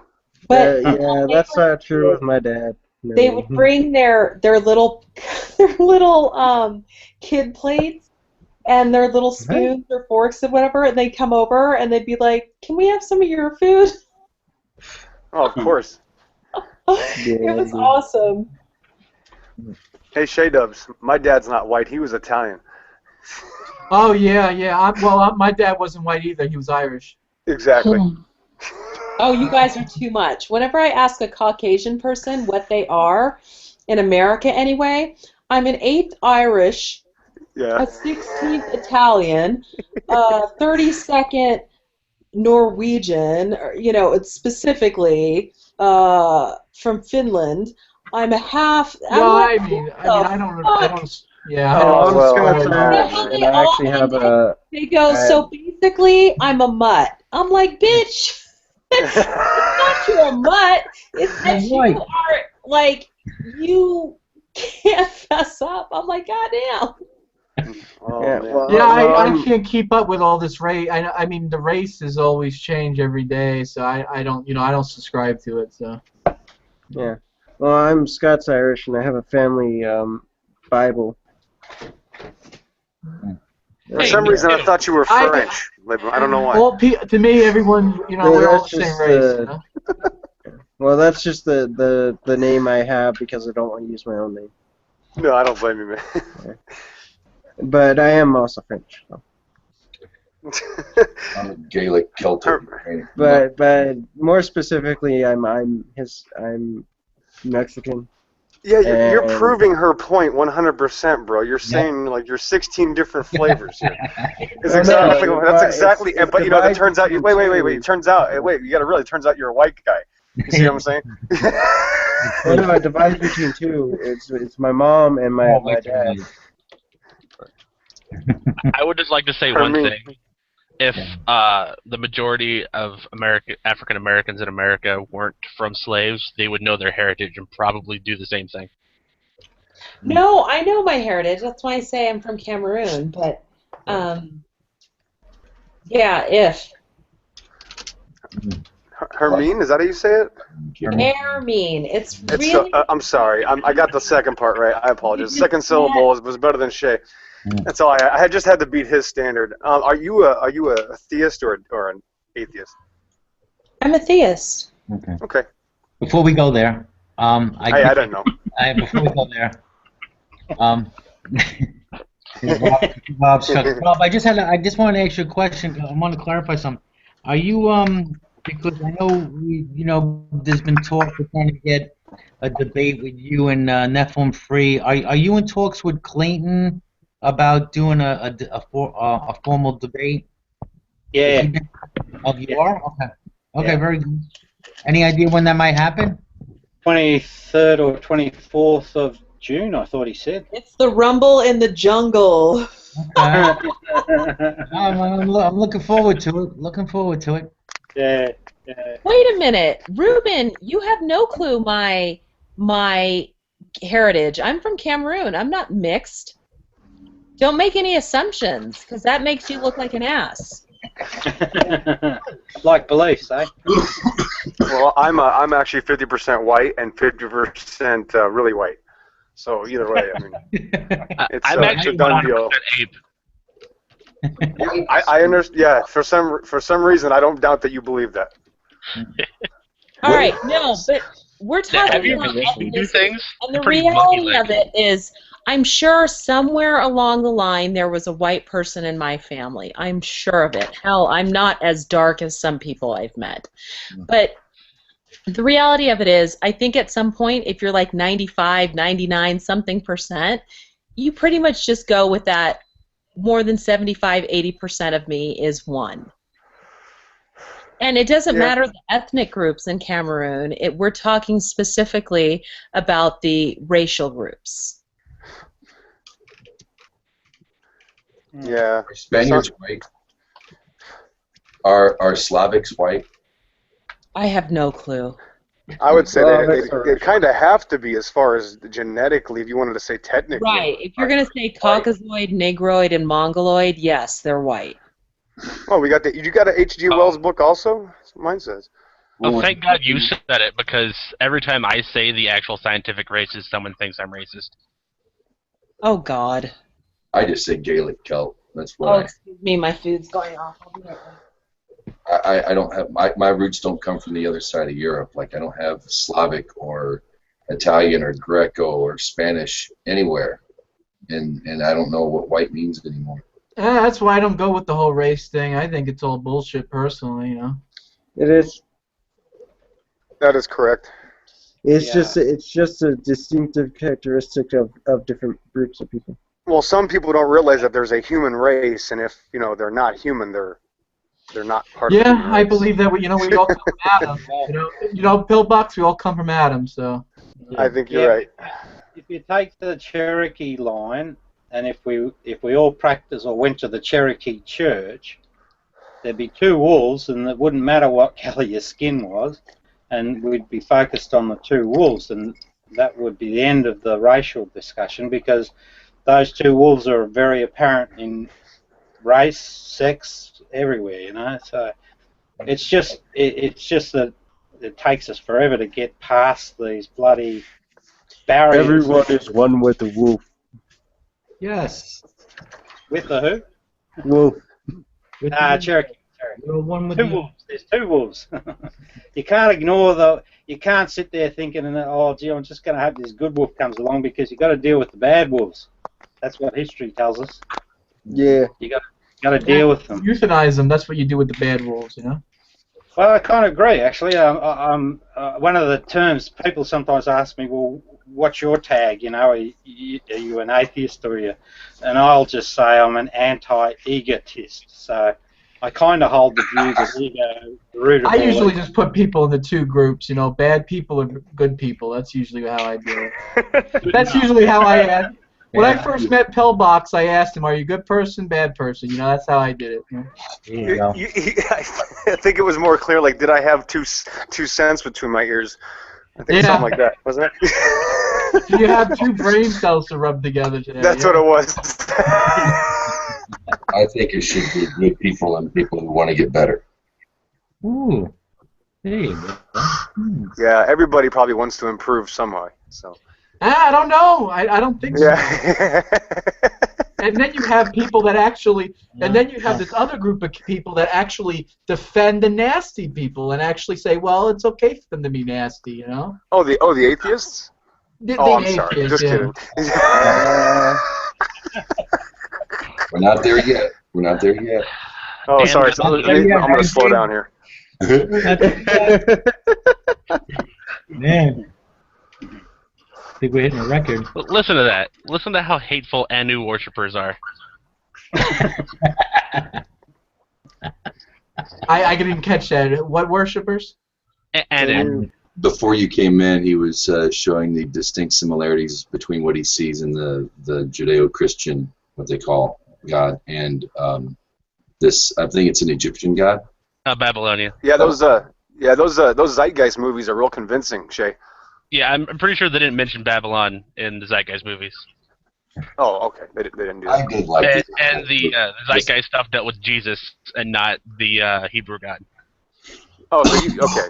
Mm-hmm. Thanks The for clearing Hebrew that up. gods would I really like stem from the region of where the Canaanites were, and then you go for, Babylonians were there too. So. You know what? I don't want to start any shit in the hang grab, but I probably will anyway. Go And ahead. what I mean by It's time. Go ahead.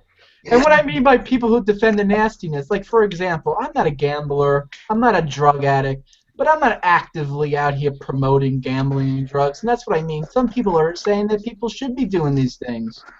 I mean, how could you support people acting like animals, That's just by definition, since you are technically part of the Animalia family, No, I'm not an animal, kingdom. sorry. No, by definition, No, I'm in not. I'm a human categorization, being, you no. are. Yeah, there is a difference. There is a difference. Yes, we are separated from the animal kingdom. If you notice, our cities do not help the ecosystem.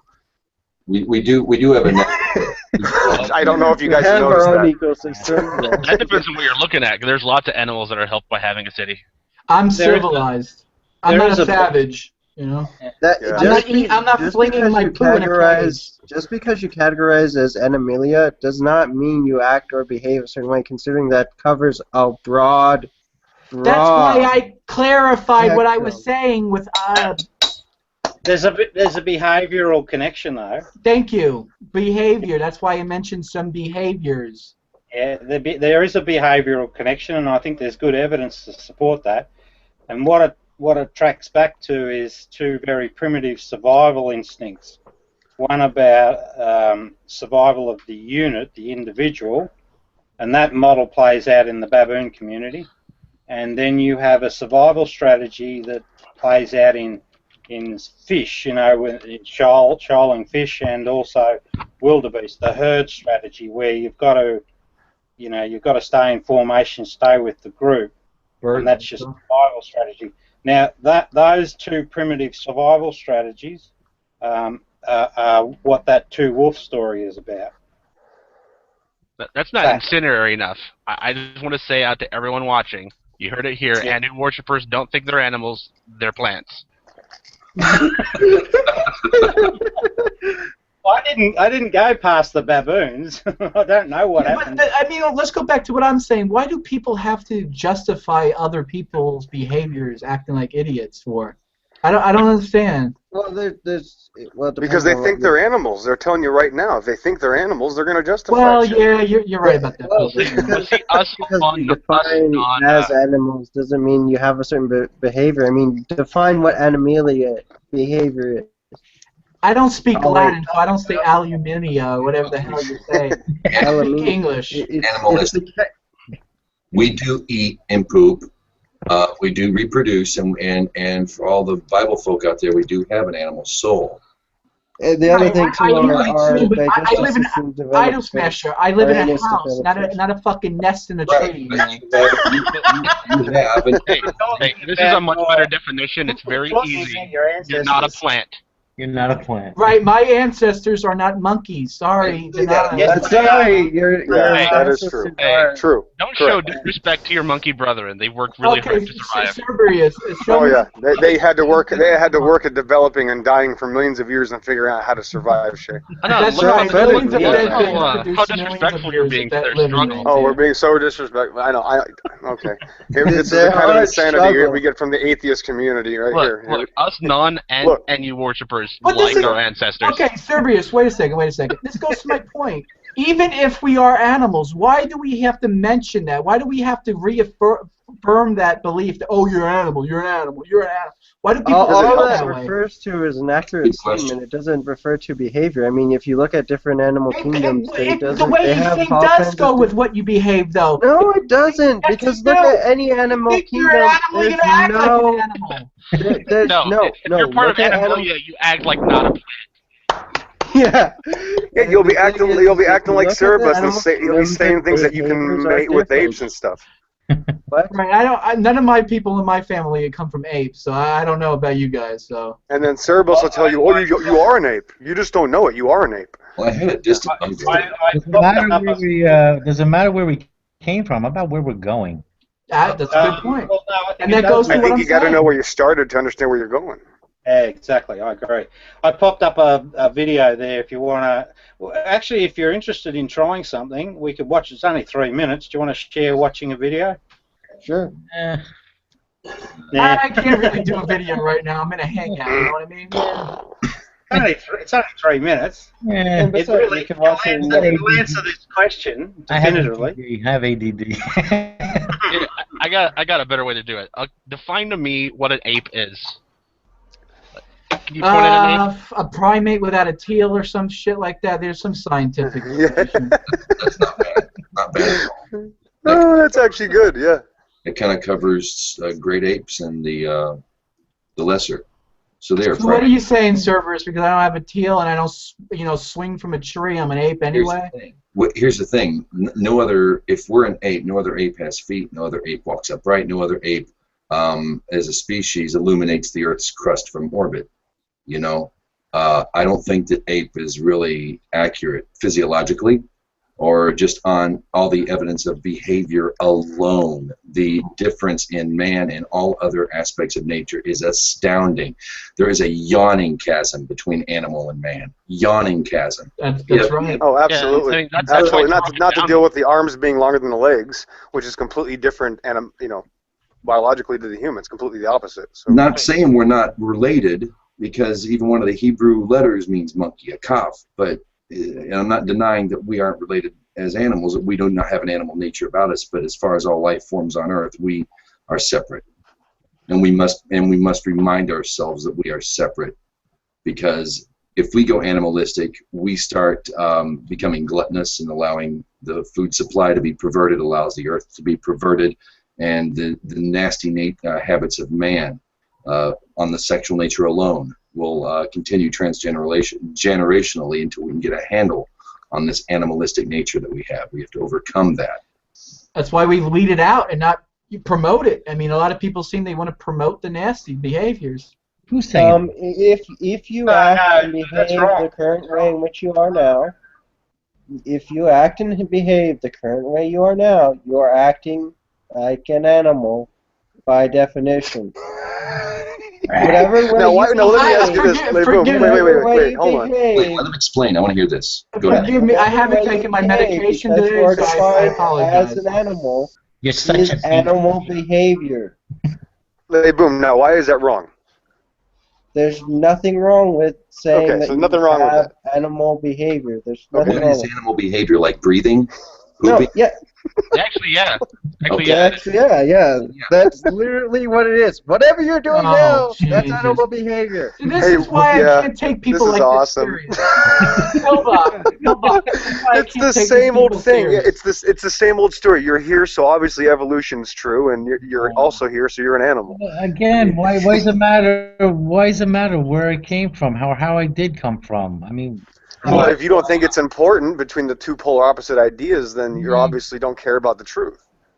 I care more about that's how exactly we the point. I think that's the point. I agree with deism. The point is that it's about truth, right? I hope so. The truth is that we do actually pick up characteristics from the animal kingdom. We absolutely do. That's unquestionable. I don't think. How do we pick them up? We were designed with our emotions. We wouldn't pick up anything. All the animals are designed in 1 week. I mean, or at least made the first week of creation. Well, I'm just saying if you're talking to a true Christian or theist, a lot of theists do believe that, though. You've got to realize there's a whole, there's a whole scientific method to prove that as well, and show that all the species were here at the exact same time, because that's how we have symbiosis. No. You're we wouldn't have symbiosis otherwise. You need the birds and the bees just to keep the plants alive. Yeah, but you need there's the plants more alive to keep everything else. So you have everything dependent on everything else. So it's a tough break. Tough break for the evolutionary idea. I actually can't show that. Who's got the one at a time moderator role? One at a time here. Who's got the moderator role? Right here, Rob. Go ahead. Are you able to play that video? It only takes 3 minutes. I think it's really telling.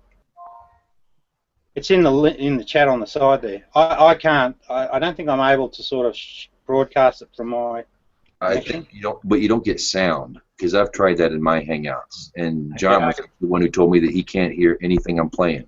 Yeah. All right. I mean, anyway, I think you can share the screen, but you can't share the sound. So if there's any sound, music, or words, you can't hear it, unfortunately. Yeah. All right. Well, I'll explain my point of view, if you like, why I believe that this is valid truth. Cool. So what the story is the story. It's Robert Sapolsky, I think, is the scientist studying baboon troops, right? And what he observed in the baboon model, they had a hierarchical design, and it was all about the king, the guy at the top, and he used to harass all his subordinates, and they in turn passed the slap and tickle down the line to keep things in order. But it was fundamentally about him at the top and passing on his seed to the next generation. And that's not unlike what you see in lion prides. If you look at a herd model, though, there's no standout leader. It's really about the survival of the community, and they have to stay close-knit to each other to afford protection against predators. Now, what that means is that they actually have to keep a close eye on their neighbour. If you think about that for a minute, that's about loving your neighbour. If we go back to the two wolf story, the good wolf is about, the community, about the other. If you look through all of the aspects of a good wolf, it's about the other person. Then if you look at the ego or the evil wolf, it's all about the individual, the self. So that's why I say that two wolf story, which is readily recognised by most people as valid, they recognise those aspects within them, can be tracked back to the animal world, because that's just what the animals are doing, exactly the same thing. They're either looking after number one in their survival strategy, or they're participating in a herd model, and they need to love their neighbour to get along. So that's my premise. So you can now attack that if you wish. Okay. Well, Rob, can I ask you one question real quick? Did you say that the lions had to develop a resistance against predators? MJ, Wait, before anybody keeps going, I have to point this out. I left for 15 minutes. Rob was talking. I come back. Rob's talking. Okay. All right. Hold on a second. I think MG before Idol Smasher, did you have anything to say? Actually, there's one addition. It reminds me a little bit of a similar story from Torah and actually from the East. Here's one where you can find wisdom on both ends of the Himalayas. That when you are enlightened, when you have, after davening or when you leave synagogue or when you walk enlightened, you will have a devil and an angel speaking to you. But when you're enlightened, you will hear both voices, but hear one voice speak. Right. Well, no, the truth of that is what happens is you understand both realities within yourself. That's this coming to know yourself that they speak of. And what happens is that Rob, just by sheer logic, I guess, at the end of the day, is that you realise that the good wolf is the path to take. So you choose to be more authentically selfless, because that's the thing that gives you all the reward. I hear you. So yeah, I got to ask Rob a question. About what he said. All right, go ahead, MG. Hey, Rob, I just got to ask you about the lion significance. You were talking about the lion pride, right? Yeah. And you were talking about the basically that some of the lions had to develop they had to evolve. I'm not sure. What was the exact wording you said about how they had to adapt to predators and things? What did you say? Oh, now, okay, you're confounding what I said. So. Well, no, I'm talking about the lion. You said the lions eventually had to lead. I understand. Okay. Wait. Let me answer. Go ahead. Okay. So, are you a theist? Yes. Okay. I understand the way that you're dealing with me at the moment, so just be careful that I might get a bit short with you, but let me explain. So, I just want to go over the fact that the lions had to adapt or something. Rob, I don't want you to be short with him. I want you to be tall with him. All right? Okay, I'll try to be tall. We don't need to make it too elaborate. I'm just talking about the lions, just specifically the lions. Well, no, I understand, and I understand why you're framing the question the way you do, but you're framing it incorrectly. So I haven't even framed the question. Hold on, you got to realize I haven't framed the question yet. I asked if you would restate your statement. Yeah. Well, see, I know this behavior. I know exactly what's going on. Okay, well, you're getting defensive. You're getting defensive. All I've asked you to do is restate the claim. Do you see how this works, Shay? I can't even ask somebody just to repeat what they said. It's already a circus. I asked someone to repeat themselves. Rob always gets defensive. I don't understand why every time. Can I explain your behavior? No, you don't need to explain my behavior. I'm asking you if you can restate your statement. Yeah, Rob, don't explain. Rob, don't explain. Okay, so you you obviously can't do it. Rob. I'll do everything. Honestly, I promise I'll do everything. But for civility. All right, I am rage quitting on this note. You're rage quitting. Alright, take it easy here, Rob. I guess you got raptured, Pillbuck. Listen. Okay, Rob, I muted you, Rob, for a second here. All I want you to do is just don't analyze MG's behavior. At this moment, just address his question, please. Thank you. Pillbox is a good person. He's a good wolf. No, I understand that, but I need to point out his behavior because I know exactly what it is. His behavior, he's a pretty good person. You're not gonna get anywhere with Rob that way. So just address his question. No, mate. It's very important. I'll be polite in presenting the information, but it's really fundamental to these types of discussions. What happens when a theist recognizes a real threat? They move into a mood swing, and you'll notice in his tone did change a little.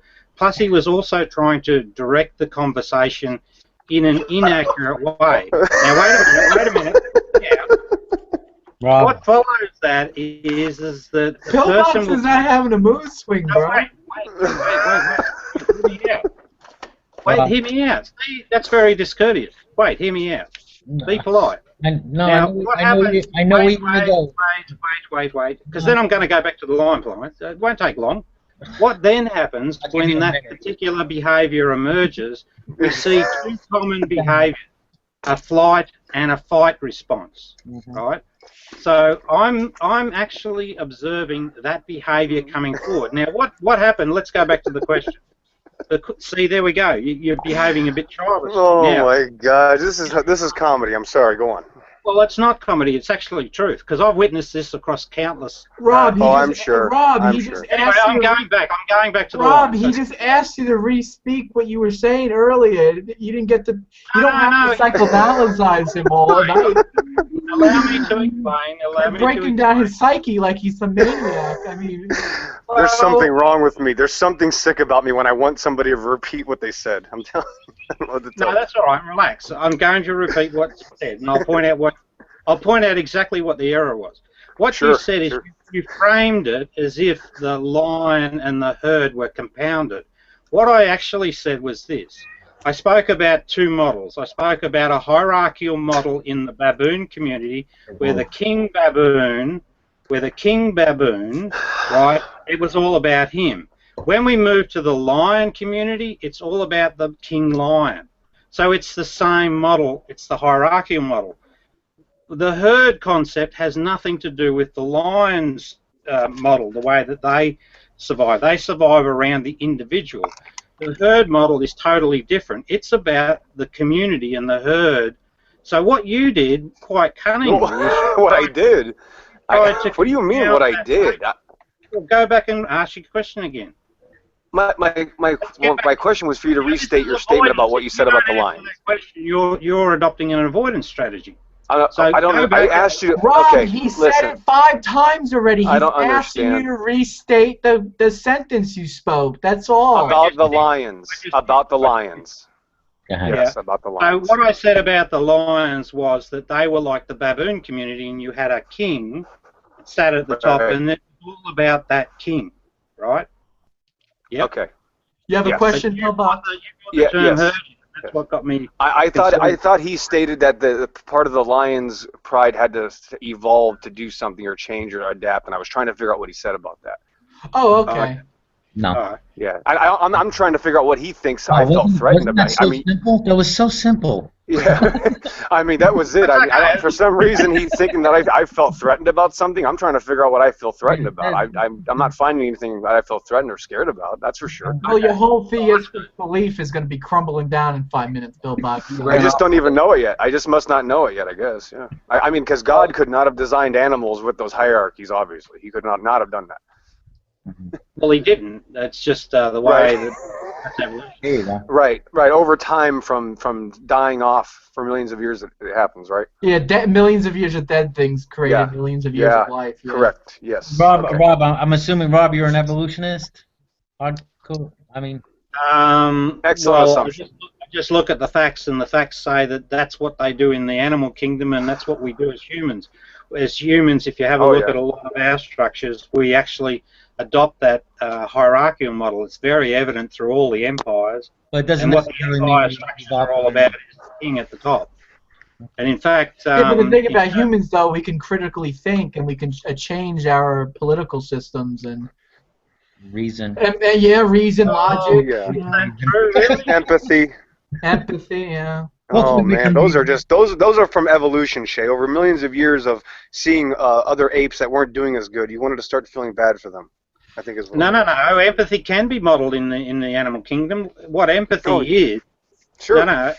Animals have emotions. Animals have love too. Yeah. Animals even love. I mean, elephants love. Elephants go and visit the graves of their deceased family members. I mean, they're clearly have emotions. To me, it'd be a selfless respect for the other individual, is the way I describe it, and that can relate to ultimate stories. Well, if you don't think a dog can get sad when his owner's in trouble, I mean, I've seen that many times. A dog will live past his expiration date just for the master, and when the master dies, he'll go with the master. It's beautiful, actually. It's amazing how that's amazing how the dog was designed so perfectly for a human's companion, and the horse was designed so well for riding for some reason. It's amazing. So Barris wants to get a word in. Go ahead. What do you got for us, bro? I just want to make sure everyone out there knows that they heard it here first. Anu worshippers claim Anu's too simple and stupid to make complex systems. Great job, kid. Great job. We're proud of you. You're on this big Anu kick tonight. Yeah, I'm very proud of you. You're doing a great job in life. Keep up the great work, kid. Excellent work. The only thing, big boy, you gotta watch out for him. He's like a 33rd Freemason. You know, he can whoop up on you, so watch out. Yeah, maybe he is doing a good thing, man. How you know? You don't know if he's doing a good thing or not. He's a great guy. You're absolutely right. The dogs were developed by humans. Exactly, correct. So, yeah. Cosmos covered Interesting. Oh, interesting. Wow. Cosmos covered that they were domesticated by humans. Now, let me ask you this, Rob. Do you think horses and zebras are the same kind of animal or same species? I don't really care. Oh, okay, doesn't matter. Okay, forget science. Okay, that makes sense. Well, they are terrible fighting. I'm more interested in the spiritual side of things. I'm just curious. That's all. I was just curious about that. If you thought they were the same, or do you think apes and humans are the same species? Yeah, I don't think it matters to Rob. I think what more matters is these other. I'm more interested in the behavioural side of things, and if I see a behavioural pattern and I can recognise that pattern and I can see it clearly transitioning, then that to me is evidence. I don't ignore that evidence. How about this, Rob? I don't really care about the physical structure. I like your wolf analogy a lot. That's I like the wolf analogy too.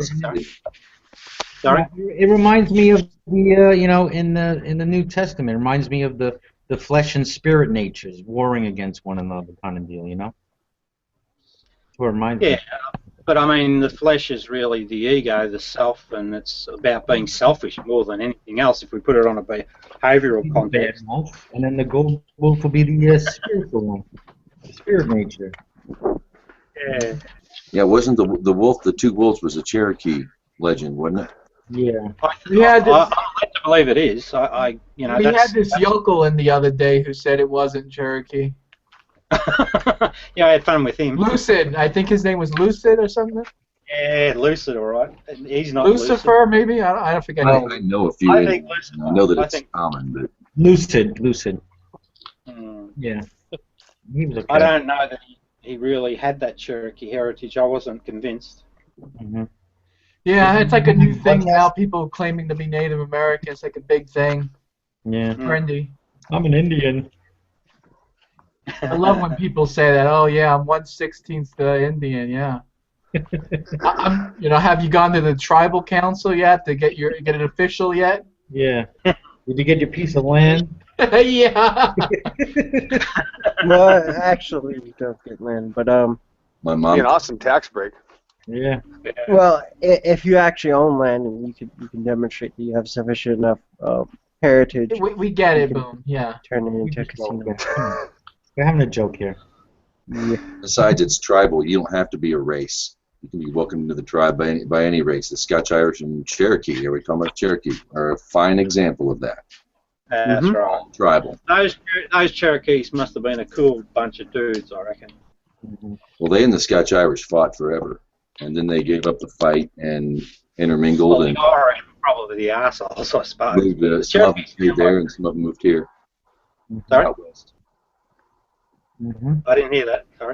I mean, some of them stayed back in Tennessee and North Carolina, and then some of them came out west, out here to Oklahoma. Do you guys know did they have a sort of a profile or a reputation, Cherokees, at all? They're a nation. I mean, they. No, but as people, are they known for anything special? Are they known as good people, or? Yeah, So they're over- not Pueblo. They didn't do the cannibalism or anything like that. Now, over here, right, the Australian Aboriginals are known as good people. They've got a really good way about them. Of course, it doesn't play out necessarily in the media, and they get cast with drinking and all that, but as people, they're very good people. Now, I was just wondering whether the Cherokees had the same sort of reputation. Yeah, I don't. Yes, Cherokee, when I was the yeah. Apaches and Pawnee, that were kind of the were war-happy nations. Yeah. The Pueblos had their problems. Aztecs had their problems, but the American, they're like anybody else. They're just people, really. Most Americans have forgotten about them anyway. Most Americans don't know squat about the history of the land. Yeah, well, Yeah, like that's a shame, I think. I think that's a big shame. I mean, over here, that we got the same problem. We don't know anything about the culture of the Aboriginals. And I think that would be an enriching experience. Should be something that really should be part of the education process, I would have thought. Same for Cherokees for you guys. It's pretty bad for us, though. We purposely went out of our way to try to destroy their culture, put them in Christian schools and stuff. Yeah, but that's not Yeah, you. the evolutionary belief system actually absolutely did that. Yeah. That's the empire, not you. The empire. That's right. Same here. It's not us. Not everybody. I mean, to be fair, we didn't really go out of our way. I mean, a lot of them really liked to come to our schools and stuff and learn. So, I mean, let's just disregard that fact, Yeah, I mean, also, I think pretty sure Darwin was born after that started, so... Oh, and what does Darwin have to do with evolution? Well, he did lay down the basic framework for it. Okay, so you don't even know that it was already a theory for literally thousands of years? Nope. And that no, his I didn't. grandfather, yeah, you didn't know that, and his grandfather actually already wrote about it, and he actually plagiarized his grandfather, Rasmussen. So the information was everywhere as it was. But the fact of the matter is, when you got people going to different lands and countries and saying we're killing these people because they are not as good as we are a higher civilization, it's the same theory as evolution. We've always done that. People have killed millions of people in the name of evolution for thousands of years. That's nothing new. I mean, to be fair, Pillbox, they didn't even have roads. I mean, So come on now. Wait, are you Yeah, so confirming that it doesn't evolution count. exists? What? Well, I don't think it's a bad The thing. theory. Yeah, the theory of evolution exists. Well, I don't think it's a bad thing to spread our culture. I mean, it's definitely. I mean, wouldn't you rather have European culture than Native American culture, Pillbox? I'd rather not be forced anyone's culture to be destroyed. I mean, let's think about that. Do you want you want modern medicine where when you're healed correctly, or do you want a witch doctor to dance around you like, I mean, come on. Well, actually, they were herbalists people. That's a whole other argument, Shay. That's a whole other can of worms, bro. I mean, I wouldn't have been born here. Let's be honest here. They were running around half naked, throwing sticks around. They didn't. Yes, yes. I would like to have That's a huge misconception. Yeah, 50 million Native Americans weren't killed. We would have been born in Europe. That's the thing. Yeah. Sabaris? My people. I mean, my people came here to for freedom, but they didn't kill anyone for it. Right. No, right. we were forced out. Irish were forced over here. They were ran out. Well, it's a misconception. I mean, people think the white man came to North America and just wiped everyone out. I mean, the land was empty for the most part. I mean, there was, and then when we did develop towns, we were getting along with them. So A lot of people there are a lot of white people who had treaties from the Indian and learned from each other out west, before even the land rush.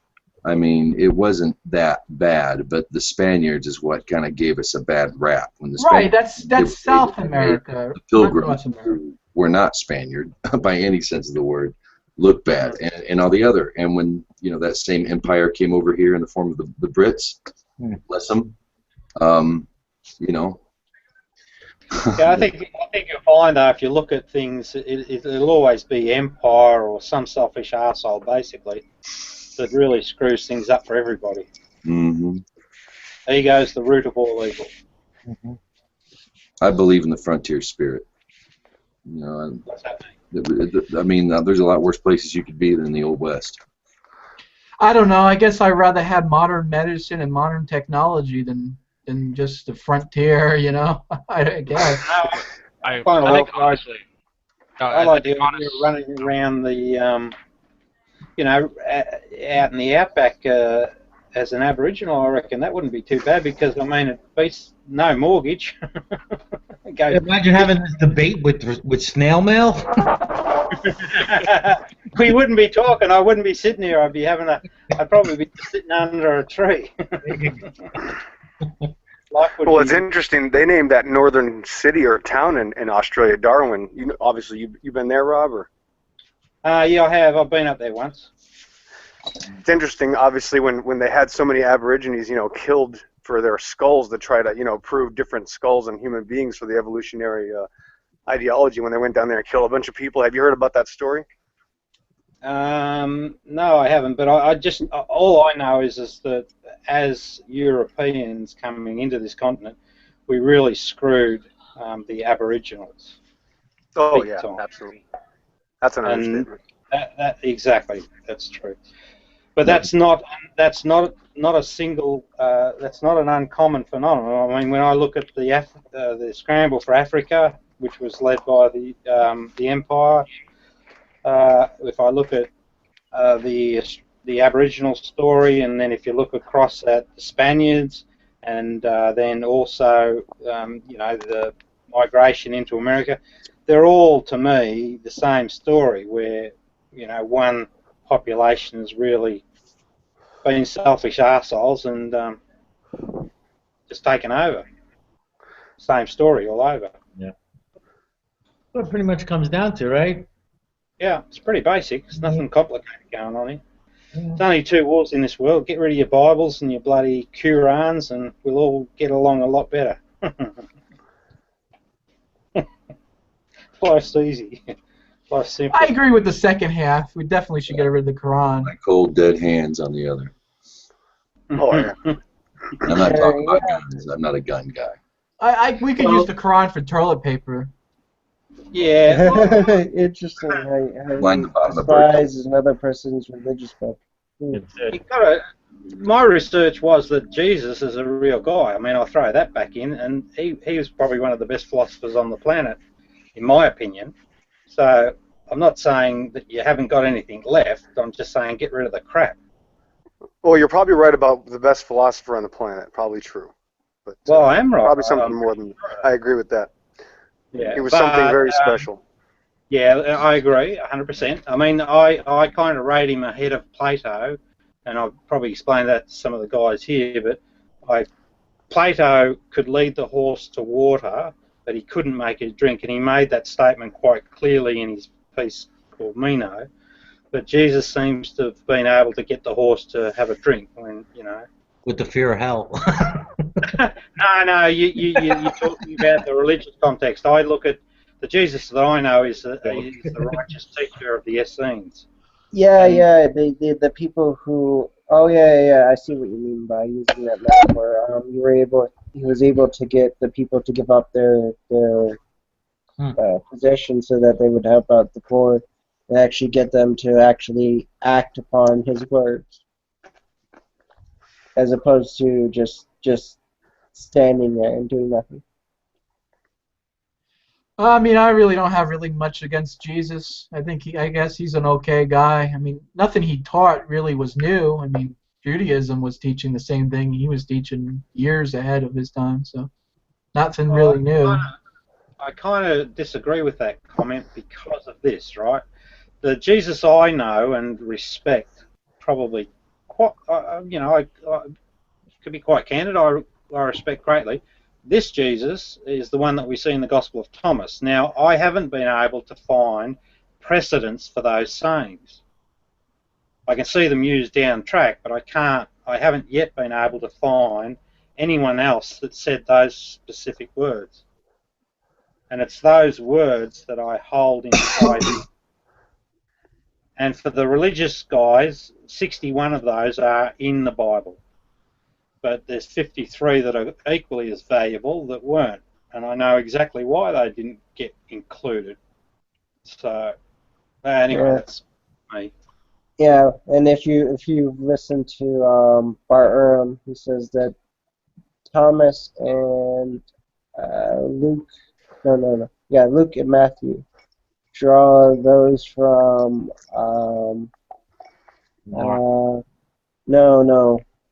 draw those sayings from Q.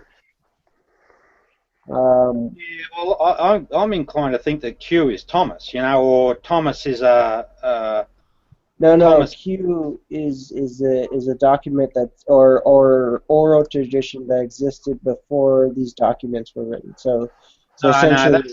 No, that's a theory. That's a theory. Yeah, we don't have there's no Q document that's ever been found yet, right? What I'm saying. Q theory. refers to a concept. It's not a singular document. Sorry, say that again.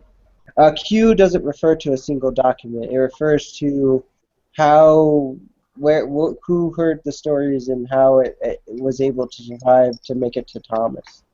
Well, the way I understand Q, it's a sayings list attributed to Jesus that was used as the source to structure the 3 synoptic gospels, and the Q theory basically says that that whoever put them together had this single sayings list. My strong feelings are that sayings list is very similar to the Gospel of Thomas, and that bears out factually because it's factual that 61 of those sayings that are of that 114 do in fact actually appear in those synoptic gospels, and they've been bastardized too. Well, the thing is that Q also refers to the oral traditions, which is why you could probably get the bastardization. Well, no, I think that's a bit of a stretch. I think you could equally argue that Q could, because I'm pretty sure that Q is supposedly a Jesus sayings list. That's how I understand it. Well, the reason why it would be an oral tradition is because of the some of the Arabic words. The ones that have some of the parables that are in Arabic, and some of the basically the punchline is in Arabic, and some of it's in Greek. Yeah, well, see, that doesn't translate. Right. So the Essene community had, now what did they have? So the Dead Sea Scrolls we're starting to move into, because that's the literature that comes from that community. They had the Aramaic. They had Nabatean, which is Arabic, right? They were part of that community.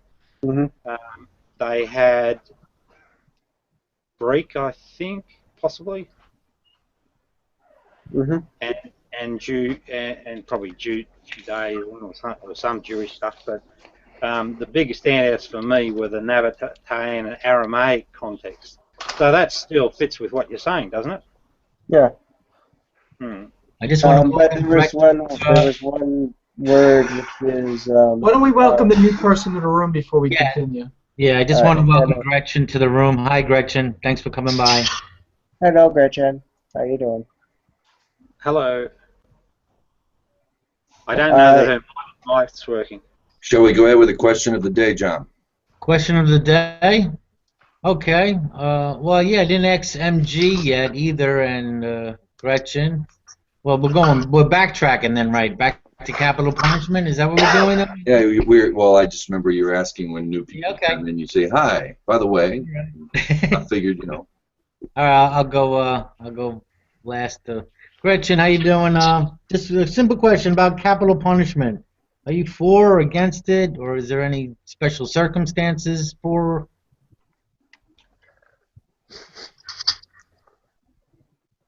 You're gonna have to hit the wheel button on top of your browser and click your microphone. We can't hear you.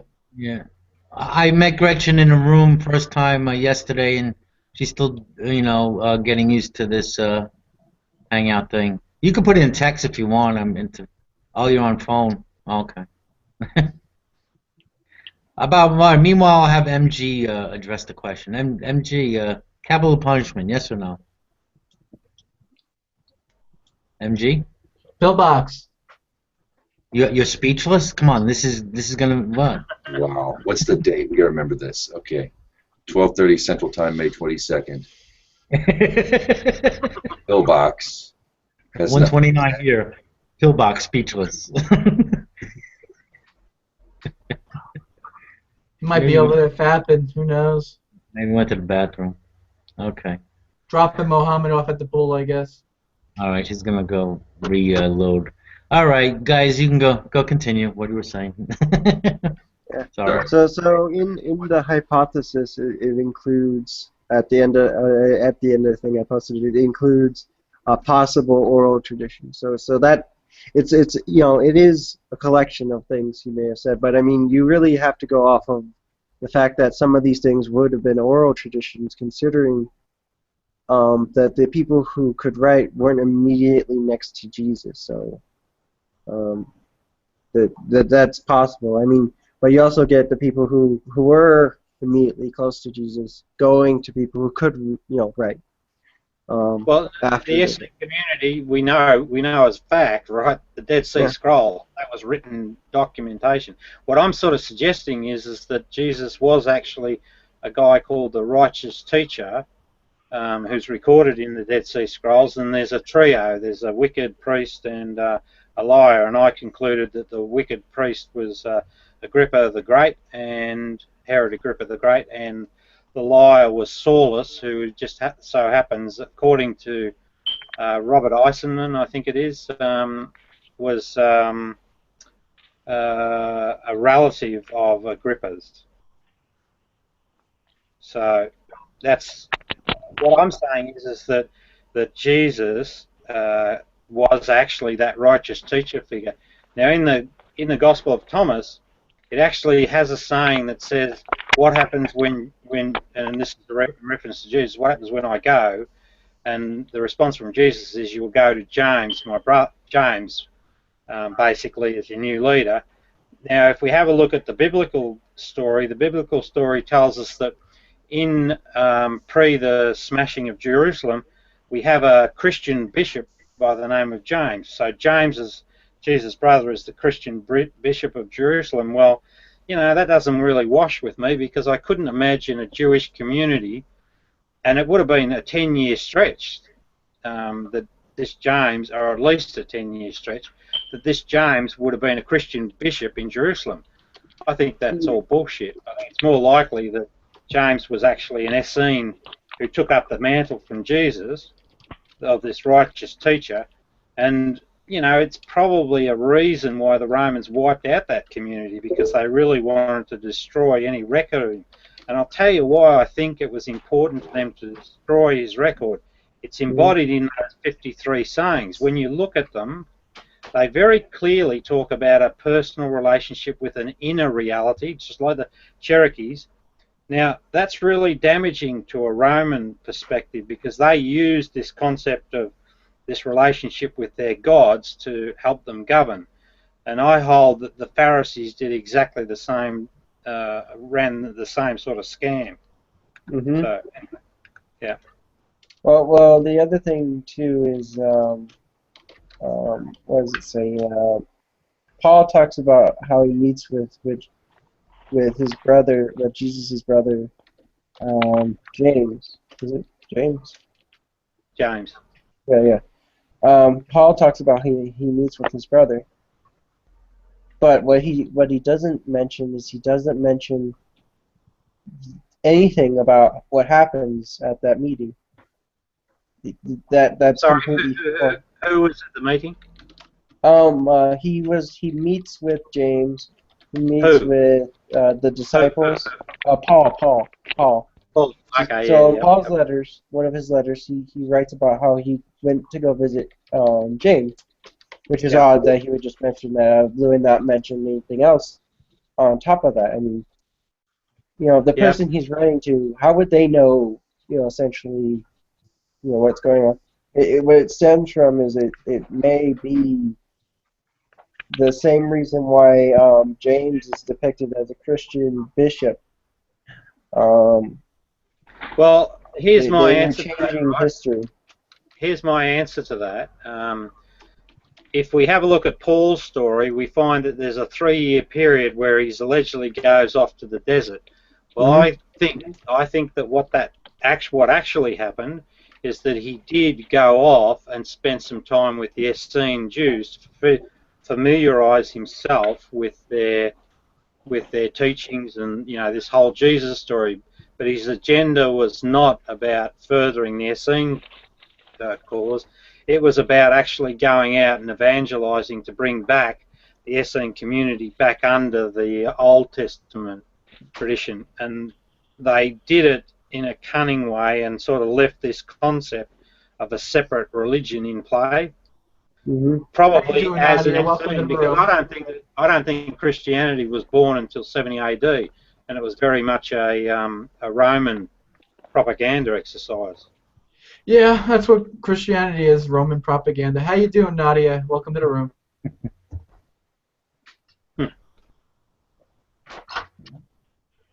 You all right over there? That's a rather tender subject as usual. Hi, Nadia. How you doing? MG, are you back with us? Did he leave? Oh, he left. Nadia, capital punishment, yes or no? No. Any particular? Oh, wow, that's the shortest answer I think I've ever heard. That was pretty frank. Okay.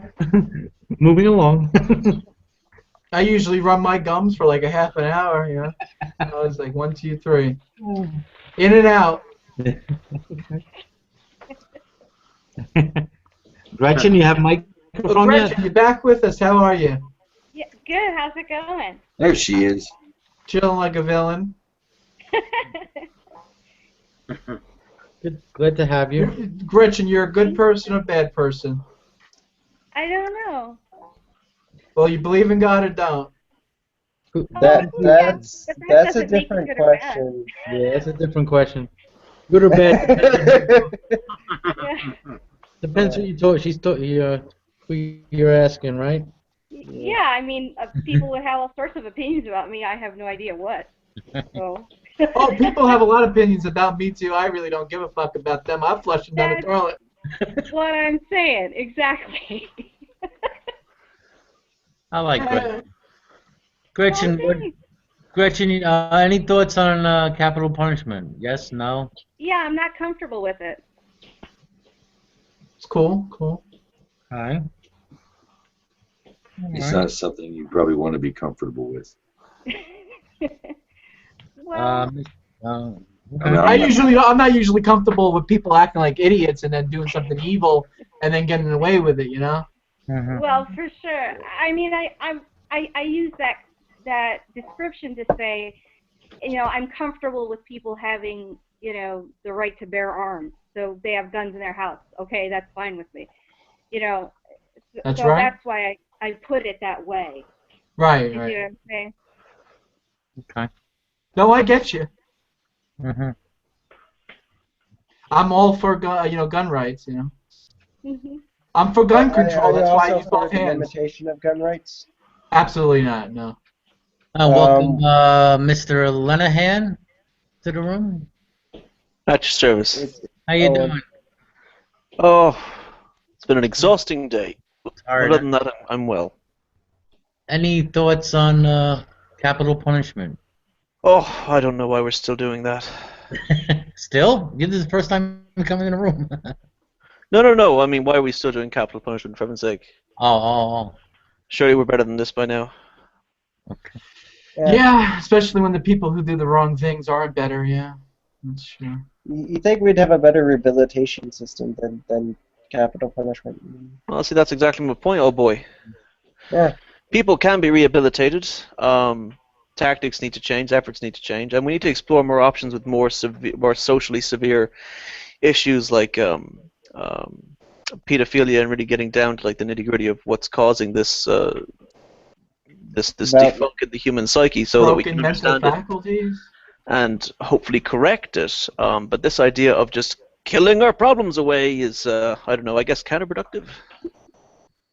Yeah. Well, I mean, I have a garden, right, and I grow vegetables, and when I see weeds growing, I usually just rip them up. I don't go, oh, well, how can I rehabilitate the weed? You know, what can I do, you know, to make this, you know, weed better like a plant, you know, like grow Do it you know into the difference between a weed and a person?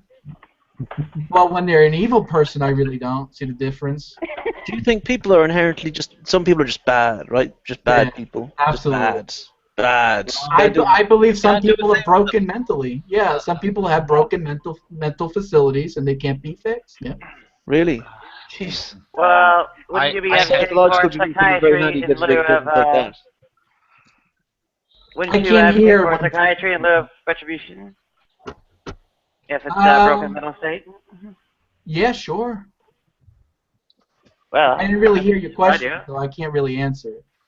I could be pro-capital punishment on a strictly Torah-based court, but with that said, I do not believe in prisons. I don't believe in locking people. I don't think that's any, when you say how are we still killing people, you know, capital punishment in our current court system, I could sympathize with that, but you have to ask yourself, why do we still have prisons? We can just put a Band-Aid on them and let them fester. Anybody tells you you're born with homosexuality, spend 18 years in prison in the States and come out and be able to get on with a girl. 18 years for something. I mean, is that really any more humane? Is that really any better? Yeah, that's right. The system's shit, you know. It needs to be overhauled. Our prisons. I mean, it's wrong. Prisons. Yeah, exactly. Prisons are not the way to handle anything. You know, I don't know. I'm not saying I don't believe in killing, and I don't believe in killing someone who. You know. The Aboriginals, right now, this is after 50,000 years of working things out. They still resort to sticking a spear in someone's leg, and that's how they sort things out. Very instantaneous. And the person still survives. Now, you'd probably think that's brutal and whatever, but perhaps they're just being practical. And I mean, they're not idiots. They've been around for a long time, so, you know, open up the horizons perhaps and think about some other alternatives. The Dalai Lama said something interesting, and I think he's spot on, actually. And I think sometimes we get too prescriptive in our societies, and I mean that's in a whole range of areas. We always act after the fact. He had this concept which I thought, you know, when he said it, I thought, yeah, shit, that's spot on. He said that at age 8, people should be introduced to meditation, and if we were to do that, his premise was that you'd end all conflict within one generation. And from what I know about meditation, I think he's pretty spot on, and that's more of a proactive way of looking at the problem rather than waiting for the problem to emerge. It's actually getting in right at the root of things. You know, getting in pre-puberty and all of that stuff. Yeah. What if somebody who meditates on, and ponders on how to kill people the best? No, you don't think when you meditate, as I understand it. You're supposed to have zero bloody thoughts in your head. That's what it's all about. Yeah, well, not everyone's able to achieve that right out the gate. So. It can Sorry, be. say that again. So not everyone's able to achieve that right out the gate. So Yeah. Well, actually, they can, but they just don't bloody think they can. There are mantras that can work both ways. Yeah, it's spooky stuff. But the whole purpose is to shut the brain down so that you're just in the moment, and your senses are in play, and then you see what comes from that experience. That's how I understand it, anyway. I agree that meditation. There's actually, I think, a lot in the Orient that the West could benefit from. Yeah. 100 years ago, all the European scientists laughed at that hokey, mumbo jumbo, choppy chop suey suey. What do you call it? The acupuncture. Oh, it was just, it was a farce. They laughed their asses off, and now they're doing it with lasers in hospitals all over the world. Absolutely. They still don't know how it works. Yeah. Well, see, if I go back to Gnostic Jesus, right? So this is the Gospel of Thomas again. There's two. He says of prayer basically that it's bullshit. All you need to do is don't lie and don't do what you hate. Sounds simple, but think that through for a minute. If you're not lying, it makes a big difference to the world. And then the other thing he says, he talks of the Sabbath in the context of it being restful mind rest. So it seems to me that this other version of Jesus was not into prayer at all. He's into meditation. And that seems to tie in with those big baths that they had at the Essene community, because Jews do. Yeah, sorry. Jews do both. There's meditation even in the Old Testament. They pray and they meditate. Yeah. Well, Jesus clearly says prayer is no. He says no to prayer. What about the old Our Father who art in heaven thing? No. I don't. Well, he doesn't specifically. He just says don't. He's basically. I'll read it to you anyway, so I don't misquote him. What he says is, his disciples asked him and said to him, "Do you want us to fast? How should we pray? Should we give to charity? What diet should we observe?" And Jesus said, "Don't lie and don't do what you hate, because all things are disclosed before heaven.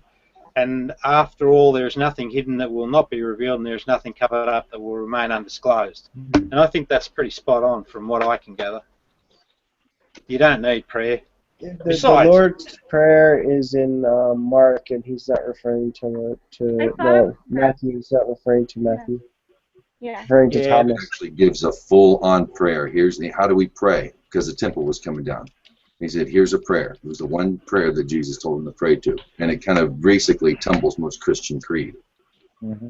It's Our Father who art in heaven. Just even think about prayer. I mean, it just doesn't friggin' work. I mean, we've got 3 billion people living in poverty. I mean, he's not listening to their prayers. And then you've got all this bloody war and poverty and...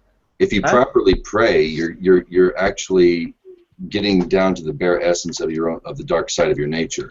You're seeking out your own wrongdoing and asking forgiveness. That's what true prayer is. Well, actually, anything else. Anything else. Long road. All you got to do is stop bloody thinking, and you'll get there a lot quicker. Well, actually, what Jesus says about prayer, and you can actually get this through the actual Matthew or Luke, either one of them, but it'll be next to the Lord's Prayer. He says that when you pray, you shouldn't ask for anything, because God already knows what you want. Yeah, he literally tells you don't ask for anything, because God already knows. He knows what you want. He knows what you need. And therefore you shall pray the Lord's Prayer, which is Our Father who art in heaven. And hallowed be thy name, thy kingdom come, thy will be done on earth as it is in heaven. Give us this day our daily bread, and forgive us our trespasses as we forgive those who trespass against us. And lead us not into temptation.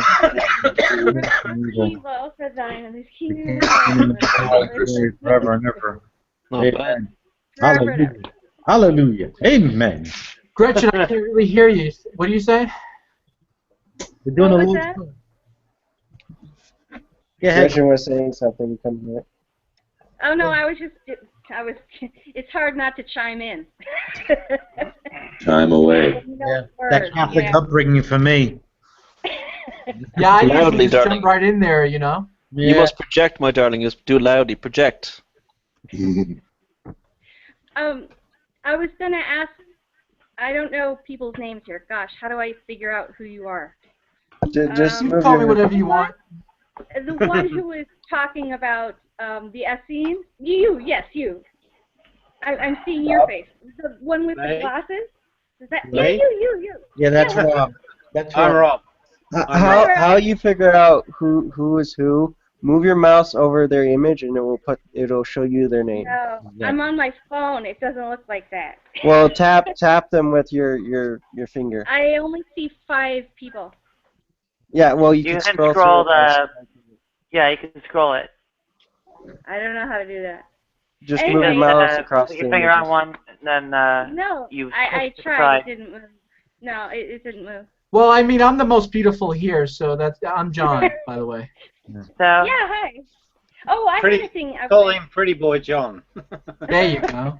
I had okay, so I had one thing to ask of Rob and one thing to talk about with John.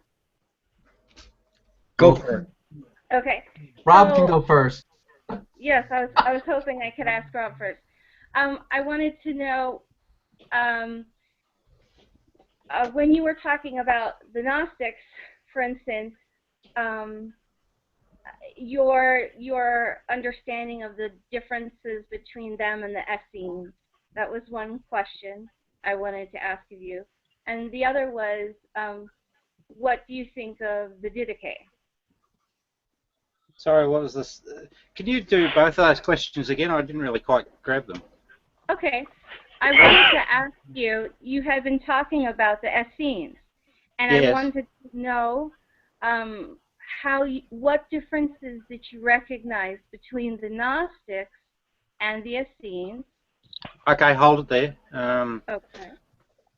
So I don't look at them. So when we talk Gnostics, right, there's a problem. There's a big problem. What I've come to understand is that the term Gnostic has been confounded deliberately. It's a mix of what came down the Pharisee streams with the genuine Essene teachings.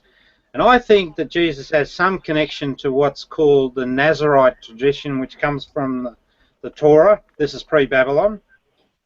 So I see this Jesus as being what would I call him? In Greek, they've got this term called nous. You know, it's where yeah. So I see the Essenes being like the Greeks and very perceptive, intuitive about who we are as real people. And this is the Essene model, or at least the righteous teacher of Jesus. And this is the Gospel of Thomas. But then we have, within the context of Gnosis, we have all this stuff that's Valentinius and it's the Apocryphon of John and all of that. That streams down for me from the Zoroastrian oral tradition. Does that answer your question? Oh, that was beautiful. I'm so glad you said the last part in particular. Yeah. Well, see, in the Apocryphon of John, it actually specifically says, if you want to see all this, because it's a ridiculous theology, but if you want to understand what I'm talking about, go see the Book of Zoroaster. It actually physically says that, and then it also talks about a Pharisee with a evil spirit name. And when I saw that, I thought, shit, what's a good old religious boy got with this dark side, you know? And that was actually what sent me back to Cyrus the Great. All right, so that's that. That's fascinating. Yeah. Second question. Yes. Have you read the Didache? I did have a quick look at that, but I gotta say, right, because what I did is I covered. So I've written a book. What is this thing called God?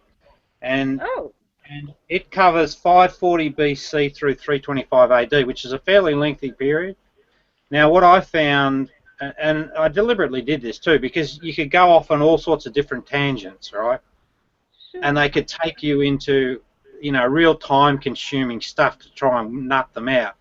What I chose to do was sort of skim across the top, looking for that bigger picture, right? And I eventually settled on 5 corruption events that I felt where the empire had actually tampered with religion. And so I did have a look at it, but I didn't look at it in detail. Okay, fair enough. Thank you. I'm really happy to to hear your understanding of that, and I'm going to look into your book because that sounds really interesting too. All right. Well, I'll post a link to it. It's on thank you. Amazon at the moment. Okay. So I haven't actually released through my publisher yet.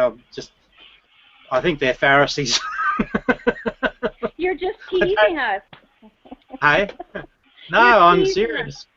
No, I'm I serious. mean that we can't get the book yet. You're teasing us. Oh no, you can get it Give now. her the link to the free copy. Hey? Yeah, all right, I will. Just for the group, I'll give you a link to the free copy. Now that's an earlier one, so it's a bit, a bit scrappy, but hopefully you'll get the main body of it. So Okay. you'll send me poor, you people. I don't mind. Thank you. You're So welcome. may I ask John? Which John? Me? Yes, you. Yes, you. Okay. Okay. Because So there you're are saying- two Johns in the room. Oh, you're right. How would you like me to identify the difference? Some people call me Shay. Oh, Shay. That's great. Okay. Jacob So you're Arla. talking about They you're call talking my- about gardening. Yes, I do some gardening, yeah. Okay. And you were saying about, the weeds and things like that. And the first thing I thought of was that there are certain ways that you can work with plants to either get along with each other or they do not. You know what I'm saying? I hear what you're saying. Yeah. And the other thing that popped into my head was, when you see a snake in your garden, you know that that's a good thing. Unless it's a poisonous one, you don't want to kill the snake in your garden because they do so much good. Yeah, I live out on Long Island, so I hardly see any snakes. Okay. Unless the ones that go to temple. I mean, those. Oof. Oh, that was very rough. Oh. Was that too hateful for the room? My bad. Not at all. No, that's great. I mean, all this talk about Pharisees and Sadducees, and I don't know. Maybe the anti-Semitism's right in my brain. I don't know. I won't hold that against anybody. What do you like to grow in your garden? I usually do cucumbers, tomatoes, peppers. Nice. Okay. And weeds. No, I try to rip those up by the roots.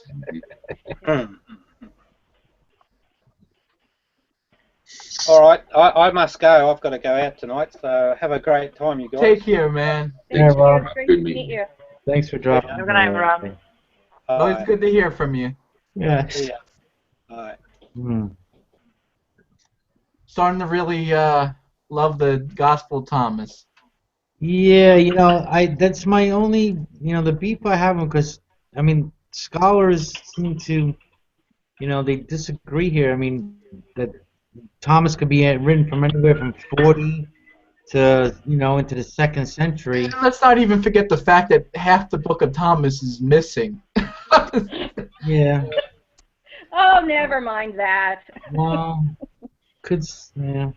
It's the trouble with idolatry. It's Yeah. very hard to live up to an image.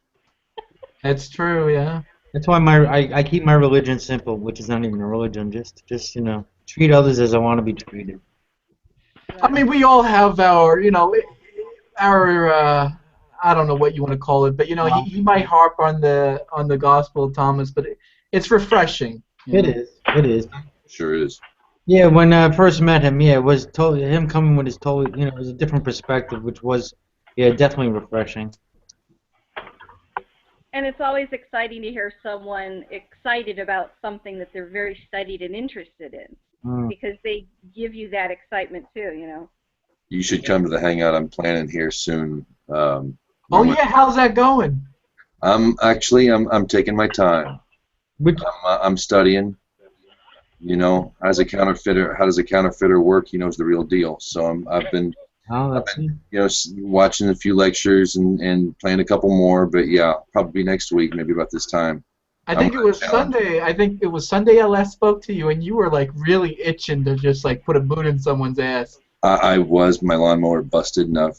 Been trying to organize things, and it just I didn't have the time. But yeah, it's going to be Torah versus Christianity. Right. Torah My versus books of Moses. Christianity. I won't I need would it. pay They money. can- The Christian can use anything they want to use. All I'm going to use is Torah, and I will be able to dismantle their religion or any argument of their Oh, religion they that present. would be very easy. Yeah. Can I ask you, does Torah, does that include oral and written, or is just No. written Torah? I'm going to go written, Torah, and oral, but the base Okay. of my argument will be in the written. I want to make this as easy on everybody as possible. See, only us can get that. See, everyone else in the room like, what the hell is oral and written, eh? Why that? I would I pay mean- money to see the Mario Pwn hammer laid down on someone. Well, I just want to understand why Midrash Mishnah and the Torah. I'm confused by. Why did you pick one but not the other? You picked Midrash but not. You see what I'm saying? Or you did, didn't you? Oh, but No, he's going to use both. Yeah, that's why I'm confused. If you're going to use Midrash, but you're not going to use why did I forget the name for the other right now? Torah. No. Oh. The like the halacha. no, not the halacha. I'm so sorry. That's Growing okay. up in It's school- all right. Take your time. No, I'm trying to remember, and the thing since your childhood, and then all of a sudden it. Now, Gretchen, are you Jewish? Mishnah, Midrash. Yeah, Mishnah. Midrash. Mishnah and Midrash. Yeah, Right. why would you take one and not the other? There. Yeah. Well, because I want to be talking to Christian folks, so those are the ones I would like to spar with. Unfortunately, Oh, very Gretchen, unfortunately, Christians are, I don't want to say they're adults, but they go by this, Bible alone bullshit, you know what I mean? Yeah, the Sola Scriptura, yeah. So they don't even know the other stuff, they don't know the good stuff. But there's enough in the word alone. Well, Yeah. yeah. In case you don't know, Gretchen is Eastern Orthodox. Oh, okay. Cool. Eastern Orthodox Judaism? No, Christian. No. Oh, Christianity. Okay. Yeah, like the Russian Orthodox, right? It's true. Well, I have an issue with them, but yes. Okay. There's Greek Orthodox and there's yeah. I'm Antiochian. No kidding. Hmm. But I was born and raised Jewish, and then I became Baha'i for almost 19 years, and then I became Eastern Orthodox. Oh, so you're Jewish. Your mom is Jewish. Oh yeah, mother and father. Yeah, I was born and raised Jewish. That's what I was saying. Like all these years in Skokie, Skokie, Illinois. I'm a big fan of your all's Torah. I'm a Gentile. I'm a nutty, crazy, loony Gentile who's just mad about it. Not always right, but I love it. It's yeah, a big fan. That's cool. Wanna be. There was a time. There's actually a guy that's his channel. I want to be Jew. Yeah. Have you met him? Yeah. Who does it? Yeah, I want to be Jew. Yeah. So what made you leave Judaism? What happened? What happened? I think my uncle asked me the same thing. Why have you rejected Judaism? And I don't think, when I was growing up, for instance, whenever they would get to the parts of the prayers where they were saying, until the Mashiach comes, and I'm like, he's already here. And I didn't know anything about Christianity because I was raised, like I said, it's very insular, especially in Skokie. So, I thought that was dumb. I thought that was ridiculous. What are they waiting for? It's already here. I don't know. So, even though I was very Jewish, and I still have certain things that I don't even know that I have them because I can't separate, do you know what I'm trying to say? The way that I was taught to think and the culture kind of a thing, that I don't even know that are kind of these vestiges of it. But I always knew that I wasn't completely okay, if you want to say my spirit, my neshama, it would not be fed if I stayed Jewish, and I refuse to get a bar mitzvah.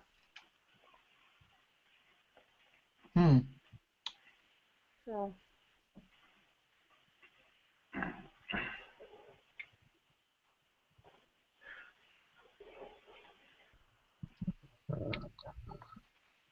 I'm sorry. I'm just pondering. I'm just sitting here in thought. Just thinking.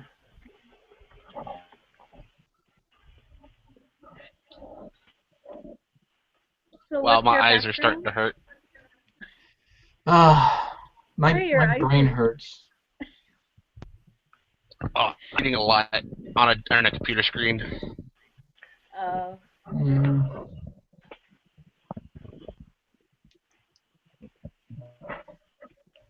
So you think Jesus is, if I heard you correctly, you believe he fulfilled the prophecies? Or going to? Or? As an Eastern Orthodox, yeah, that's how that lays down.